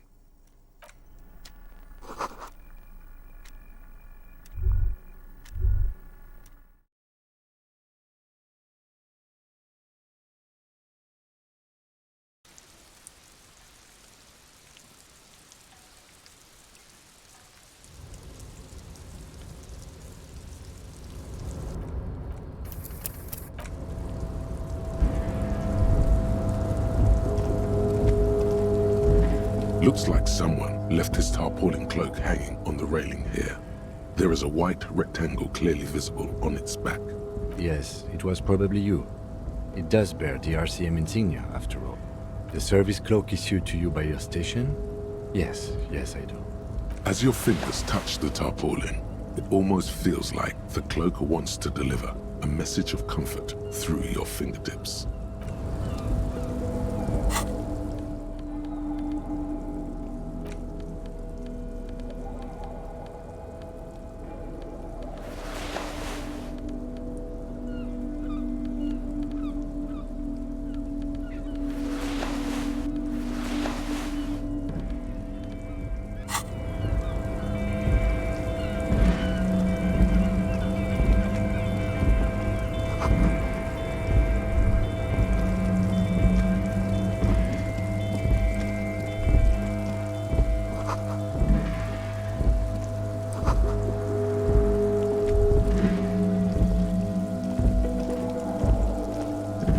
This is the night watchman's booth. The name on the door reads, René Arnaud. Listen, it's okay to take a few minutes to yourself. Sit down and have a breather. If you must. But please hurry. We are pretty easy to spot up here. Nothing incriminating catches your eye. The cabinets are clean and their sparse contents meticulously organized. There's a framed photograph on the table. It's a black and white photo of a young couple out in a street fair. The man, René, is dressed in a Royal Carabinier uniform. The girl is young and very pretty. She is smiling playfully at the camera. Why did you take that picture of René? You're really interested in that old soldier. Not sure I understand your fascination, but sure, as long as it doesn't take up a whole lot of time.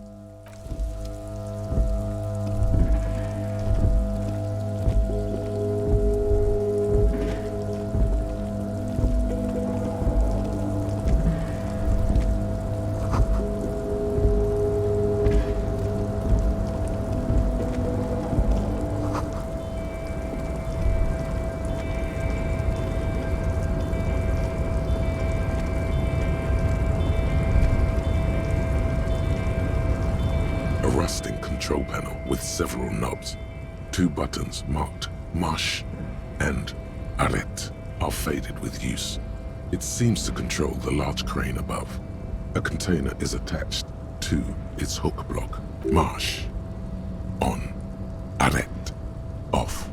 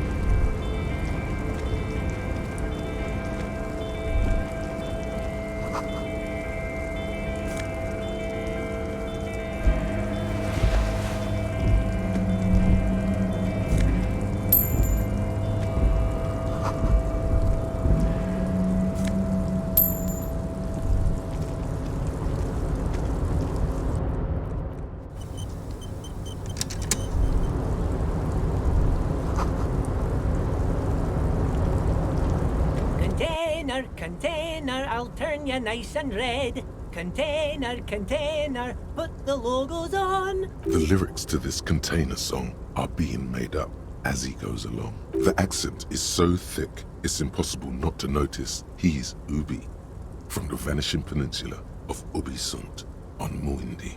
Container, used to be Wild Pines. Container, now belongs to Everard. Everard, he looks after everyone. Huh? Well, hey there. How can I help you, mister? I see you are not a union man, mister. Did you get lost? You're not one of them scabs, are you? I mean, I don't personally mind. Folks is just folks, you know, and folks gotta eat. Just some of the other guys don't look too kindly on the scabbing kind, if you know what I mean, mister. Oh yes, born and raised in Irish, mister. Mum had to leave my dad after he got a bit violent. Took us here to the new world. I was about 10 then. Too old to lose my accent then. People say us Ubis are up to all sorts of trouble with sheep and other animals and whatnot. I just want you to know there was never any of that where I come from. No sir, those are just nasty rumors. Thank you for clarifying that, sir.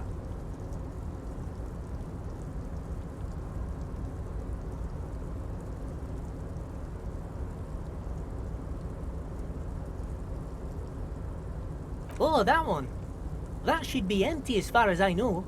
Lots of containers here have nothing in them. They're just waiting to be loaded up. Oh, I'm just making some covers for them containers here. Yes, I am. So it's easier for the crane operators to spot them.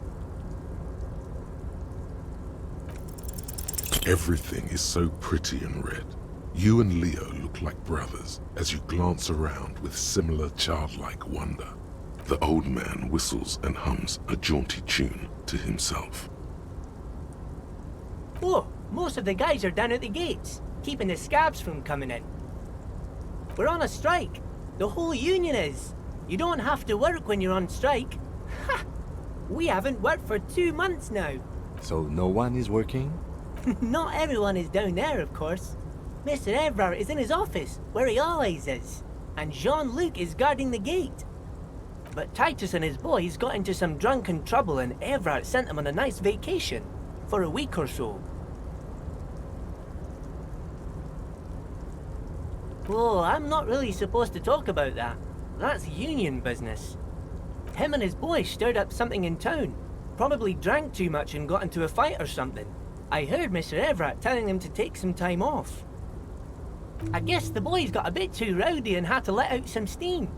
I don't really know the details. That's just how boys are, you know. I haven't been in a fight since I was in middle school. Easy, Leo. Let's keep this on the hard ease. Look at him. It's not going to be anything useful anyway. Don't fight it. Better to go with the flow. I remember I was the runt of the class. The bigger, but Mr. Everett and his brother always came to help. Once they beat old Noel Bickers, Mr. Everett and Mr. Edgar are real nice guys. Oh yes, yes. I leave all kinds of notes for myself. That old head of mine ain't so good at keeping things in no more. I almost forgot about the borscht. Oh yes, I've been taking special whirling borscht to the men every day since the strike started.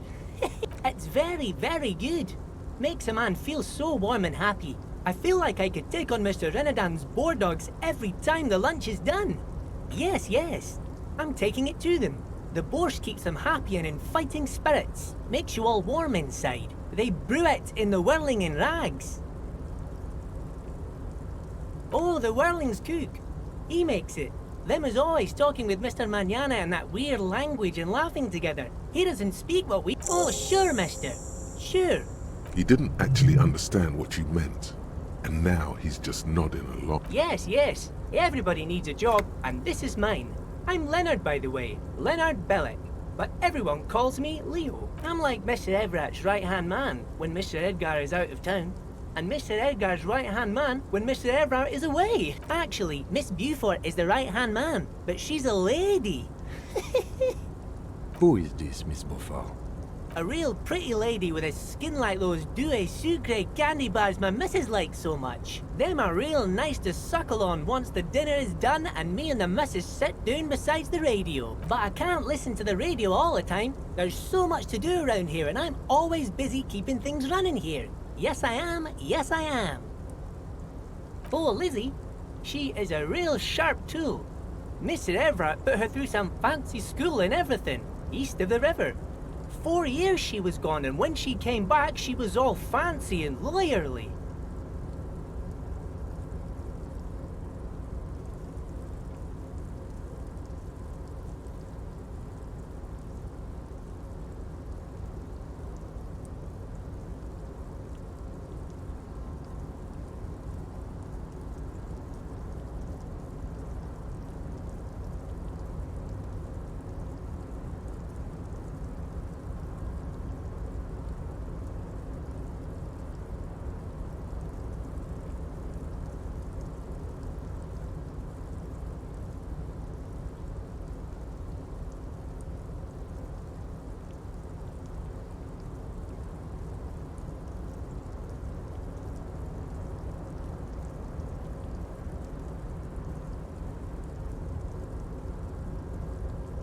He respects that word.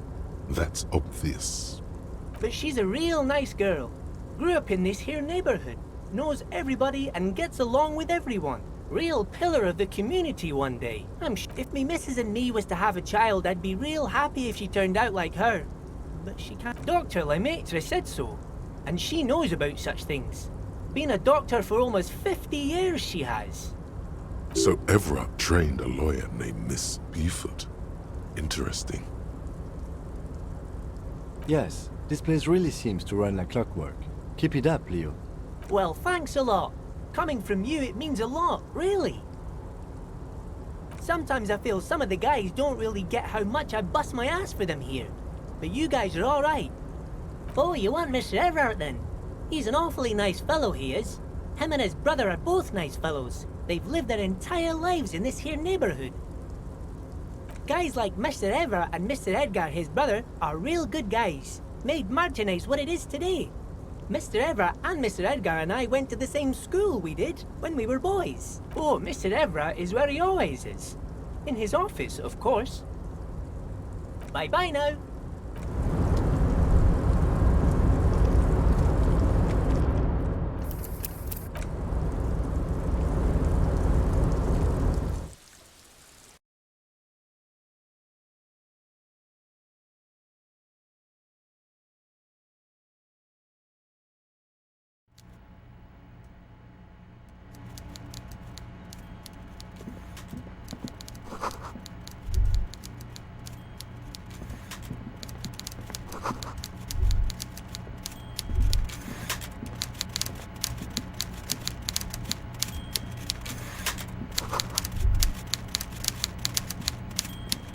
Before you is a walrus of a man seated behind a large desk. He looks up from his work, not the least bit surprised to see you. With great effort, he straightens himself up in his chair, yet says nothing. Welcome, Mr. Dubois, Mr. Kitsuragi. It's good of you two to stop by. Please, have a seat. I'm Everard Clare, head of the Debarders Union here in Martinez. I'd offer you my hand, but unfortunately my health prevents me from getting up. You understand? He looks extremely comfortable. The tiny folding chair, on the other hand, looks like a torture device. You go ahead, detective. Whatever he has in store for you, it can't be good, he thinks. I'll do my best. Forget about that. What's with this Dubois stuff? You're getting some seriously bad vibes from that name. Please, Mr. Dubois, let us converse in a civilized manner, as equals. Take a seat. It's nothing. Yes, that's probably right. It's nothing. Forget about it. Filter it out.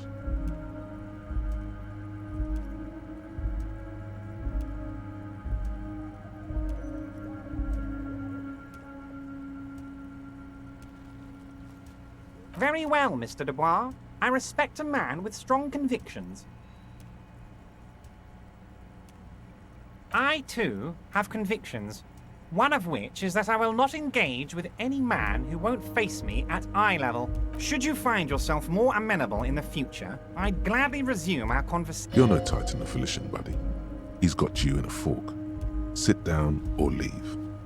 Excellent, Mr. Dubois. I can see that you're a reasonable man, and reasonable men can be of great use to one another. So tell me, how can the head of the Debarders Union help a representative of the Revachol Citizens Militia today? The chair you're sitting on has got to be the most uncomfortable chair in the world. It's violating your backside. Oh, by the way, I heard you got a rather rude reception from a certain Lawrence Gart. Some people have no manners, it pains me to say. This should take care of that nonsense.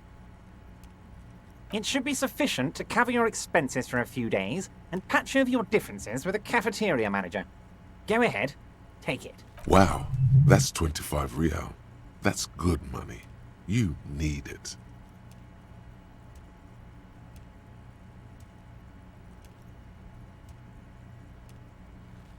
Yes, I know Lawrence. He's a real character. No union man in him. A real piece of work, that boy is. With a grin, he points to the checker game. It's like you're on a game show. At least don't thank him for it. Okay. I respect a man with principles. No handouts, then. Now, I'd like to set your mind at ease about one other matter. Your lost gun. Let me assure you, Union people are on it as we speak. I've got my best hounds looking for that lost gun. His slug-like lips move, but all you hear is an echo. Lost gun, lost gun, lost gun. The world is swallowed by a black hole of fear. Only two words escape its gravitational pull. Lost and gun. When he said, "Don't worry," he actually meant, be very worried. Are you all right, Harry? You say you got this, but you seem a little anxious to me. It's not like you left it loaded. You didn't lose a loaded gun. Local children aren't out there playing with it right now, pointing it into their own mouths. It was loaded. There were 2 bullets in it. You always keep at least 2 barrels loaded.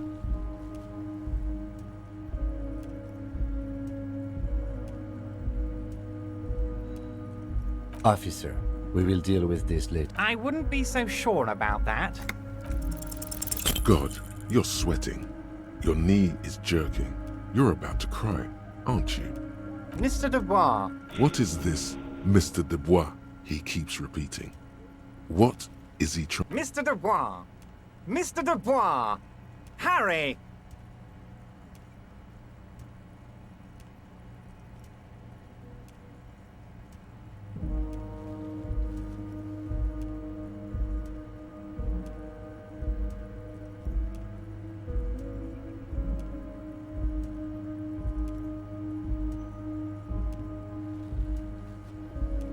Mr. Dubois, are you okay? Can I get you a glass of water or something? Are you having some kind of medical emergency? Maybe you could use your hands somehow, in a kind of throw-in motion, like you're throwing that Mr. Dubois act right back at him. He's Mr. Dubois.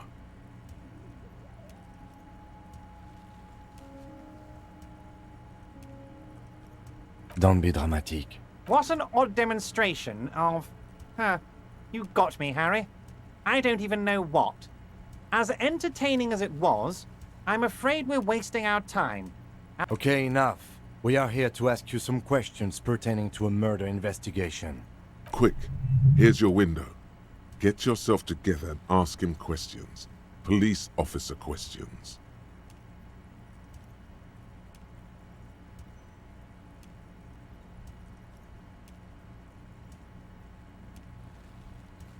You might have noticed there's one hanging on a tree behind the hostel cafeteria. Oh my.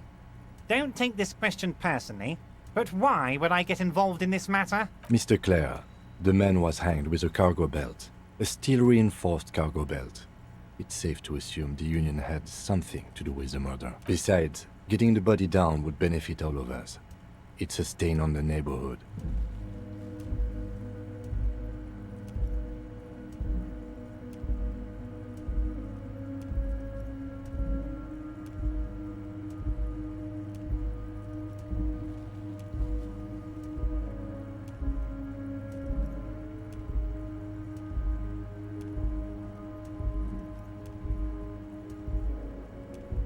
I can certainly see how having him up there might start affecting some real estate values. But of course, all joking aside, I am going to help you. Jean-Luc, the cop who bested you in physical combat is here, and he has a little dead body in a tree problem. Namely, he needs it to be taken down. Please extend him this courtesy. You can find Luke down at the gates, but you already knew that. Anyway, he's going to help you. Now that he's back on his feet.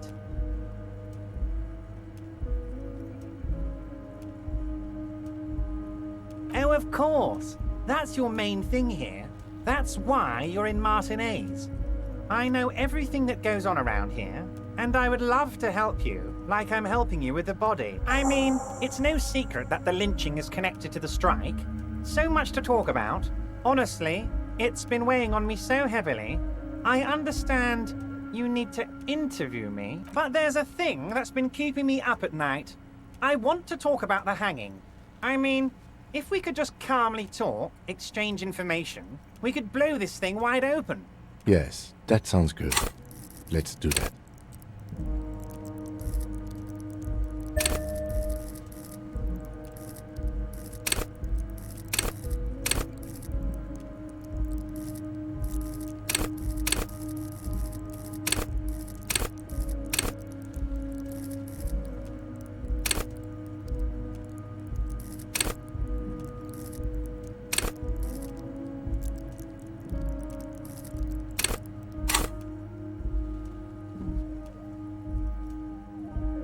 But I can't think straight with this thing weighing on me. You're police officers, aren't you? I have a crazy idea. You guys are basically door-opening machines, incredibly talented at opening doors. I'm not sure I understand. If you're asking us to break down someone's door, it's not going to happen. Come now. I just need you to go open a little door for me and leave it unlocked. A simple thing. Absolutely nothing shady about it. An excellent opportunity presents itself, sire. You could win the trust of the arch-liar, pretend to play into his hand. Then, should you wish, bend his efforts towards your own. Oh, no one's. It's just a weasel. A weasel lives there. Nothing for you to worry about. Harry, I'm a very busy man, and more importantly, I don't have that extraordinary physique you do. You look like you could run around all day. You want to send someone a message that the police are working for you. I repeat, I'm a very, very busy man, Mr. Kitsuragi, and therefore I must occasionally enlist outside help. So what will it be, Harry? A loud blabbering weasel. When weasels feel no one is watching, they start acting foolishly. Just go there, unlock the door, and leave it open. It's been such a burden on me, Harry. I just want this to be over so I can discuss business with you.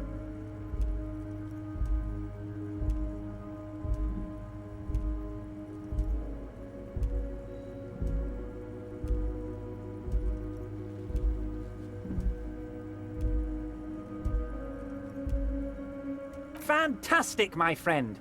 Just let me know when it's done and we can take our friendship to the next level. You can get the key from Manana. He's down by the gates. Manana's like a free agent in the Union.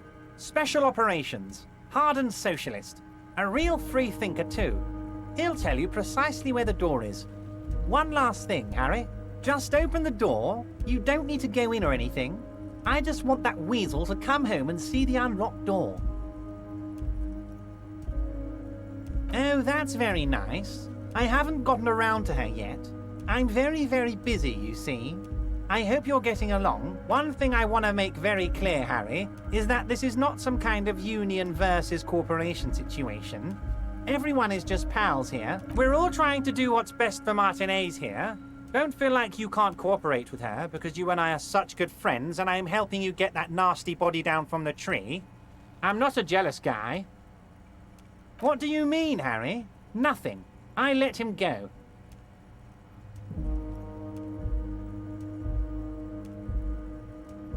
He's an old man, Harry. I wanted him to spend more time with his family. God knows how long he's got left. Harry! I have little people in my organization. Honestly, I'm beginning to think you're a midget, Harry. I'm only kidding, Harry. You're not a midget. Of course, Harry. Let me just assure you one more time. It's perfectly okay to share anything we discuss here with this Joyce. This is a completely transparent organization. I have no interest in what she is doing, but I myself have nothing to hide. Your business is your business, and I respect your privacy. Just remember, none of this is secret. Tell her about all of it. My brother's picture, my singing swordfish clock.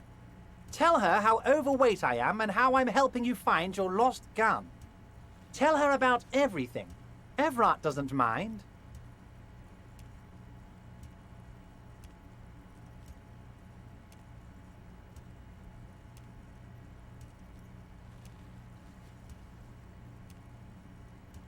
It is rather interesting to tell people things about each other, isn't it?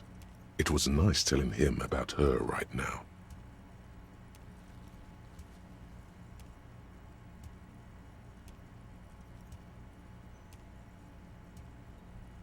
Yes, your lost gun.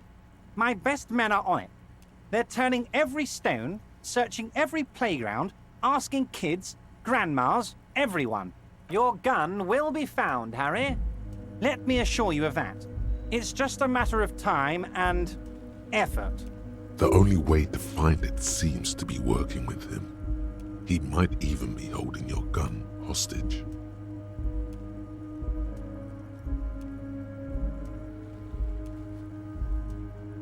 Who knows? Only one thing is certain. If you work with him, you're going to get it back. And working with him might be the only way to do it. Damn it, Harry. That's exactly what it means. I'm only kidding, of course. Of course. I understand. We help you, you help us. Of course. Let us dispatch with the formalities. You call me Everett, I call you Harry. My God, so it's true. I didn't want to believe it, but you are a fantastic science fiction amnesiac cop, aren't you?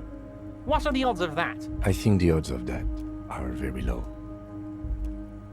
It might be a good idea to hide your confusion. I mean, see what his game is first. So good to hear that, Harry. Apparently my sources were wrong. However, if you did have a spot of memory trouble, I could help you out. With my big fat folder.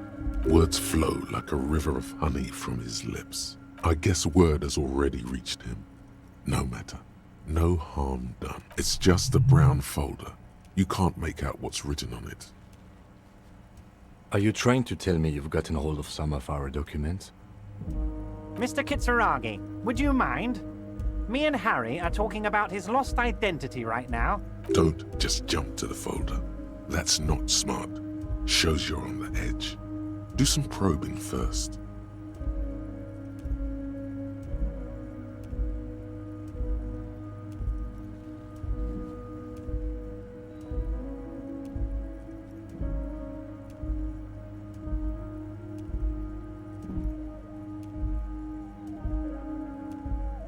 It's Harry.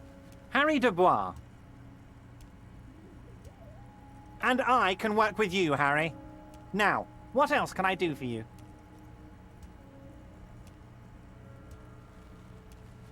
Family? Harry, you're not a family man. There's not one peep of family in here. Unless you think you're a family man. Do you strike yourself as a family man, Harry? Family, Harry, is the most important thing in the world. But of course, Harry, your precinct is the 41st and you live in Jamrock. You're a Jamrock boy. A long way from home, but that's okay. He doesn't really seem to know any more about it.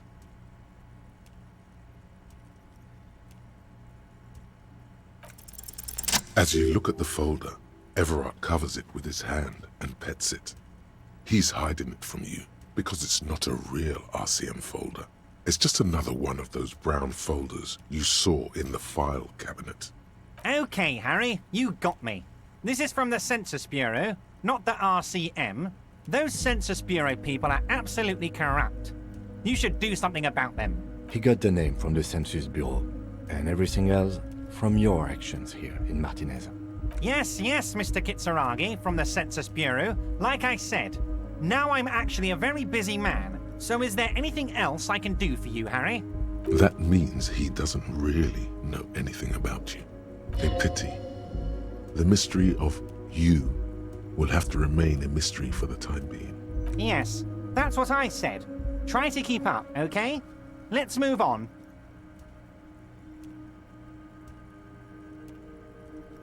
Wait. You need this to get in and out through the gate.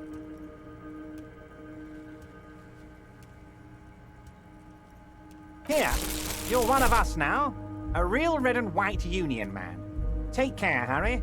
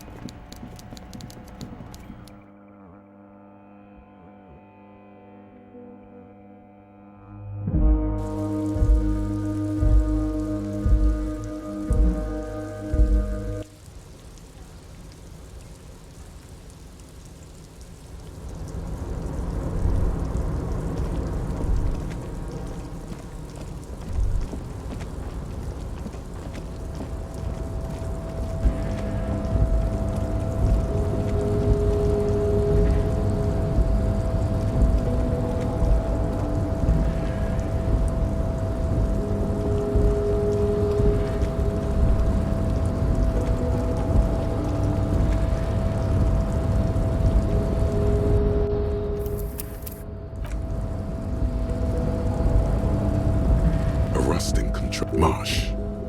On. Arrête. Up with a loud grind. The crane shifts overhead, moving a massive metal container through the air.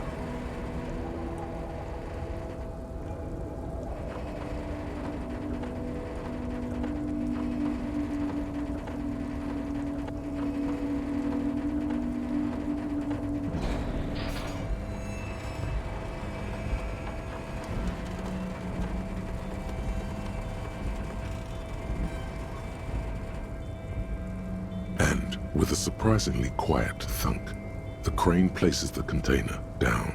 The harbor sleeps as the strike rages in the distance. The crane can rest again, now that its purpose has been fulfilled. The rusty control panel grows warm to the touch. then grows cold. A faint smell of burning rubber reaches your nostrils. A short circuit. I can't see how that was worth the ruckus, except for seeing the crane in action, which I admit was satisfying.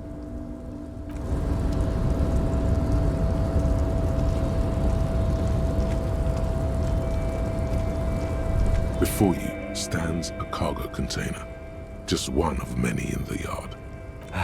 Is this like your thing with that wall again? You do? Because I don't. There are a million containers here. Why are you fixating on this one? It's a cargo container, detective. Just like all the other. We are not here to interact with containers. You attempt to turn the handle. To your left, the lieutenant considers your actions with some puzzlement. No reply. The knock produces a hollow ring of metal. Doesn't.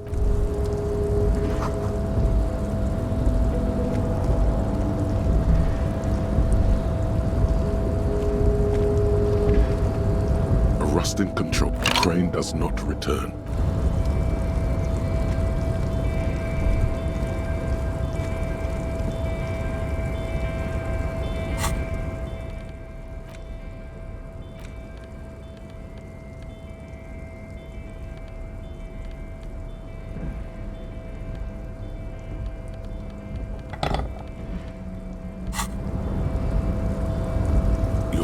Before the cargo container, you attempt to turn to your left. The lieutenant considers your action. Why are you even trying to open a door? Because what wasn't an option? Now is not the time.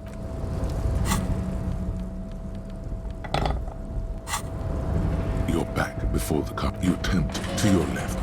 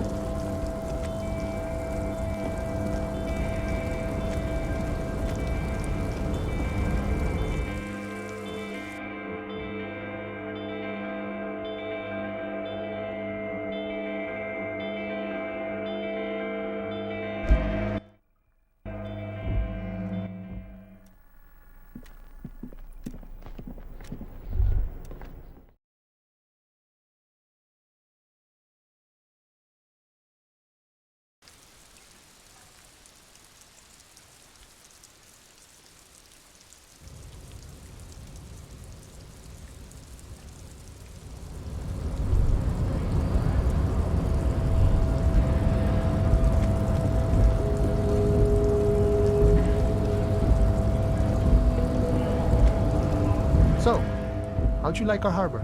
You've been in there, he means. Talked to the boss man too, probably. It's but a rest area on the path leading across open plains.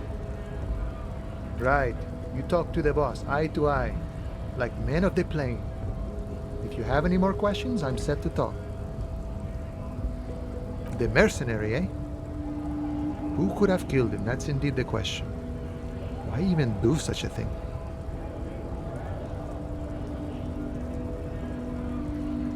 What a thought! Why would noble workers resort to such a thing? Your dead guy was an enemy combatant. He was an agent of the opposition, attempting to undermine our honorable effort. I ain't the murdering type, but that's just me. Large organizations like our union have all... He's not lying. Understood. This has been of limited use. No problem. I wish the best to you in your search. A key, huh? What door is this key supposed to open? Oh, say no more. I got that key right here. And let me tell you, it's mighty good of you to help us out during the strike. Working class solidarity, as they say.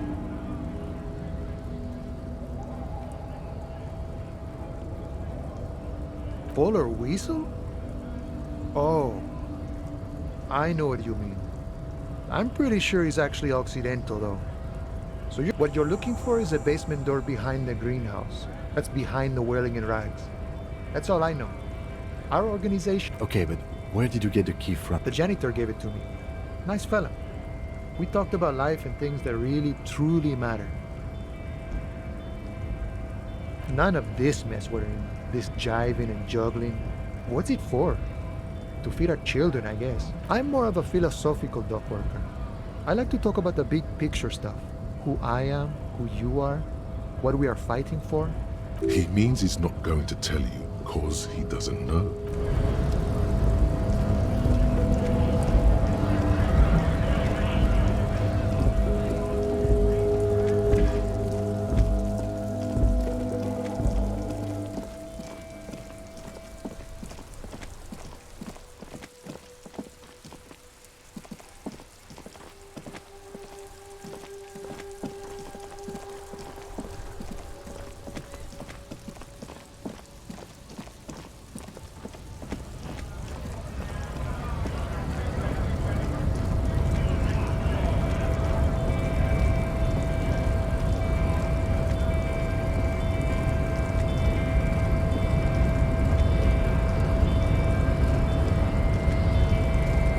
Your race descent has temporarily halted, but you will fall again.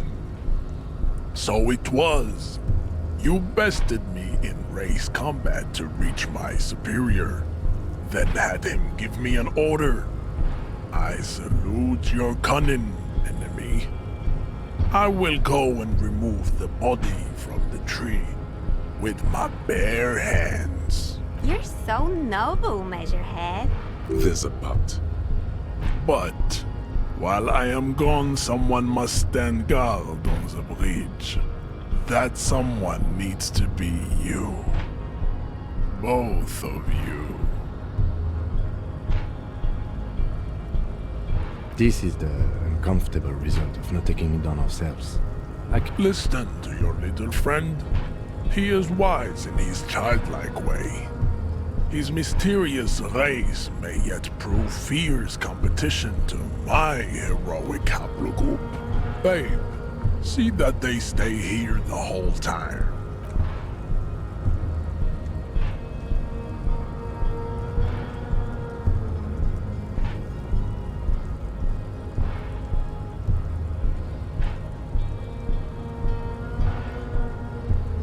The woman's gaze follows Measurehead as he leaves. So, you guys are like cops or something?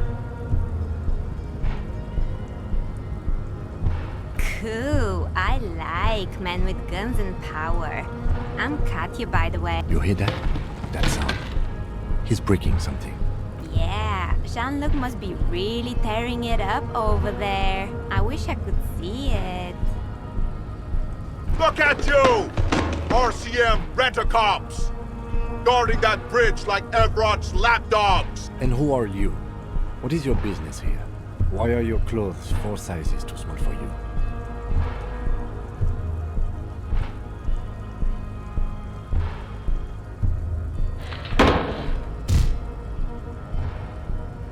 A shrill laughter interrupts you, echoing across Martinez. Then, the man turns to look behind him at the behemoth appearing around the corner, approaching him, walking past him.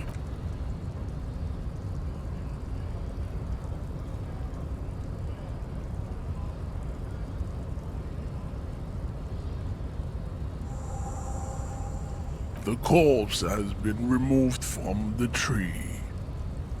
Stand down and congratulate yourself. You have sided with Ray's victory today, and what you had to do was to become a Union man for all to see.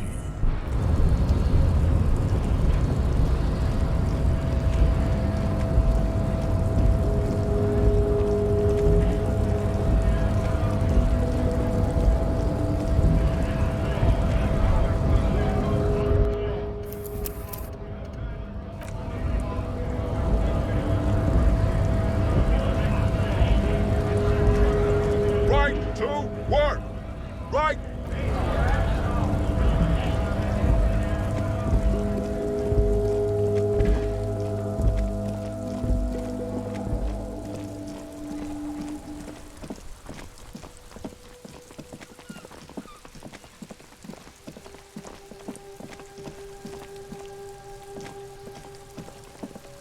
You missed a good show before. A kid came by and completely fucked the tree. He fucked the tree up! Fucked it good! It was porno! By the way, Kipt is a racial slur. You need to act decisively. It's Kuno. Use Kuno words.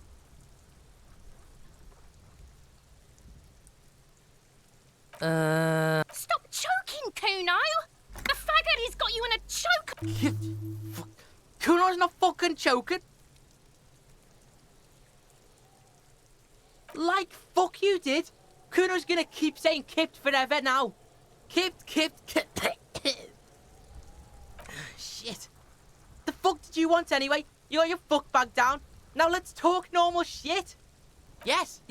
Kuno wants a normal conversation. Ask normal shit, please. Shitload pig. What's your question? Don't tell the pig shit, Kuno! This is where you quickly ask him questions. Real cop questions. Like a cop. Kuno's fuck imp. Kuno uses the fuck imp for target practice. He's trying to hide the fact that he doesn't know. Kuno knows all kinds of shit. Kuno's not a snitch, that's all. Trying to make the Kuno sing into the popo phone. Just a couple of pigs sniffing around in the dirt. That seems pretty fucking suspicious to Kuno. Yeah, you tell the faggoty, Kuno!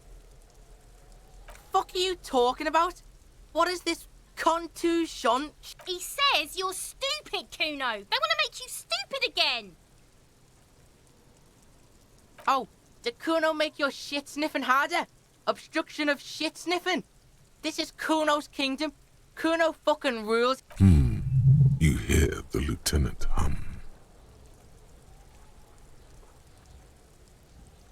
Kuno doesn't give a shit about the armor. Kuno's fuck gimp's got one big thing wrong with him. He's a fucking mutant. Look at him. Fucking growth hormone shit. He's a giant. The armor's too big for any man. Kuno doesn't give a shit about that freak armor. Kuno threw that shit away. Kuno tried to get the helmet on. It was too big. Kuno kicked that shit in the sea, rugby style. That shit means nothing to Kuno. Yeah, that shit means nothing to Kuno. Kuno doesn't give a shit about material shit. Kuno's a fucking monk. You wanna fuck on someone about that armor? Go fuck the mustached union fuck. The jolly troubadour shit at the gate. Yeah, cock and boot. You know that jolly union cow fucker? Came around talking about cows or some shit? Came around pretending like he cares about cows? Yes, you met him at the gates. The one with the boots and the jolly smile. Yeah, he's the one you want to talk to. He's fucking crazy about that armor shit. Coming here pretending like he likes cows. Trying to catch a peep at Kuno's armor. Curious, my liege. Why did Kuno feed you this information? Yeah, Kuno's doing charity today. Kuno Day. Kuno feels sorry for you two loser pigs. Kuno's doing pity now. Still, seems suspicious. He may have it in for that guy. Or you may be paranoid. That is also a possibility, sire. Probably climbed. Kuno was busy down the road when that shit went down. You heard Kuno? Kuno wasn't even in Martinez. Kuno wasn't in Revachol. Kuno wasn't regional. I don't know. Some fucking... Mesk or I don't know. Some other place. Night City. Kuno was in fucking Night City. There is no Night City anywhere. That sounds like the name of a city in some pulp science fiction novel. Why you gotta be riding Kuno's ass? You haven't been where Kuno's been. You haven't been in Kuno's head. You wanna know where Kuno was? You wanna know what Kuno's been fucking up to? Don't tell him that, Kuno. It's lame. It's not fucking lame. Kuno's building Kuno's City. Night City. Rage City. The City of Rage. That's it. And it's not lame. Lame. That's the name of Kuno's City, bitch. Get the fuck off Kuno's back. This shit ain't about that. It's impossible to deduce what it is about, at least for the moment. If it's important, it'll come up later. Focus on the case. You're testing Kuno's patience here. Get lost,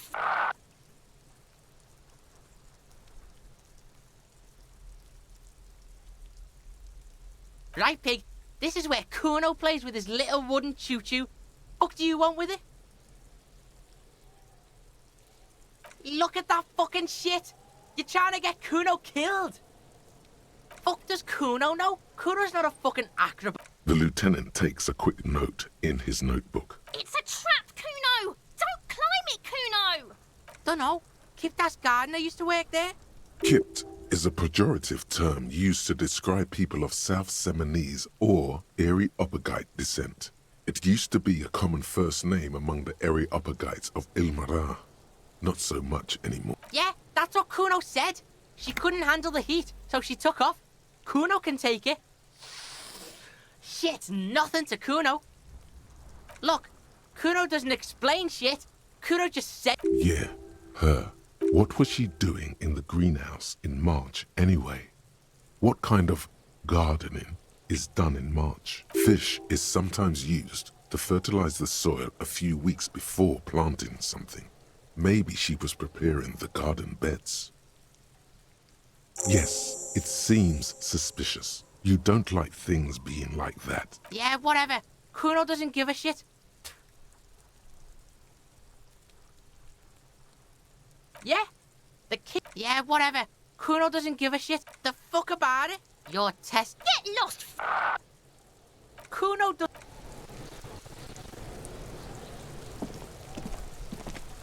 The corpse lies on the ground among the remains of an absolutely demolished pinewood branch.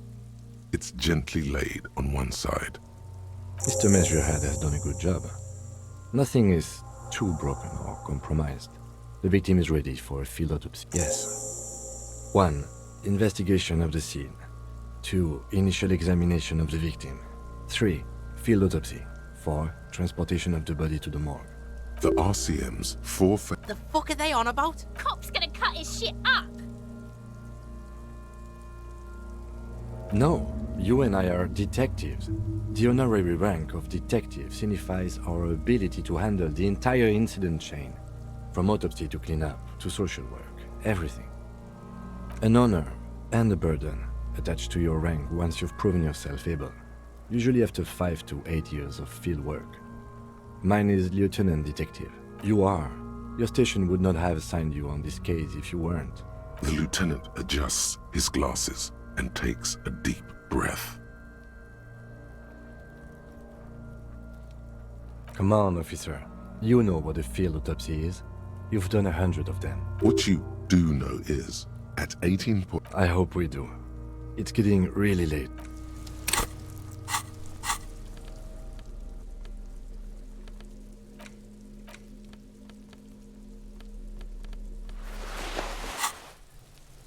The rotting man... The lieutenant adjusts his glasses and takes a deep breath.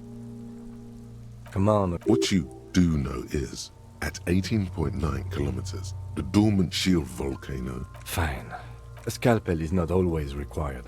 I hope this is one of those cases. There truly is a time for everything, even for yellow gardening gloves. However, they are lacking hygienically. I suggest you get in there in limited... I mean when I need you to. Until then, I should... In your paperwork, officer, just fill out the field autopsy form. Now they only have one paperwork too. Officer, what haven't you lost?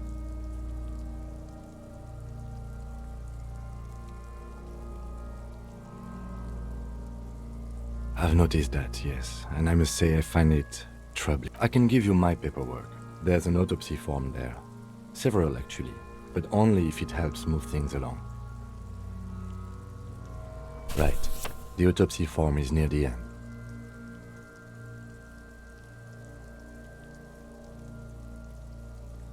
You find a moment as the lieutenant inspects the dead man's face. Still, you can make out a case with a curious title. The Man with the Hole in His Head. It's very hard to draw conclusions. All you can make out is that he is in a hurry to solve the case. The tempo of the handwriting says as much, and that there are a lot of notes in there. Most of them are made prior to arriving at the scene.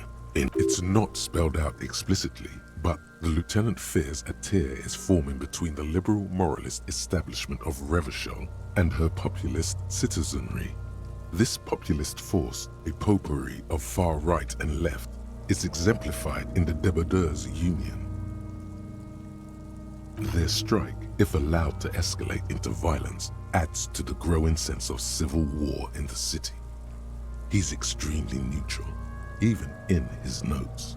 But avoiding this escalation is Kim's primary concern when dealing with the situation in Martinaise. Maybe you're imagining it, but there are some remarks in there, and they're not all negative. You're referred to as the 41st by your station number, and the 41st comes off as a moderately competent detective. What? The dead man stares in silence as you crack open the ledger. The bright red paper is covered in boxes and lists, describing the condition of his skin and organs in 3 parts. Above those, an 11-field info form needs filling out first. It begins with, "That's you." The corpse is indifferent to your scribblings, just lies there. The next box says, KK57-0803.0815. Next? NA. Next, NA. Roughly 50. Try 40. The damage is so extensive, it's better to err on the young side. He nods. Mondial. Fair to olive-skinned, from the Isola of Mwindi. This is as vague as it gets. You might as well say whitish. The pudgy mess of curdled meat looks neither mondial nor anything other. Fucky, fucky! Male. Pigs can have sex! Nor does he look male, with his pregnant belly and indistinguishable face. We're still going with March 4th. 51. What else? 9. Body identified by is non-applicable. 10. Case number is the same as the coroner's. KK57 0503 0815 listens motionless, with the cargo belt still around his neck. None. At least not after the initial examination.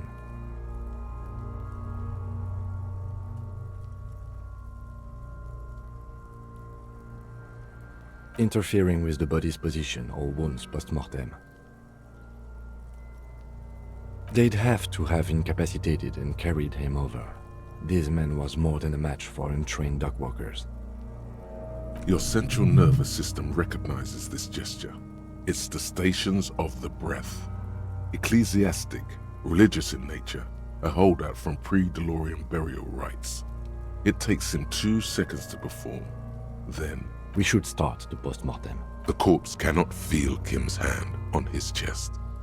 It no longer meaningfully interacts with its surroundings. A thicket of boxes and lists on red copy paper tries to answer why. Clothes. The deceased wears armored boots and white briefs. The make of the briefs is Babrodine, I think. Let's see. See, it's happening. Babrodine, yes. Inexpensive. Size M. Color white. The disappointment is palpable.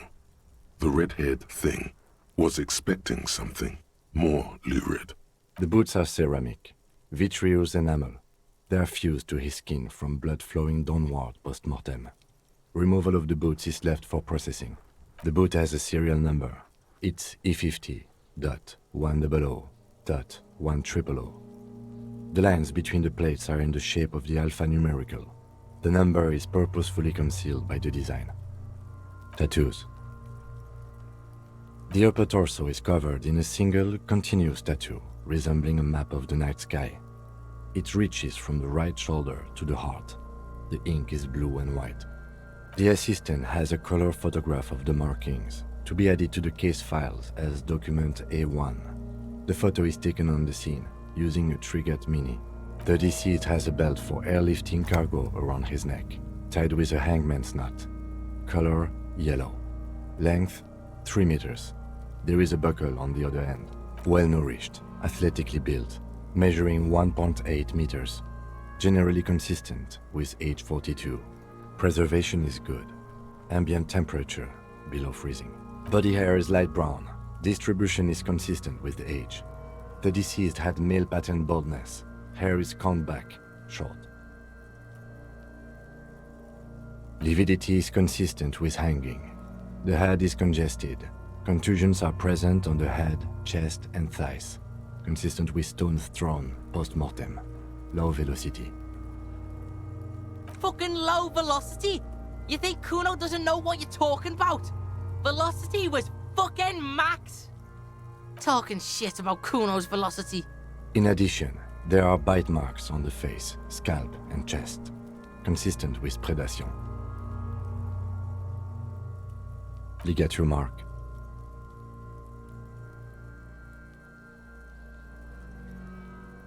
The steel wiring. There's too much of it. We need to remove the belt so we can get to the ligature mark. You got just the right tool for that. The chain cutters. The hanged man lets out a joyous little bubble of rot from his nose. Always good to think ahead. Now, we need to cut the belt to see the ligature mark below. Carefully, with as much precision as you can. See? My pig is gonna fuck his head off. No, he ain't. Your pig's a boring fuck. The belt is equally tight around the whole circumference of his neck, swelling over the edges like white bread rising from the east. The knot is the weak spot. The chain cutters fit in there, steady now, like a flower arranger. 2 cuts. After some deliberation, you sink the cutters into the knot tying the belt together. You squeeze the rubber handles together, sweat forming on your brow. Snap. The knot is slashed. Another cut and the belt falls apart like a flower bouquet, revealing the dead man's neck and the dark red ligature mark around it. The rope rises to a point, leaving a gap in the ligature mark. The suspension point is in the back of the neck. Hemorrhaging is observed on the skin, above and below the ligature mark. The mark is well pronounced, consistent with a drop from 1 or 1.5 meters. Chest is intact, normal contour. Abdomen is protuberant, pelvis intact, genitalia... No! It's gonna happen, see? I fucking knew it! Genitalia is male and unremarkable. No evidence of injury. Back is symmetrical and intact. Upper and lower extremities are intact, but asymmetrical. There are combat injuries on the right hand, thigh, and hip. In addition, I see smaller, residual scars, too numerous to count, covering about 30% of his skin. From wounds sustained over 2, maybe more decades, dispersal and accumulation indicates long and active combat duty. We have a real museum here. Of battles, wars. Last item, hands. Hands are clean. No sign of a recent struggle. Ooh. That's all for the external. Well done. What next? Central nervous system. I have nothing. Do you have anything on this man's central nervous system? Of course, there is a moral to be drawn from it. A moral to this story. What would that be? The dead man looks, too, with barely contained excitement to hear the moral of his story. I think that may well be the moral of every story, officer. Good. Musculoskeletal. Purge fluid is coming from the mouth. Not injury-related. Eyes and tongue protuberant. Hyoid bone. Let's see. With his eyes almost closed, the lieutenant puts his hand on the dead man's throat and begins to massage it, gently. A rotting smell erupts from the mouth. Purge fluid runs down his lips, black and viscous. You hear cracks as the lieutenant moves his sharp fingers inside the flesh, like the creaking of an old house at night. Yeah, jack that fucker off! The hyoid bone is fractured. The rest of the musculoskeletal system is intact. Unremarkable. Respiratory system. Oral cavity shows no lesions. The victim has received dental implants, possibly after a combat wound. Mouth swollen. Hemorrhaging present in mucosa of the lips and mouth. No scream, no sigh of relief rises from the darkness inside. It's humid, it's hard. Once more, you taste stomach acid in the back of your throat. A contraction. Your throat pumps a little something from your stomach and into your mouth. You're forced to swallow, just to keep looking. Inside, you see darkness. Just a mess of meat. Absolute silence as always. Hemorrhaging present in mucus. Hepatobiliary, NA.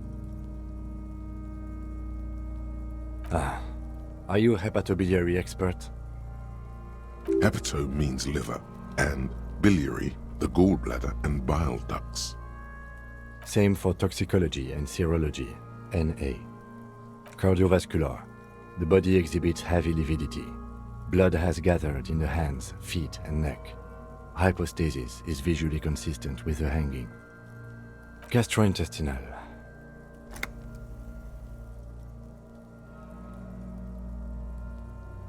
This will do. Digested semi-solid food in stomach. Voila.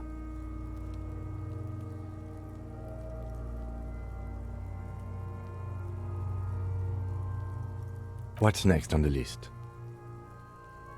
Let's see. We have bite marks, contusions on the head and chest, and a ligature mark encircling the neck. You'll need 3 fields. Leave a 4th one too. Be thorough if you want maximum results.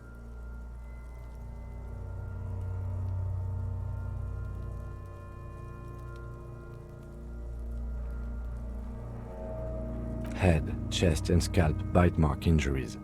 Predation by birds has caused damage to the body. Odontologist does not need to be consulted. And your opinion, officer?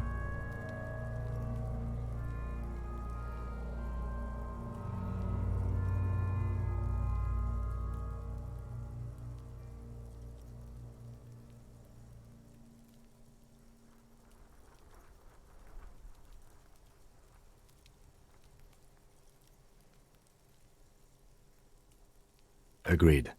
Next injury? So, the scalp bleeds from a post-mortem head injury, a stone. The injury does not have the rim of an early inflammatory response. The perpetrator on the scene has confessed to causing it post-mortem.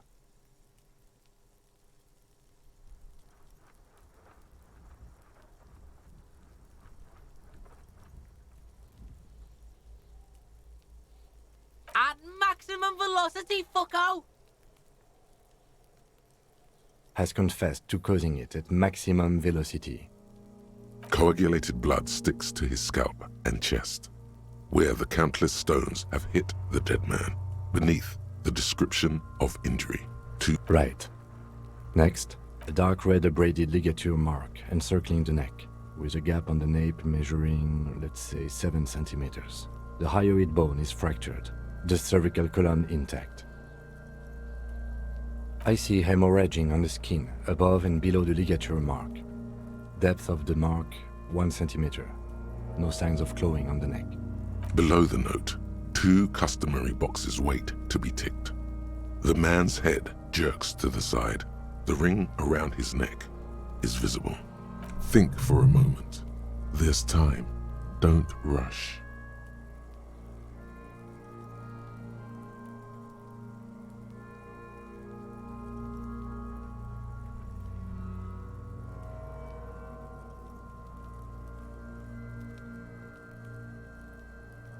That's it. We have established cause of death. It's not much, and it leaves much to be questioned. But it's a start. Let's wrap this up. I pronounce this field autopsy over. Well, we established probable cause of death. Some would say that's the goal of an autopsy. We were thorough with the list of injuries too. We described them all in detail. What is there to say? Given the circumstances, it was a professional field autopsy. Now we put him in a body bag and I drive him to Forborg for processing.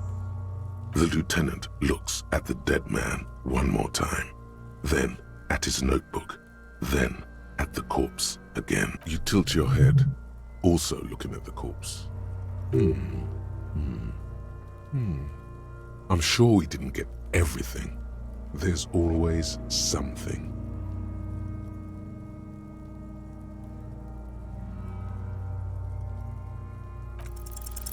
I'm gone.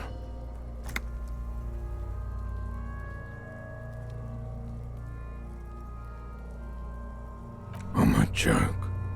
Look at me. A killer. Go ahead, into the wild, in the past, way out in the west. What do you mean? It's the power of your imagination. Go ahead, ask me more questions, because you're a copperoony. Here you go, you loony. Because you have. Do I remind you of someone? A child born with Muller's disease, harlequinism, grown up miraculously. Sure I do. Fuck no. You're no Rooney. No, you're not a Harry either. You're a motherfucker. That's who you are. Rooney the motherfucker. Come back later, Corporal. Amuse yourself with my frank manners and my memento mori features. If possible. You run your hands over the victim's cold body, his limbs, his torso with its swollen organs. Maybe you should be more thorough. He pulled down his breeches. Marbling is present around the crotch. The penis has shrunk, crawling halfway back inside him. There is nothing mysterious or noteworthy here. Can't get enough of that dick. Do you think we missed something? Okay, well, we are in livor mortis here. He is disintegrating. It would have to be industrial in size. Let's start by asking Gart at the Whirling in Rags and the Fritz store down at the gates. If they don't know, but only if all else fails. Fuck are you looking at, Beano man? You want a piece of the Kuno? Wanna get fucked? Only if all else fails. Or remember the buttons on that intercom over there, on the side of the building next to the Whirling? One was for Revachol Ice City. Perhaps it's a clue. Hurry. This is one task we cannot sideline. With every hour, whatever we are looking for will become harder to find.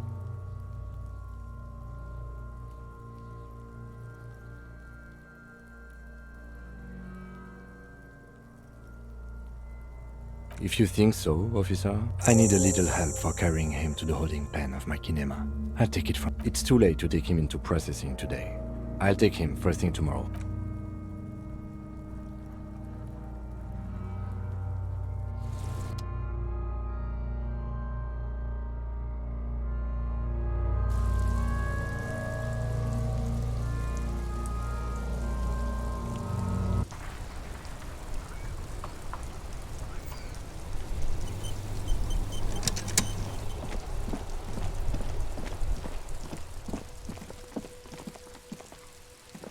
An old call box with a matrix silence.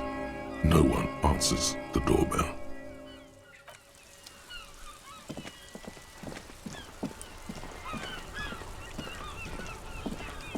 I can't believe it's snowing again. It felt like springtime just a few days ago. Like, gone? I'm glad to hear that. Thank you, officer. Looks like I'll get mint in the ground by April. Well, this might be the last snow we get. At least I hope so. Snow has nutrients in it. Helps everything green up in the spring. At least that's what my grandma always told me. Yes, think about the cute grandma, not the weird snow. Stop looking at her. Look around. What do you see? That's right. And the canal, the bookstore, the harbour gates. This is a great vantage point for keeping an eye on you. Glad to have been of service. Now you know the locals are keeping tabs on you.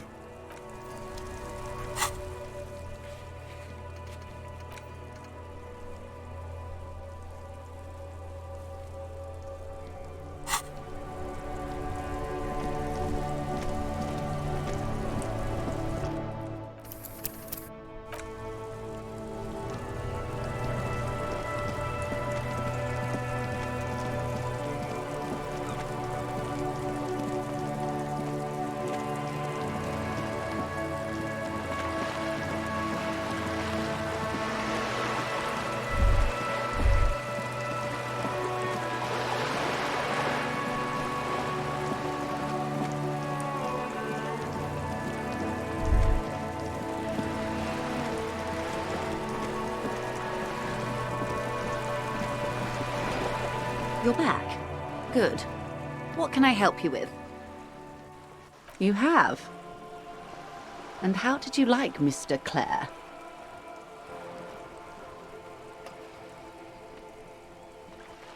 Of course, Detective. The RCM does not pick sides in this. I hope it doesn't come off any other way. Of course. And I don't expect you to share anything he told you with me. I'm not a corrupt verm myself. However, if you felt like discussing something, how could I stop you? Are we not human? Are we not curious to hear another person's take? It's only natural. We would only be gossiping. Intellectually speaking, it would be quite interesting to hear what she has to say about these things.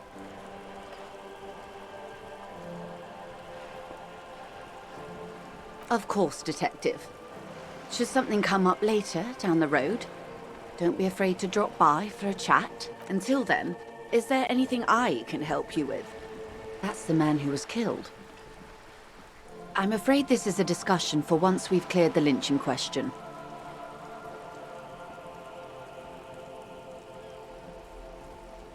Better not tie the forestay to the backstay on this. I hope there is something else I can help you with.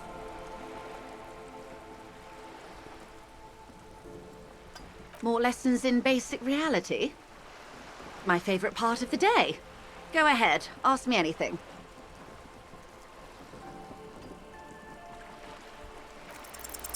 It remains a mystery what you mean by this. Glad to have been of assistance. Is what you want to say, but it isn't that easy. Look at that lady. Take a gander. Squint your eyes. Why, yes. Tucked away under that sturdy green raincoat, almost rustic in its simplicity, a silk shirt and matching scarf around her gentle, while dull orange pearls hang from her earlobes, red from the cold. Her light green eyes scan you, full of knowledge and worry. These are the kind eyes of the rich man that seem to say everything is possible, within reason. Now look at you. You misery-clad simian, barely able to tie your own laces. Your armpits are lakes. A scythe of booze precedes you. Your hair sticks to your forehead, and your underwear feels uncomfortable. You're poor. Poor as balls. You can't ask this person for money. You're too...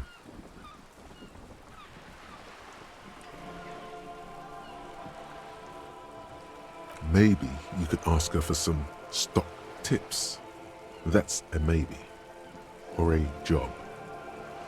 But you're sure as hell too ashamed to ask for cash, buddy. As I was saying, if there's any way I may be of assistance, it's quite straightforward. Someone is using Terminal B to smuggle raw ingredients from the Samar and Isola into Revachol with the Union's blessing. Wild Pines has suspected it for years. Ingredients for what, ma'am? Meth and dextroamphetamine, GBL and various synthetic psychedelics. Honestly, it might be quicker to say what you can't make from the stuff. Yes, but you won't get anything out of Evrat and the Dockworkers Union. Still, every chain has its weak link. The handoff. The motor lorries at the roundabout. Unlikely, officer. I'm talking about the lorries. Once the ingredients reach Jamrock, they're distributed to a network of local manufacturers, well beyond our grasp. But in transit, they may be vulnerable. How convenient that they're stranded like beached whales at that roundabout. Perhaps you've noticed that a number of lorries are tangled in a traffic jam at the roundabout just now. Interview the drivers who are still hanging about. One of them might be waiting for a crucial shipment. Her irises are light green, like the river Esperance in bright daylight, upstream where it's clearer. I'll be explicit.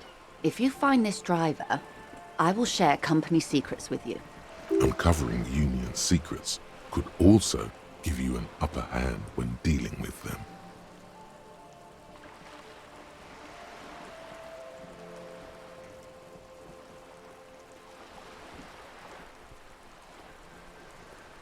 Yes?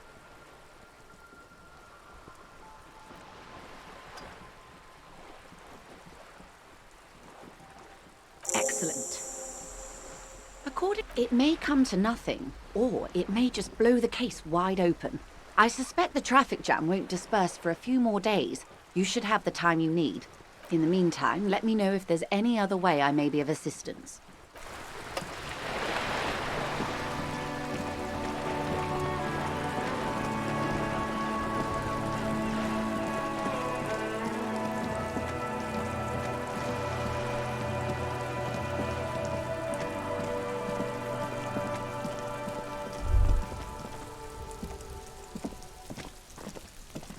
There must be another way into the building.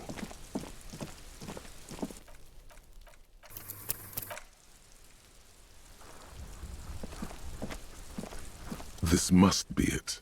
The basement door is weather-worn. The copper nails holding the upholstery in place have turned green from sea air, and there's a knocker shaped like a lion's head. The leather upholstery is worn and rough against your jaw. You don't hear any movement. In fact, it's oddly silent in the yard around you. No birds chirp. You knock silently. The upholstery muffles the sound. No response comes from the apartment. I guess no one is in. Let's be honest. This isn't what I joined the RCM for, but every day tells you something new about yourself. Apparently, working with the local union boss to get info on an investigation is not something I'm squeamish about.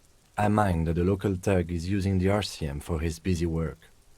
But if this gets us to the bottom of this hanging, then I'm willing to look. On the other hand, we could just leave and tell Evrart we opened the door. No one seems to be tailing us to see if we actually did it. Yes, presenting a fabrication is known to get results here and there. You took this task. You make the call. The door is right here. You can...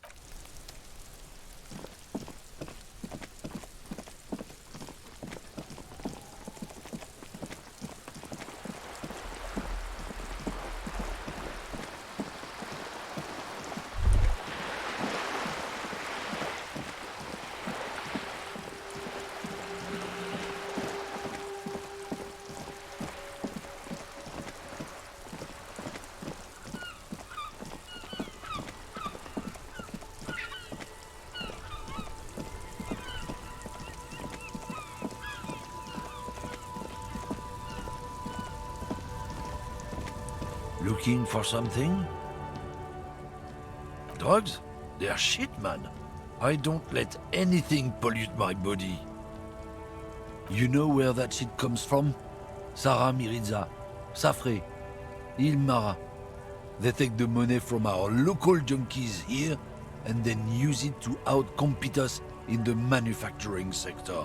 They know they can't beat us in a fair fight, so they have to get us to weaken ourselves somehow. It's racial sabotage. Racial economic sabotage. He eyes you warily, unsure how to respond. This goes on for about 2 seconds. Then, I don't know shit. And if I did, I wouldn't tell you.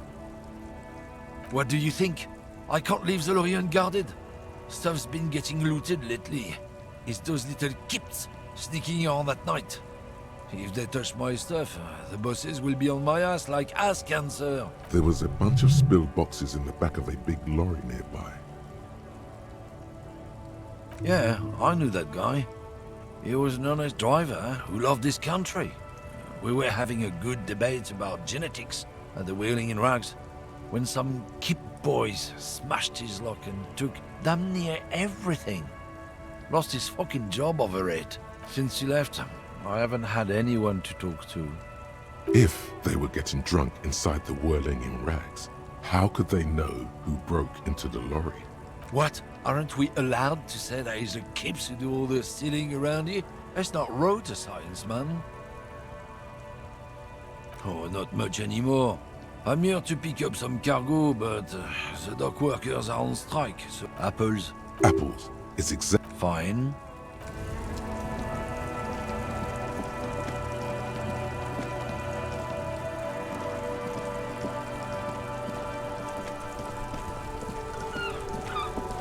Now it's turning into a kind of a snow limbo, man. What's on? Ah, man. Me and narcotics go way back.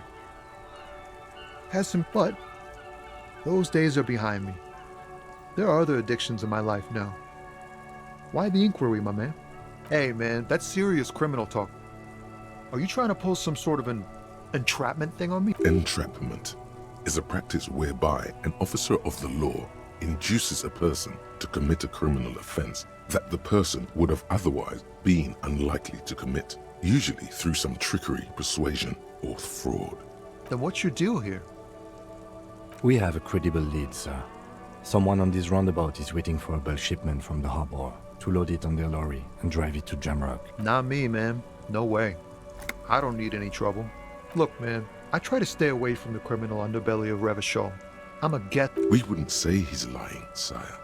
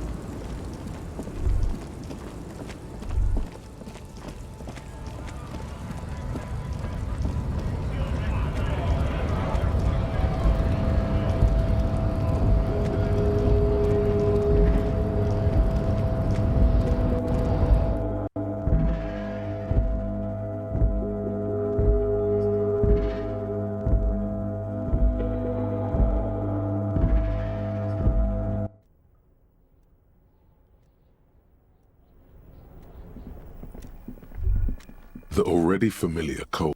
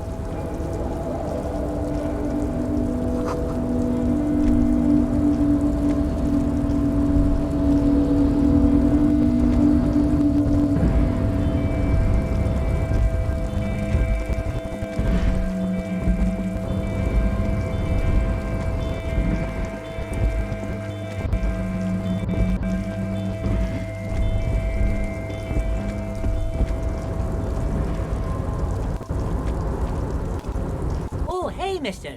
I knew you'd be back to talk with old Leo here. Yes, I did. Yes, I did. It's like Lady Larice said when she... No trouble at all, mister. No trouble at all.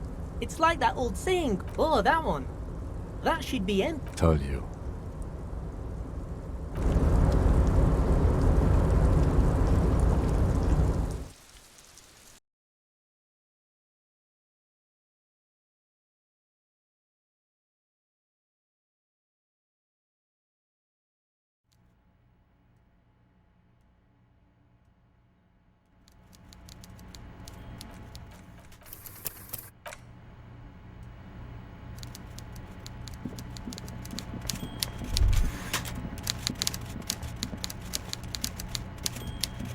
Mr. Dubois, a pleasure as always.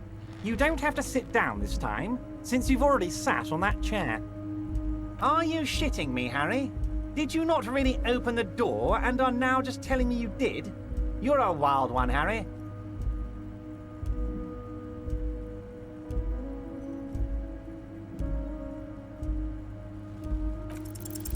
Good. Now take it a bit further. Take it home. I bet it was, Harry.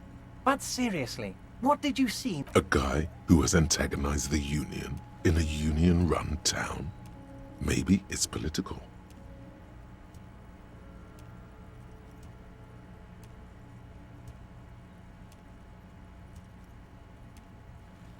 That's exactly what I thought, Harry. What a weasel. And for the record, I was only curious, not testing you. He was testing you. You succeeded. Thank you, Harry. You have shown me that the Barders Union and the Citizens Militia can indeed work together. Now, let's cut down to brass tacks. It's time for men like me and you to figure out who's killed who and why. Real police work is gonna start happening now. I promise you, Harry, this is gonna be good. By now, I'm sure you've figured out who the dead man was working for. The bad guys. Wild Pines. Sent to scare us.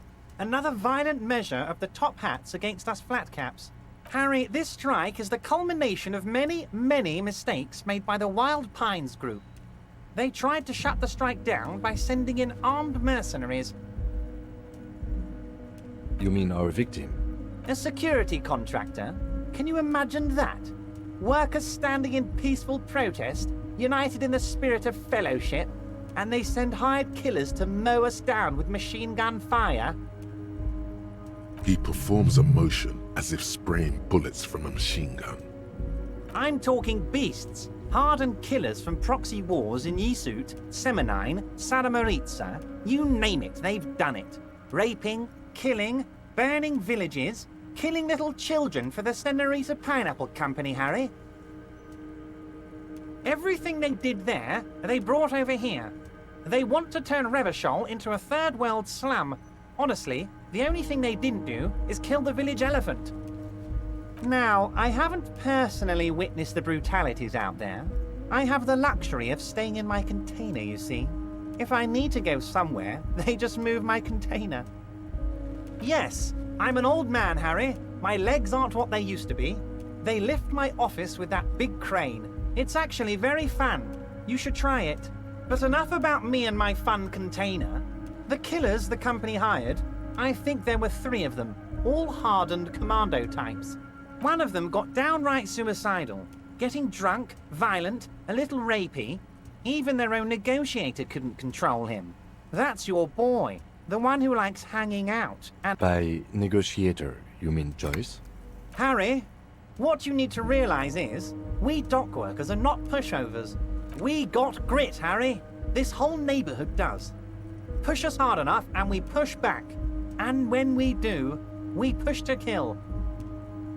There's a militant wing inside the Union. A group of people whose duties don't involve manual labor, but peacekeeping in the neighborhood, making sure everything runs smoothly. That sounds a bit like organized crime.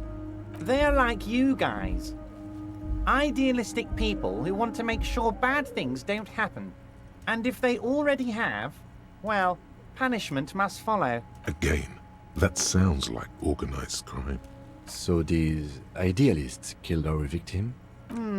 One day Titus Hardy, leader of this peacekeeping faction, comes up to me and says, Boss, socialist democratic fervor drove us to take it upon ourselves to kill this beast that was burdening the land. He probably worded it differently, but that was the idea. Sure sounded to me like they killed him. I gave them 2 weeks paid leave and told them to lay low to avoid retaliation.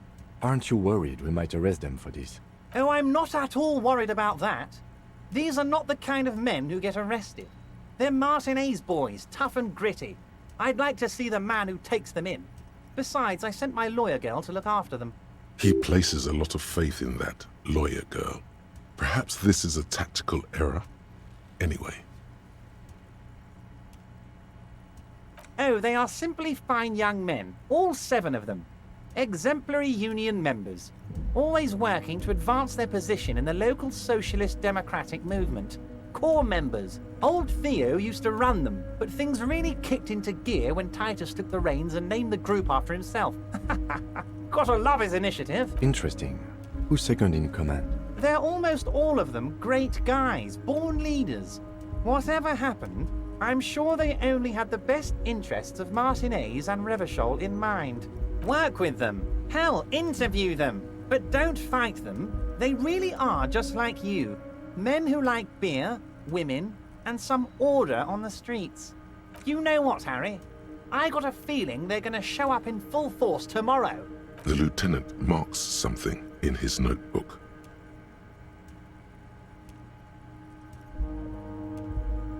How do I know? Let me tell you about these people. That's their MO. It's what they do. Last winter, some poor workers in Terminal E went on a little strike. The company sent in Sediment, a security contractor. The strike was over the workers' right to wear protective footwear, Harry. These guys turn up and start beating people. Tell you what, Harry, I wouldn't be surprised if we got the same mercenary company after a little rebranding. And I'm sure as hell not surprised to see an army of scabs under my gates. So you believe the scabs were organized by the security contractor? You said it. Hell, one of those guys looks big enough to take down that proverbial elephant. Boys like that don't just happen to show up during strikes. That does sound quite unlikely, yes. The big guy leading the scabs at the gate is colossal. Oh, Liz is a bright one. I paid for that law degree myself, thinking it'll probably turn her all fancy. But hell, Harry, she came back a firebrand socialist. Sometimes she scares me with her zeal. Wait, the girl by the whirling, who was keeping an eye on you. Is he talking about her?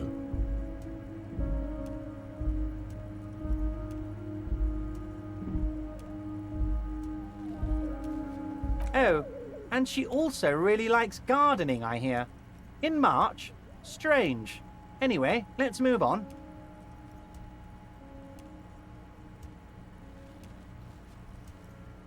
Was it a good tour? I'm not sure we made much headway here. I was hoping we'd bust the case wide open. Heck, I even wanted to tell you what I really want to achieve with the strike. I don't know what happened, Harry. I wanted you to feel like Mr. Martinez. And of course, I also wanted you to find your gun. But it's like I can't completely trust you. Yes, Harry, it's like I can't fully trust you if you're not a man of the left. I want to, but I just can't. A man of the left? So you have to be a social democrat?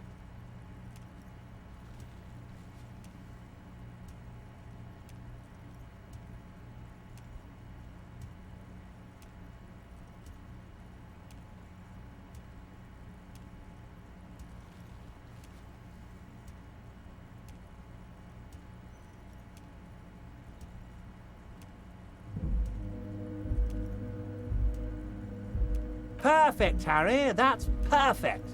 My version of the left is not against the companies, it's with the companies. Honestly, what I have in mind is a business proposal.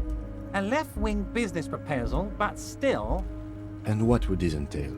Once again, I require nothing unethical or illegal of you. You just need to get 2 little signatures on this piece of paper, and then mail it to my accountant in La Delta.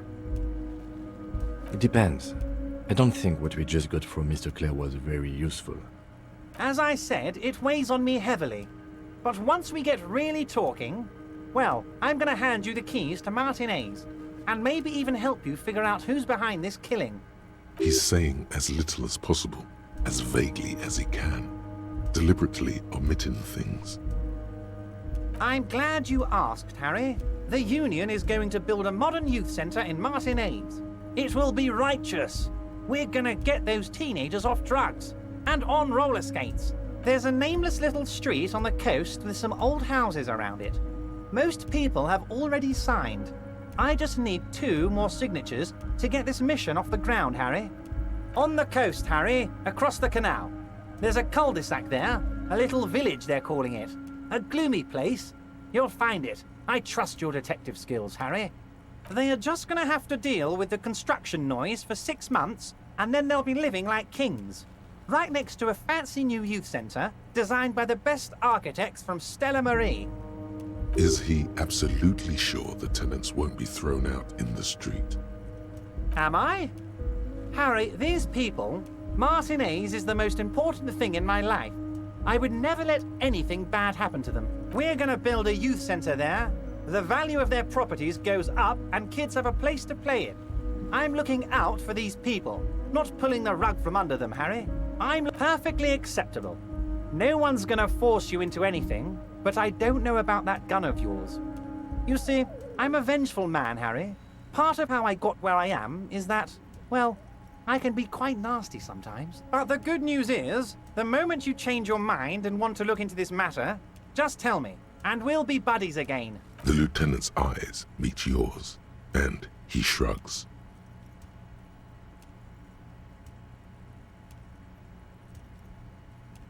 You bring joy to my heart, Harry. You need to get signatures from Isabel Sadie and Lillian Carter. The cul-de-sac is right past the pawn shop and across the canal. I hear there is some trouble with the water lock, but they should fix it by Wednesday morning. Once you have the signatures, mail this to 13022 La Rocca in La Delta. Then I know we can do business together. My dear Harry, there are literally millions of containers in this harbour. I couldn't possibly remember what's in all of them. Harry, you smooth-talking son of a bitch. Time is a precious resource, and I don't have enough of it to count containers with you. Smooth talking. Maybe that's the way to go about opening the container. You should at least try convincing it.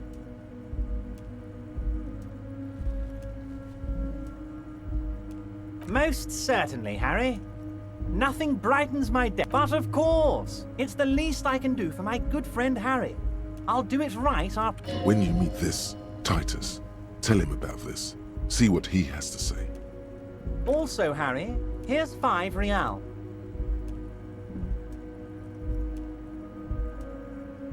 Oh, I wasn't offering it to you, just holding it out there. But I'm willing to share information. Was there... By all means, Harry, what's on your mind? See you soon, Debardeur. Just kidding, but not too much.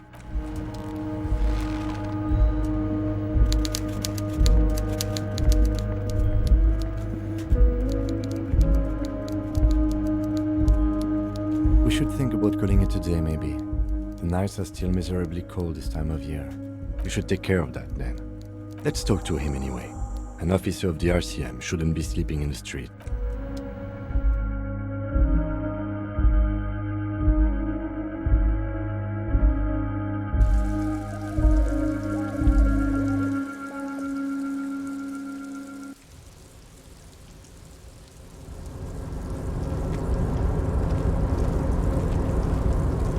Oh, hey, mister. I knew you'd be... No trouble at all, mister. No trouble at all. It's like that... Oh, that... Told you. Oh, I'm just... Sure, mister. About what?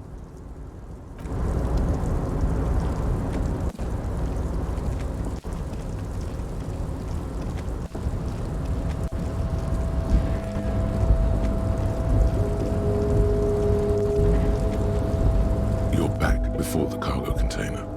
Its drawer has not lessened since you were last here. If anything, it seems to have grown slightly.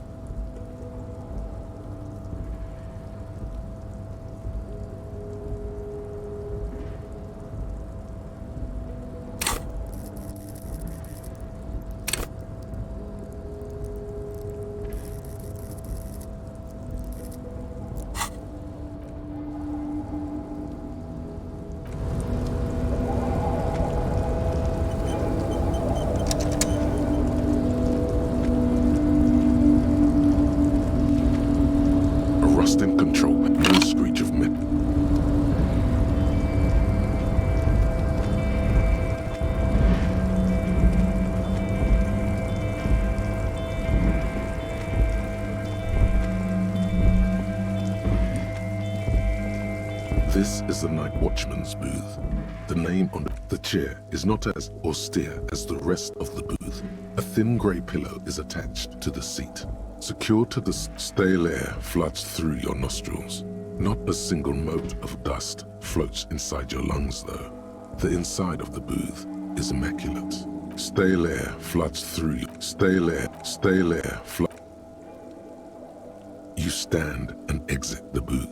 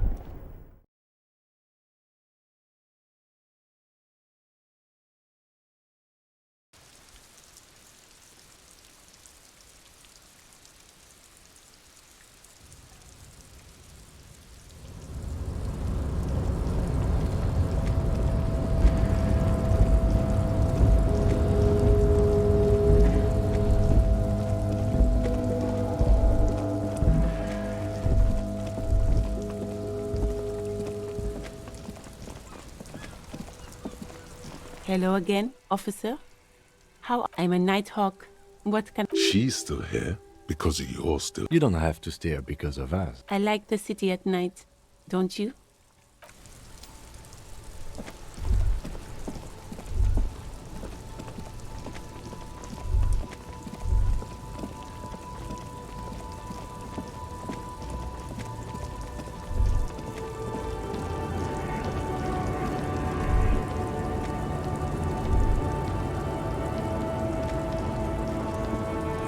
Still. If you want her attention. Where am I? Who are you?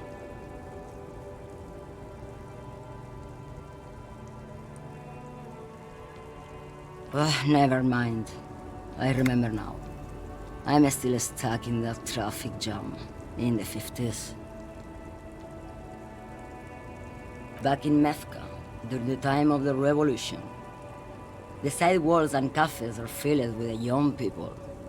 I was on my way to see a new Boyadero picture start until you came along, that is. Why not, Harife? It's not like I have anything better to do in this hellhole. Diamonds? Of course not. But wouldn't it be marvelous if I was? Whatever stupid things they put in the lorry, I imagine. I quit concerning myself with that a long time ago. Besides, I don't drive the lorry for the cargo, if you know what I mean. Then it's contraband, lawman. What? Do you want to take an old woman in? Be my guest. Bad hand. Hermenegildos' bad hand strangled 300 people. What can I say? Some people just really like strangling people. She's just a distracted old woman. We should maybe let her get back to her things.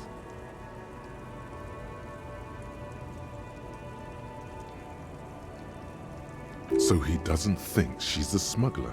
You hear that, lawman? I don't think your partner likes you spending too much time with me. Nothing. I just don't... He doesn't want your frail mind caught up in something here. Something unconnected to the case. A pale dream is what it is. What do I need drugs for, lawman? What I see, what I feel. The great adversary, no drugs can compare. If you don't know... Maybe if she thought you're corrupt.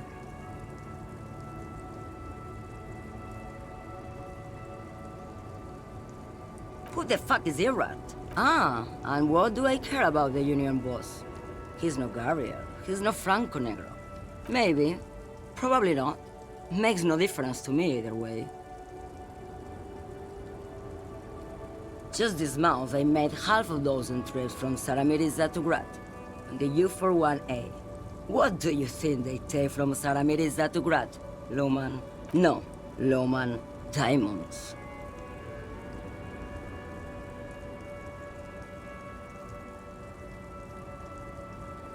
Diamonds are good for you, Loman. Where do you want me to go? This isn't so bad. I can listen to music, or the seagulls. Look at all the colors and the futures of this world. Or I can just relax and let my... I think we're done here, no? Yes, go. Enough jumbo.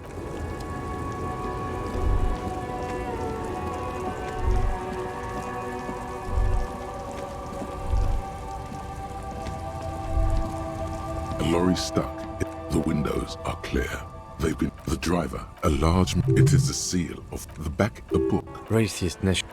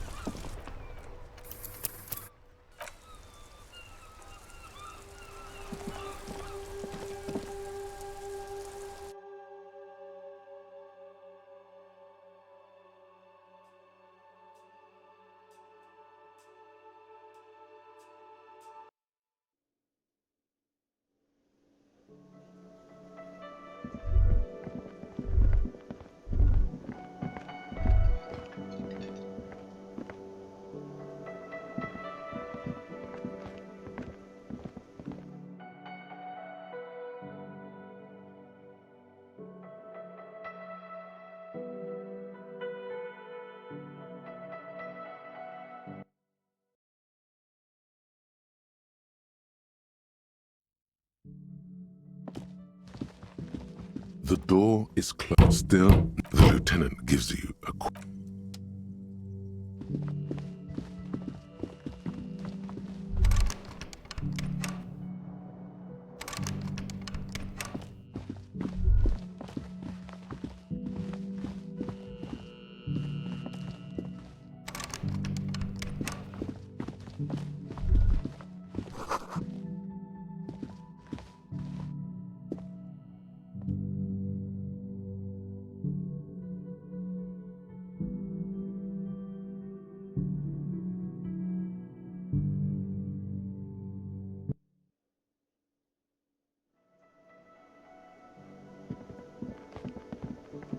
Can I help you?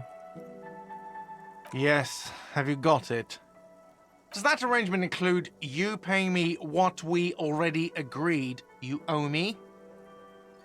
I understand your predicament, as I feel I must remind you that we are here to conduct an important... Forgive me for saying this, but your colleague seems... I mean no offense. It's really nothing personal. I just have to protect the... Not until you bring... Okay. I might have something in my motor carriage we can use. Oh, Lieutenant. We're done here.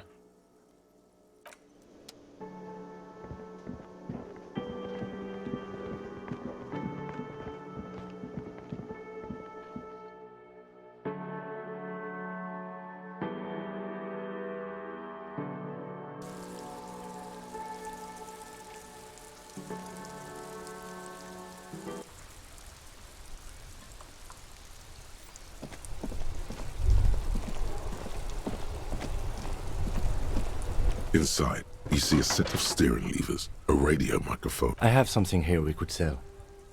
Transport enclosure. Regular people just call it the cage. The cage at the back of the motor carriage looks rather uncomfortable. 4 shots. I confiscated this for a little while back. We can take them to the pawn shop down by the Martinez Canal.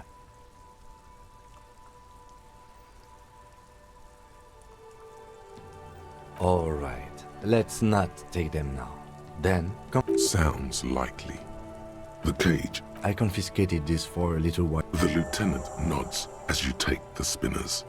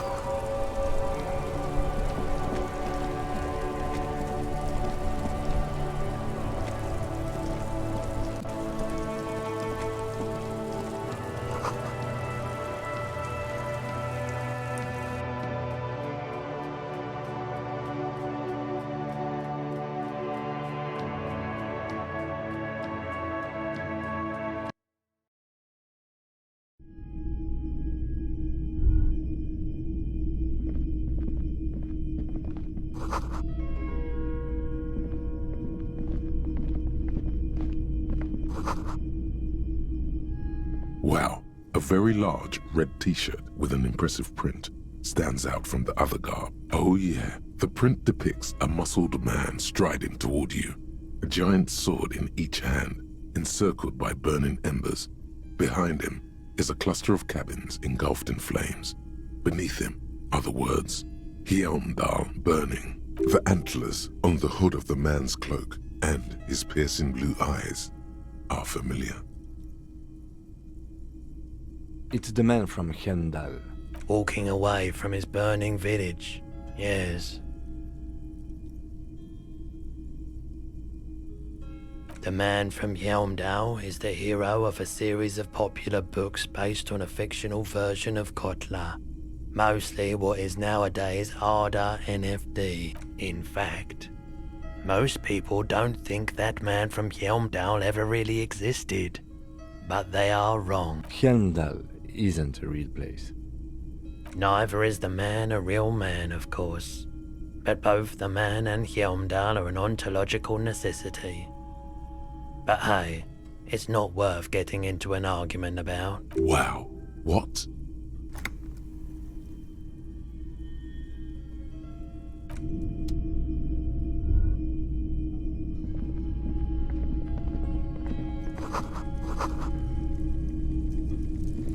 You see rows of toy soldiers guarding the rest of the trinkets displayed on the table.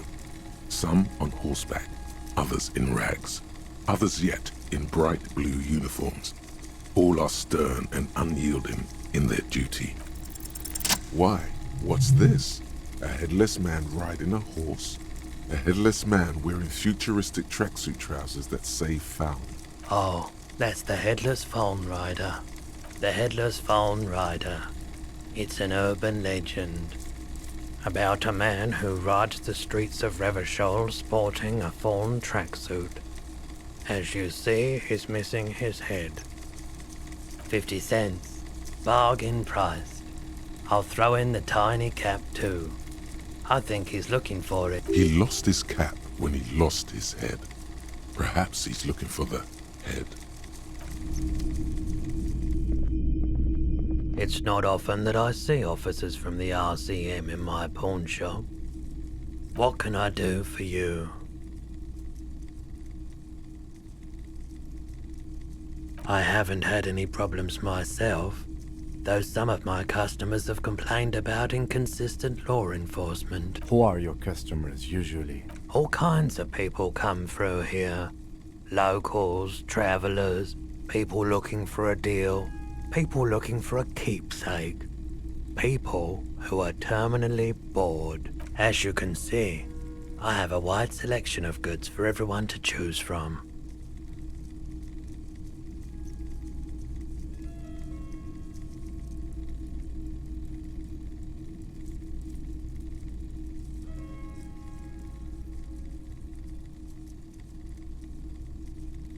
If you don't mind, please put the flashlight away. Some of us have photonic sensitivities.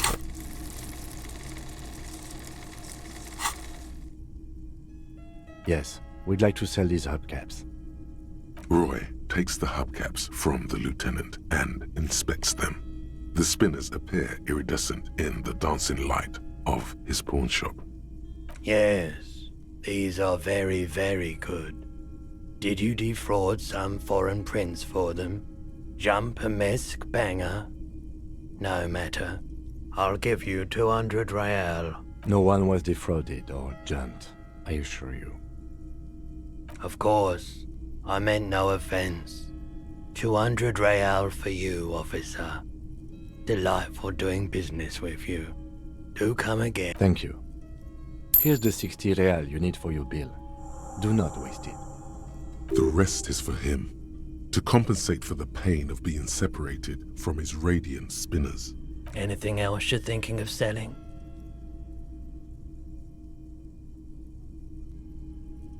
Another time, perhaps.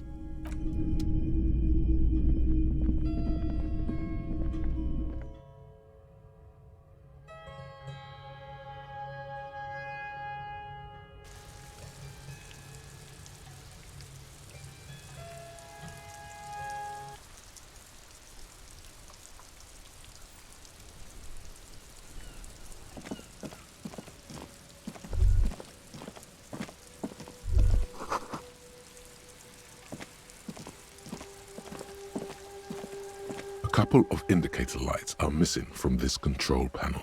Loose wire. This panel usually closes the waterlock, turning it into a bridge that lets you cross the canal.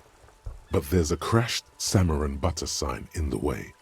Pulling the lever, probably pull the lever all the way up until the metal. Nothing happens. A spring brings the lever back to its original position. You still need to close the waterlock. Wasn't there a sign over there saying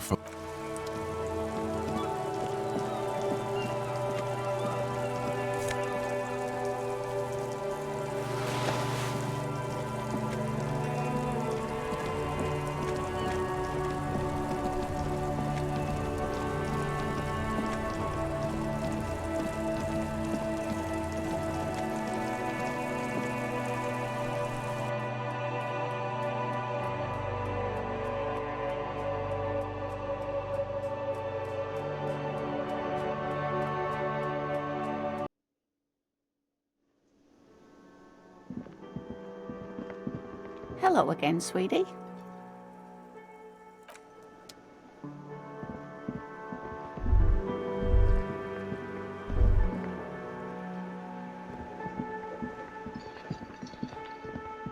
Can I help you? Yes. Have you got... Well?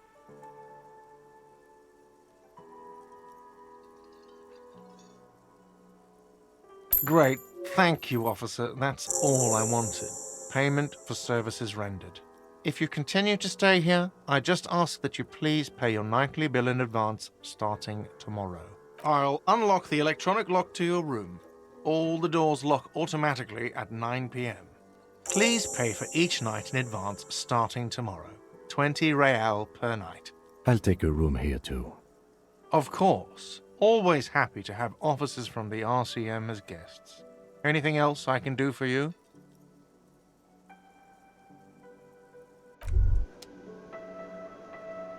Hey, so we've been monitoring you internally, and now we know your Copo type. Yes, guess what's yours? Yes, sorry cop. The cop who's sorriest. Let's make it official then, shall we?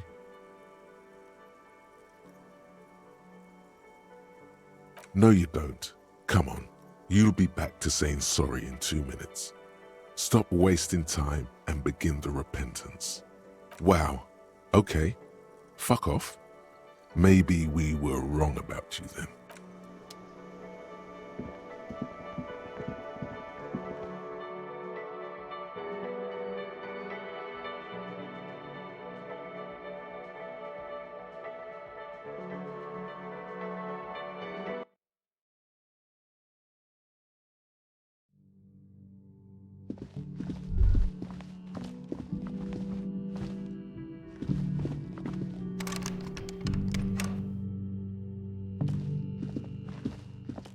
This is the door to the room you redecorated. Just a moment. We should talk about our progress on the investigation. Let's go out to the balcony.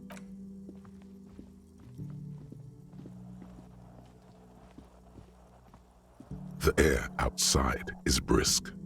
The lieutenant is silent for a moment. He listens to the traffic hum. Then...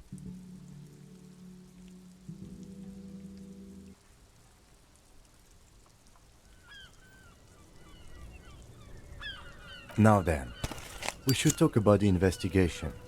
But I also feel you're a bit hazy on the RCM. Our role here, our rights, our jurisdiction, basically. I have a cigarette every night when I go over my notes. It's something of a ritual. Oh man, he looks so devastatingly cool with that cigarette.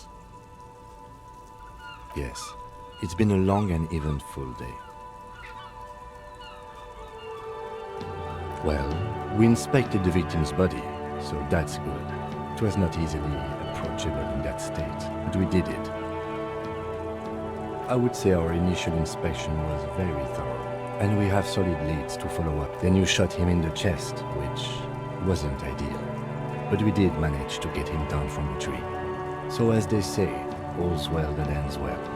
By not ideal, he means he can't believe he let you try that trick and would be angry if he didn't feel the outcome was partly his responsibility. Being sober also tends to help with precision. Anyway, we performed a field autopsy on the victim. We found some things we can really work with. I still feel like we missed something. But maybe the boys in processing will surprise us. We still have work to do at the crime scene. Now, as for interviews, my list of people to talk to here in Martinez, I mean.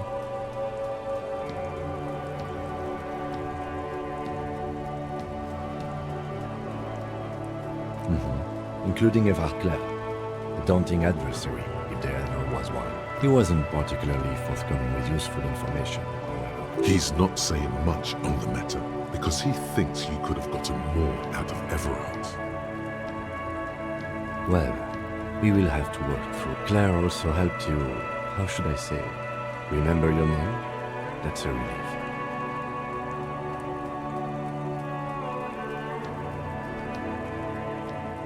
That's normal. It's best not to give it too much thought. We tried to interview the Wild Pines rep, but she asked us to do something for her first. Fine. I have a feeling Joyce knows how dangerous the situation really is. We have to get her to talk to us. If Kim is emphasizing something this much, it really must be important. Above all, though, today was exhausting. What's with all the running? You run a lot. Is that a standard Precinct 41 practice?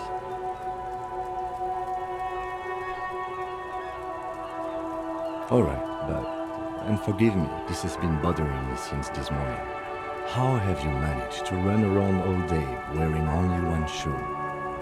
Well, there seems to be a shoe that is a match to the one you're wearing further down the balcony. Perhaps you can collect it when we're done talking. He's right. There it is, green and shiny under the glowing, whirling window. The sky above is dark and the lights sparkle. Imagine how much faster you could run wearing a cool patent leather shoe on each foot. They're quite limited, actually. The power officers of the Revachol Citizens Militia exercise most frequently is imposing fines of up to 1,000 real for offenses, in accordance with an interdepartmental schedule. Yes, although indirectly, as citizens can always request records from their local station. Officers of the RCM have been known to take bribes of less than the prescribed fine amount. It undermines trust in the RCM. We can arrest people, of course, but rather than bringing someone in directly, it's preferable to serve a station closely. It prevents confusion and overcrowding. We are permitted to use whatever force we deem necessary, even lethal. That's an improbability, perhaps even impossibility. Precinct 41 is known for a higher than average rate of police violence. Yes, the last time was 4 years ago. He has internalized it well. It's just that, a fact, a self-contained past event. We don't convict. We arrest and send them to coalition government courts in Courant and La Delta. The prosecution works off our testimonies and records, which is why it's paramount to keep them. The coalition government and the moral intern, more broadly. The RCM was formed by the coalition government to restore order in the international zone after the revolution. So we did. Now we attempt to maintain that order. No more. Or perhaps it is better to say we were allowed to form. It's a point of contention whether the citizens of Revachol or the coalition government founded the RCM. Silence. A great comment to such a conundrum. Yeah, it's getting very cold now. Let's go.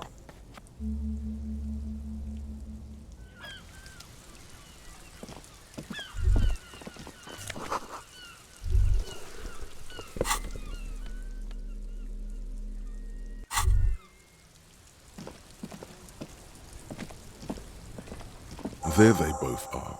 Two identical shoes, both copiously green and indiscriminately snakeskin, reunited on your feet like two baby crocodiles.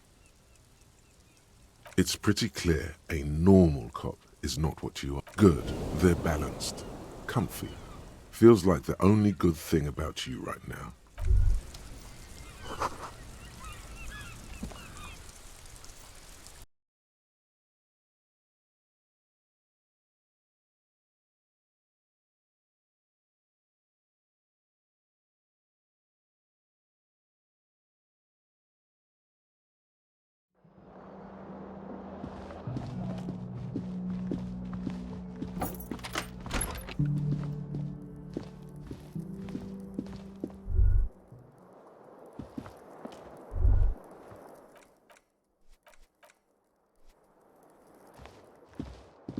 The bed is cold and not particularly inviting, but it's yours. The sheets look awful. The sheets feel at once coarse and clammy against your skin. The bed sags beneath your weight as you stretch out and finally close your eyes. And then sleep doesn't come.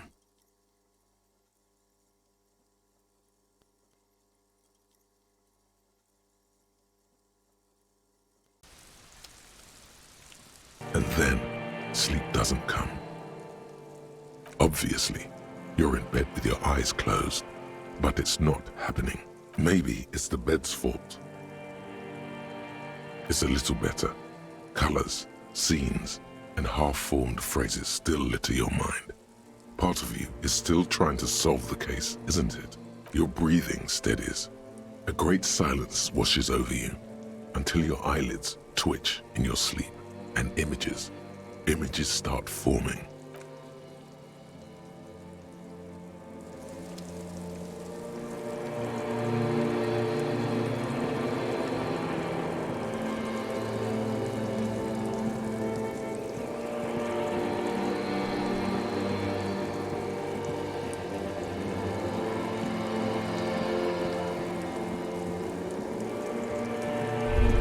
Do you remember the scent of your childhood? Do you remember your wife's hand on your face? Do you remember the warmth of her thighs? You know who I am. I'm the bad day. The one where you ask her, and then later in the streets, wandering. It's the worst day of all time, Harry dear. And it's coming. She will hear about it on the phone. Reality will turn into a grotesque nightmare. This will be the last thing you did to her. Tell me, do you remember the love of your life? Oh no, Funky baby, you stayed. It was the rest of it that left. Or you just stood there, with one hand on the bottle and the other on your dick, watching it go. Tell me, where are your friends? Human beings have friends, Harry boy. Where the hell are yours? They were only cramping your descent into the abyss. Now they're gone. 3 times gone and never coming back. All of it. You failed. You failed Elysium. Everything. The Pale and the Useless. On the surface. The outer magnetosphere. Burning, furious truth. 8,000 years of written history. You really dropped the ball, Harry. 4.6 billion people. And you failed every single one of them. You really fucked up. No, Harry. You were just talking to yourself. That's all you ever do. Even in your dreams. And the act is wearing thin. The spots of the disco ball fade around you. You'll be back in those cold snakeskins in no time, sweating up the bed. Stinky boy. You're not coming back from shit, thrashing around in that high conductivity state of yours, bumping into things and acting like a clown. Who are you kidding? You're trying to what? I can't hear you. This is just a word dream now. Jumbled up garbage. The pictures are gone. The bed rises to meet you. A thin, sleep-like state. More glass than velvet, grinding in your head. So something is wrong. Sleep shouldn't be this bad, this dry, this unnourishing. There's something wrong with your thoughts. Some kind of new type of hangover. Oh, yes, party boy. And it's worse than the one before. Just think of the shit you saw. Here it comes, too. So soon already. A silent alarm goes off in your head like clockwork. Barely let you sleep at all. Time to get those clothes on, Harry. Time to go to work in the shit factory.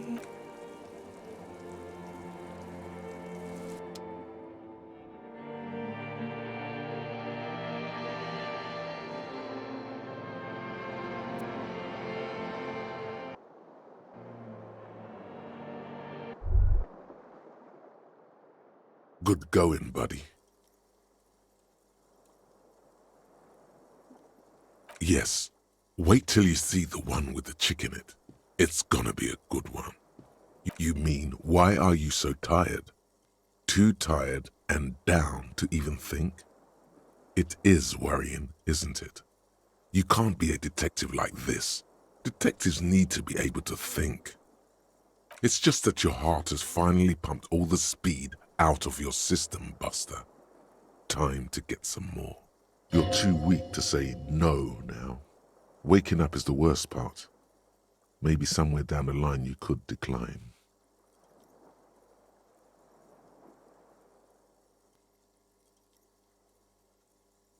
Are you sure? Ready to live as this pathetic shell of yourself for days? Basically, a week? Let's be honest, 2 weeks. Maybe 3. You won't make it. Half the town will be dead by then. You will be fired. Suit yourself, slow, sad shell man. See how you do without your spark.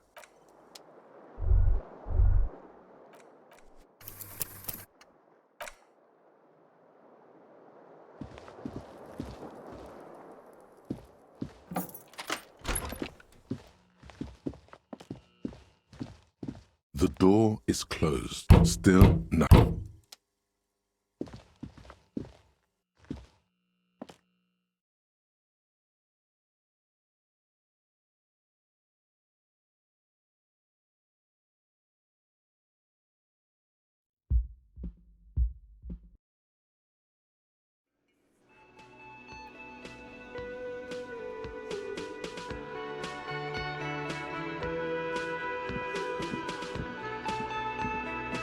Morning. I've got some good news. I took care of the body. The thought of him decomposing in my MC wouldn't let me sleep. Well, he's in processing now. We have other matters to attend to. The Union muscle finally turned up, and they look rowdy. We need to talk to them. I completely forgot. Sorry, I had a rough night's sleep. It's them by the looks of it. Loud and nasty, just like the manager said. One loose thread less to worry about, and one big problem to replace it. I mean ungovernable. Martinez isn't exactly enthusiastic about the RCM being here. They prefer to be policed by the Union. These men here, men who drink beer for breakfast, I have no doubt these are the Hardy Boys Evrard told us about. The ones who keep the peace around here. And the big one must be Hardy himself.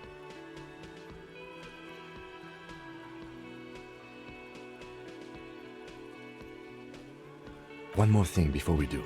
We don't have to talk to them immediately. We can walk right past them, continue with our business. Yeah, streetwise. Zoom right past. Do it on your own terms. But aren't you curious to know what they have to say about the murder? They're in no hurry to leave. They think they own the place. Anyway, I leave that choice to you. Whatever you decide is fine by me. Just a moment. She's agitated, judging from the way she keeps pulling at the frayed edge of her blanket. And there's no public phones nearby? The closest phone booth is down the coast. Sorry for the inconvenience, ma'am. It's fine, I understand. Thank you anyway. I'm glad to see you again, dear. Please don't trouble yourself about me, sweetie. I was just hoping to make a call, but the Whirling's phone line isn't working. The Union office probably has a phone, but I can't really get there. Or to the phone booth down the coast. And Gary's phone is dead too. The manager was vague about... Why would he be vague about phone problems? This is something to look into later. To let the young woman who's house-sitting for us know that we may be delayed. Morel, my husband, and our friend Gary were supposed to get back by Monday night, but they're still missing, and I haven't heard from them. I was also hoping she'd heard from Morel. A little missing persons puzzle might just be the thing to take your mind off the hangover. That's just it. This isn't like him at all. He always plans his expeditions so carefully. But you have more important things to worry about. More important than a missing expedition? I don't know. Expeditions often lead to something interesting. Just some field work, sweetie. Morel is a highly trained scientist. He and his assistant Gary are studying an extremely rare species of insect. But they should have returned by now. They were just going down the coast across the waterlock to set a few traps. He said they'd be back on Monday. What could be keeping them? The waterlock. That was broken. Could this be it? Oh my. What happened to the waterlock? Well, whatever the cause, I'm thankful. To both of you. You've spared me another sleepless night. You're welcome, ma'am. I hate to ask, but if your investigation takes you to the other side of the coast, please do keep an eye out for my husband. Yes, some left-field scientific research is exactly what you need right now. Funk up that vanilla murder investigation. And if you see him, let him know Lena is waiting for him here at the Whirling. He gets so tangled up in his work that he may not know the waterlock's been repaired. And it's cold out there. Oh, you're such a dear. Thank you, sweetie. Oh, yes. A zoology. It's a pseudoscience that attempts to legitimize research into mythological beasts and urban legends. That's one opinion, yes. And people are entitled to their opinions. She's used to playing off such insults casually, but they still affect her. My apologies, ma'am. I did not mean to undermine your hobby. It's not a hobby, dear. It's a subfield of zoology, one specializing in animal species that are so exceedingly rare that many assume them to be extinct or even fictitious. Searching for such species called cryptids is difficult and often thankless, and frankly, many scientists are too lazy to do it. Universities these days are rarely interested in supporting real research. The quality of research at Revacholian universities has been on the decline, but you doubt there was ever a time when cryptozoology was embraced by the academic elite. Oh dear, I'm not sure where to begin. Well, his expression is slightly grumpy, but his eyes are always bright and curious, like a small boy's. And his palms are quite coarse from all the field work, but he's quite gentle. You can't go around Revachol feeling grown men's hands. If you want to find her husband, you'll need more. Oh, well, he's a bit shorter than you, but with a larger frame, and he has longish white hair. Usually a bit uncombed. You might say wild, even. The lieutenant pulls out his notebook and begins jotting down the woman's description. One other thing, he'll likely have all kinds of field gear on him, even if he's not out in the reeds, you know, just in case. We'll be celebrating our 16th anniversary this autumn. Not the most numerically satisfying anniversary, but I like the less obvious milestones even more somehow. By a dating agency, I'm ashamed to say. I was looking to get back into the scene after recovering from my accident. And he'd just divorced. We hit it off and, well, here we are. She's skipping over some important parts. Perhaps you'll find out more later. I hope I've been useful. Oh, sweetie, it's fascinating. But I shouldn't bore you with entomological minutiae. The lieutenant gives you a sideways glance. Of course, dear.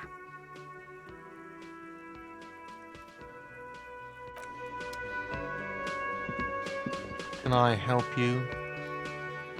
Got the 20 real? Then why are you...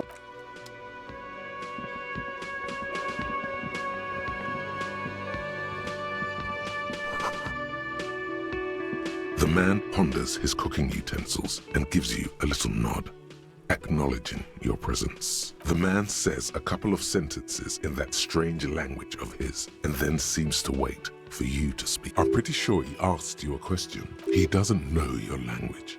You can just say something cool in return. Horse need more vodka? Okay, so it's vodka that keeps the men happy and in good spirits. Clever move by the Union. Of course, vodka. Now that makes a very, very special borscht indeed. Turn it up and then ask for some yourself. Turning it up seems like a dangerous idea, honestly. The place is a powder keg. He smiles, nodding vigorously, then pours half a bottle of vodka into the pot. With a whistle, he stirs the brew. The mention of mañana gets his attention.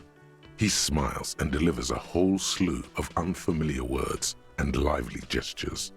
He smiles and nods enthusiastically and, chattering away in his language, ladles some brew into a small thermal cup, then hands it to you.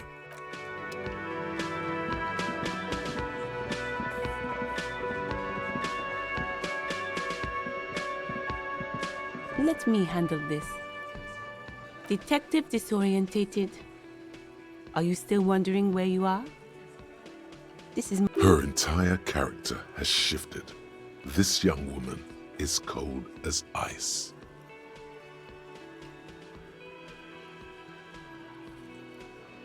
Yes, extremely normal. I'm not a gardener, by the way. I'm a legal counselor for the Dock Workers Union.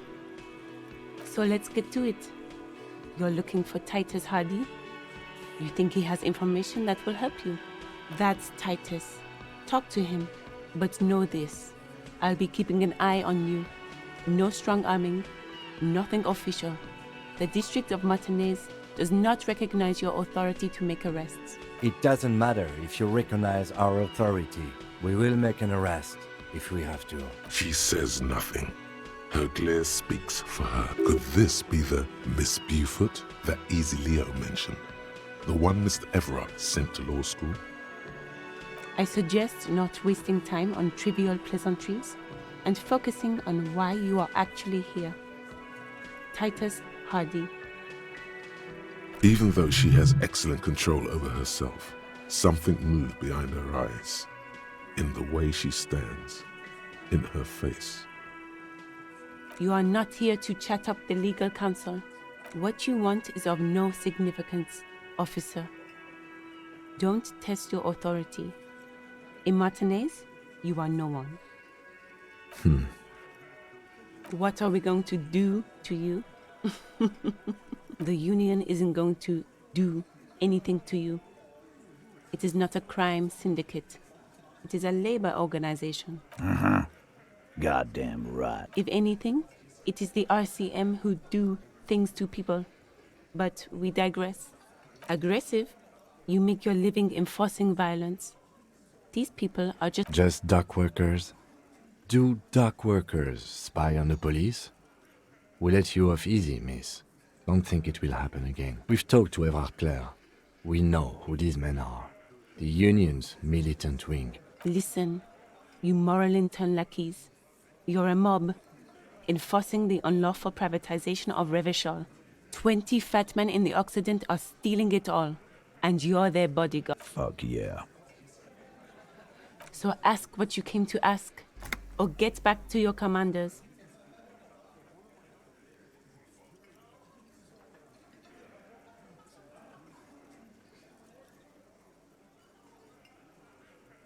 Let's. Like I already told you,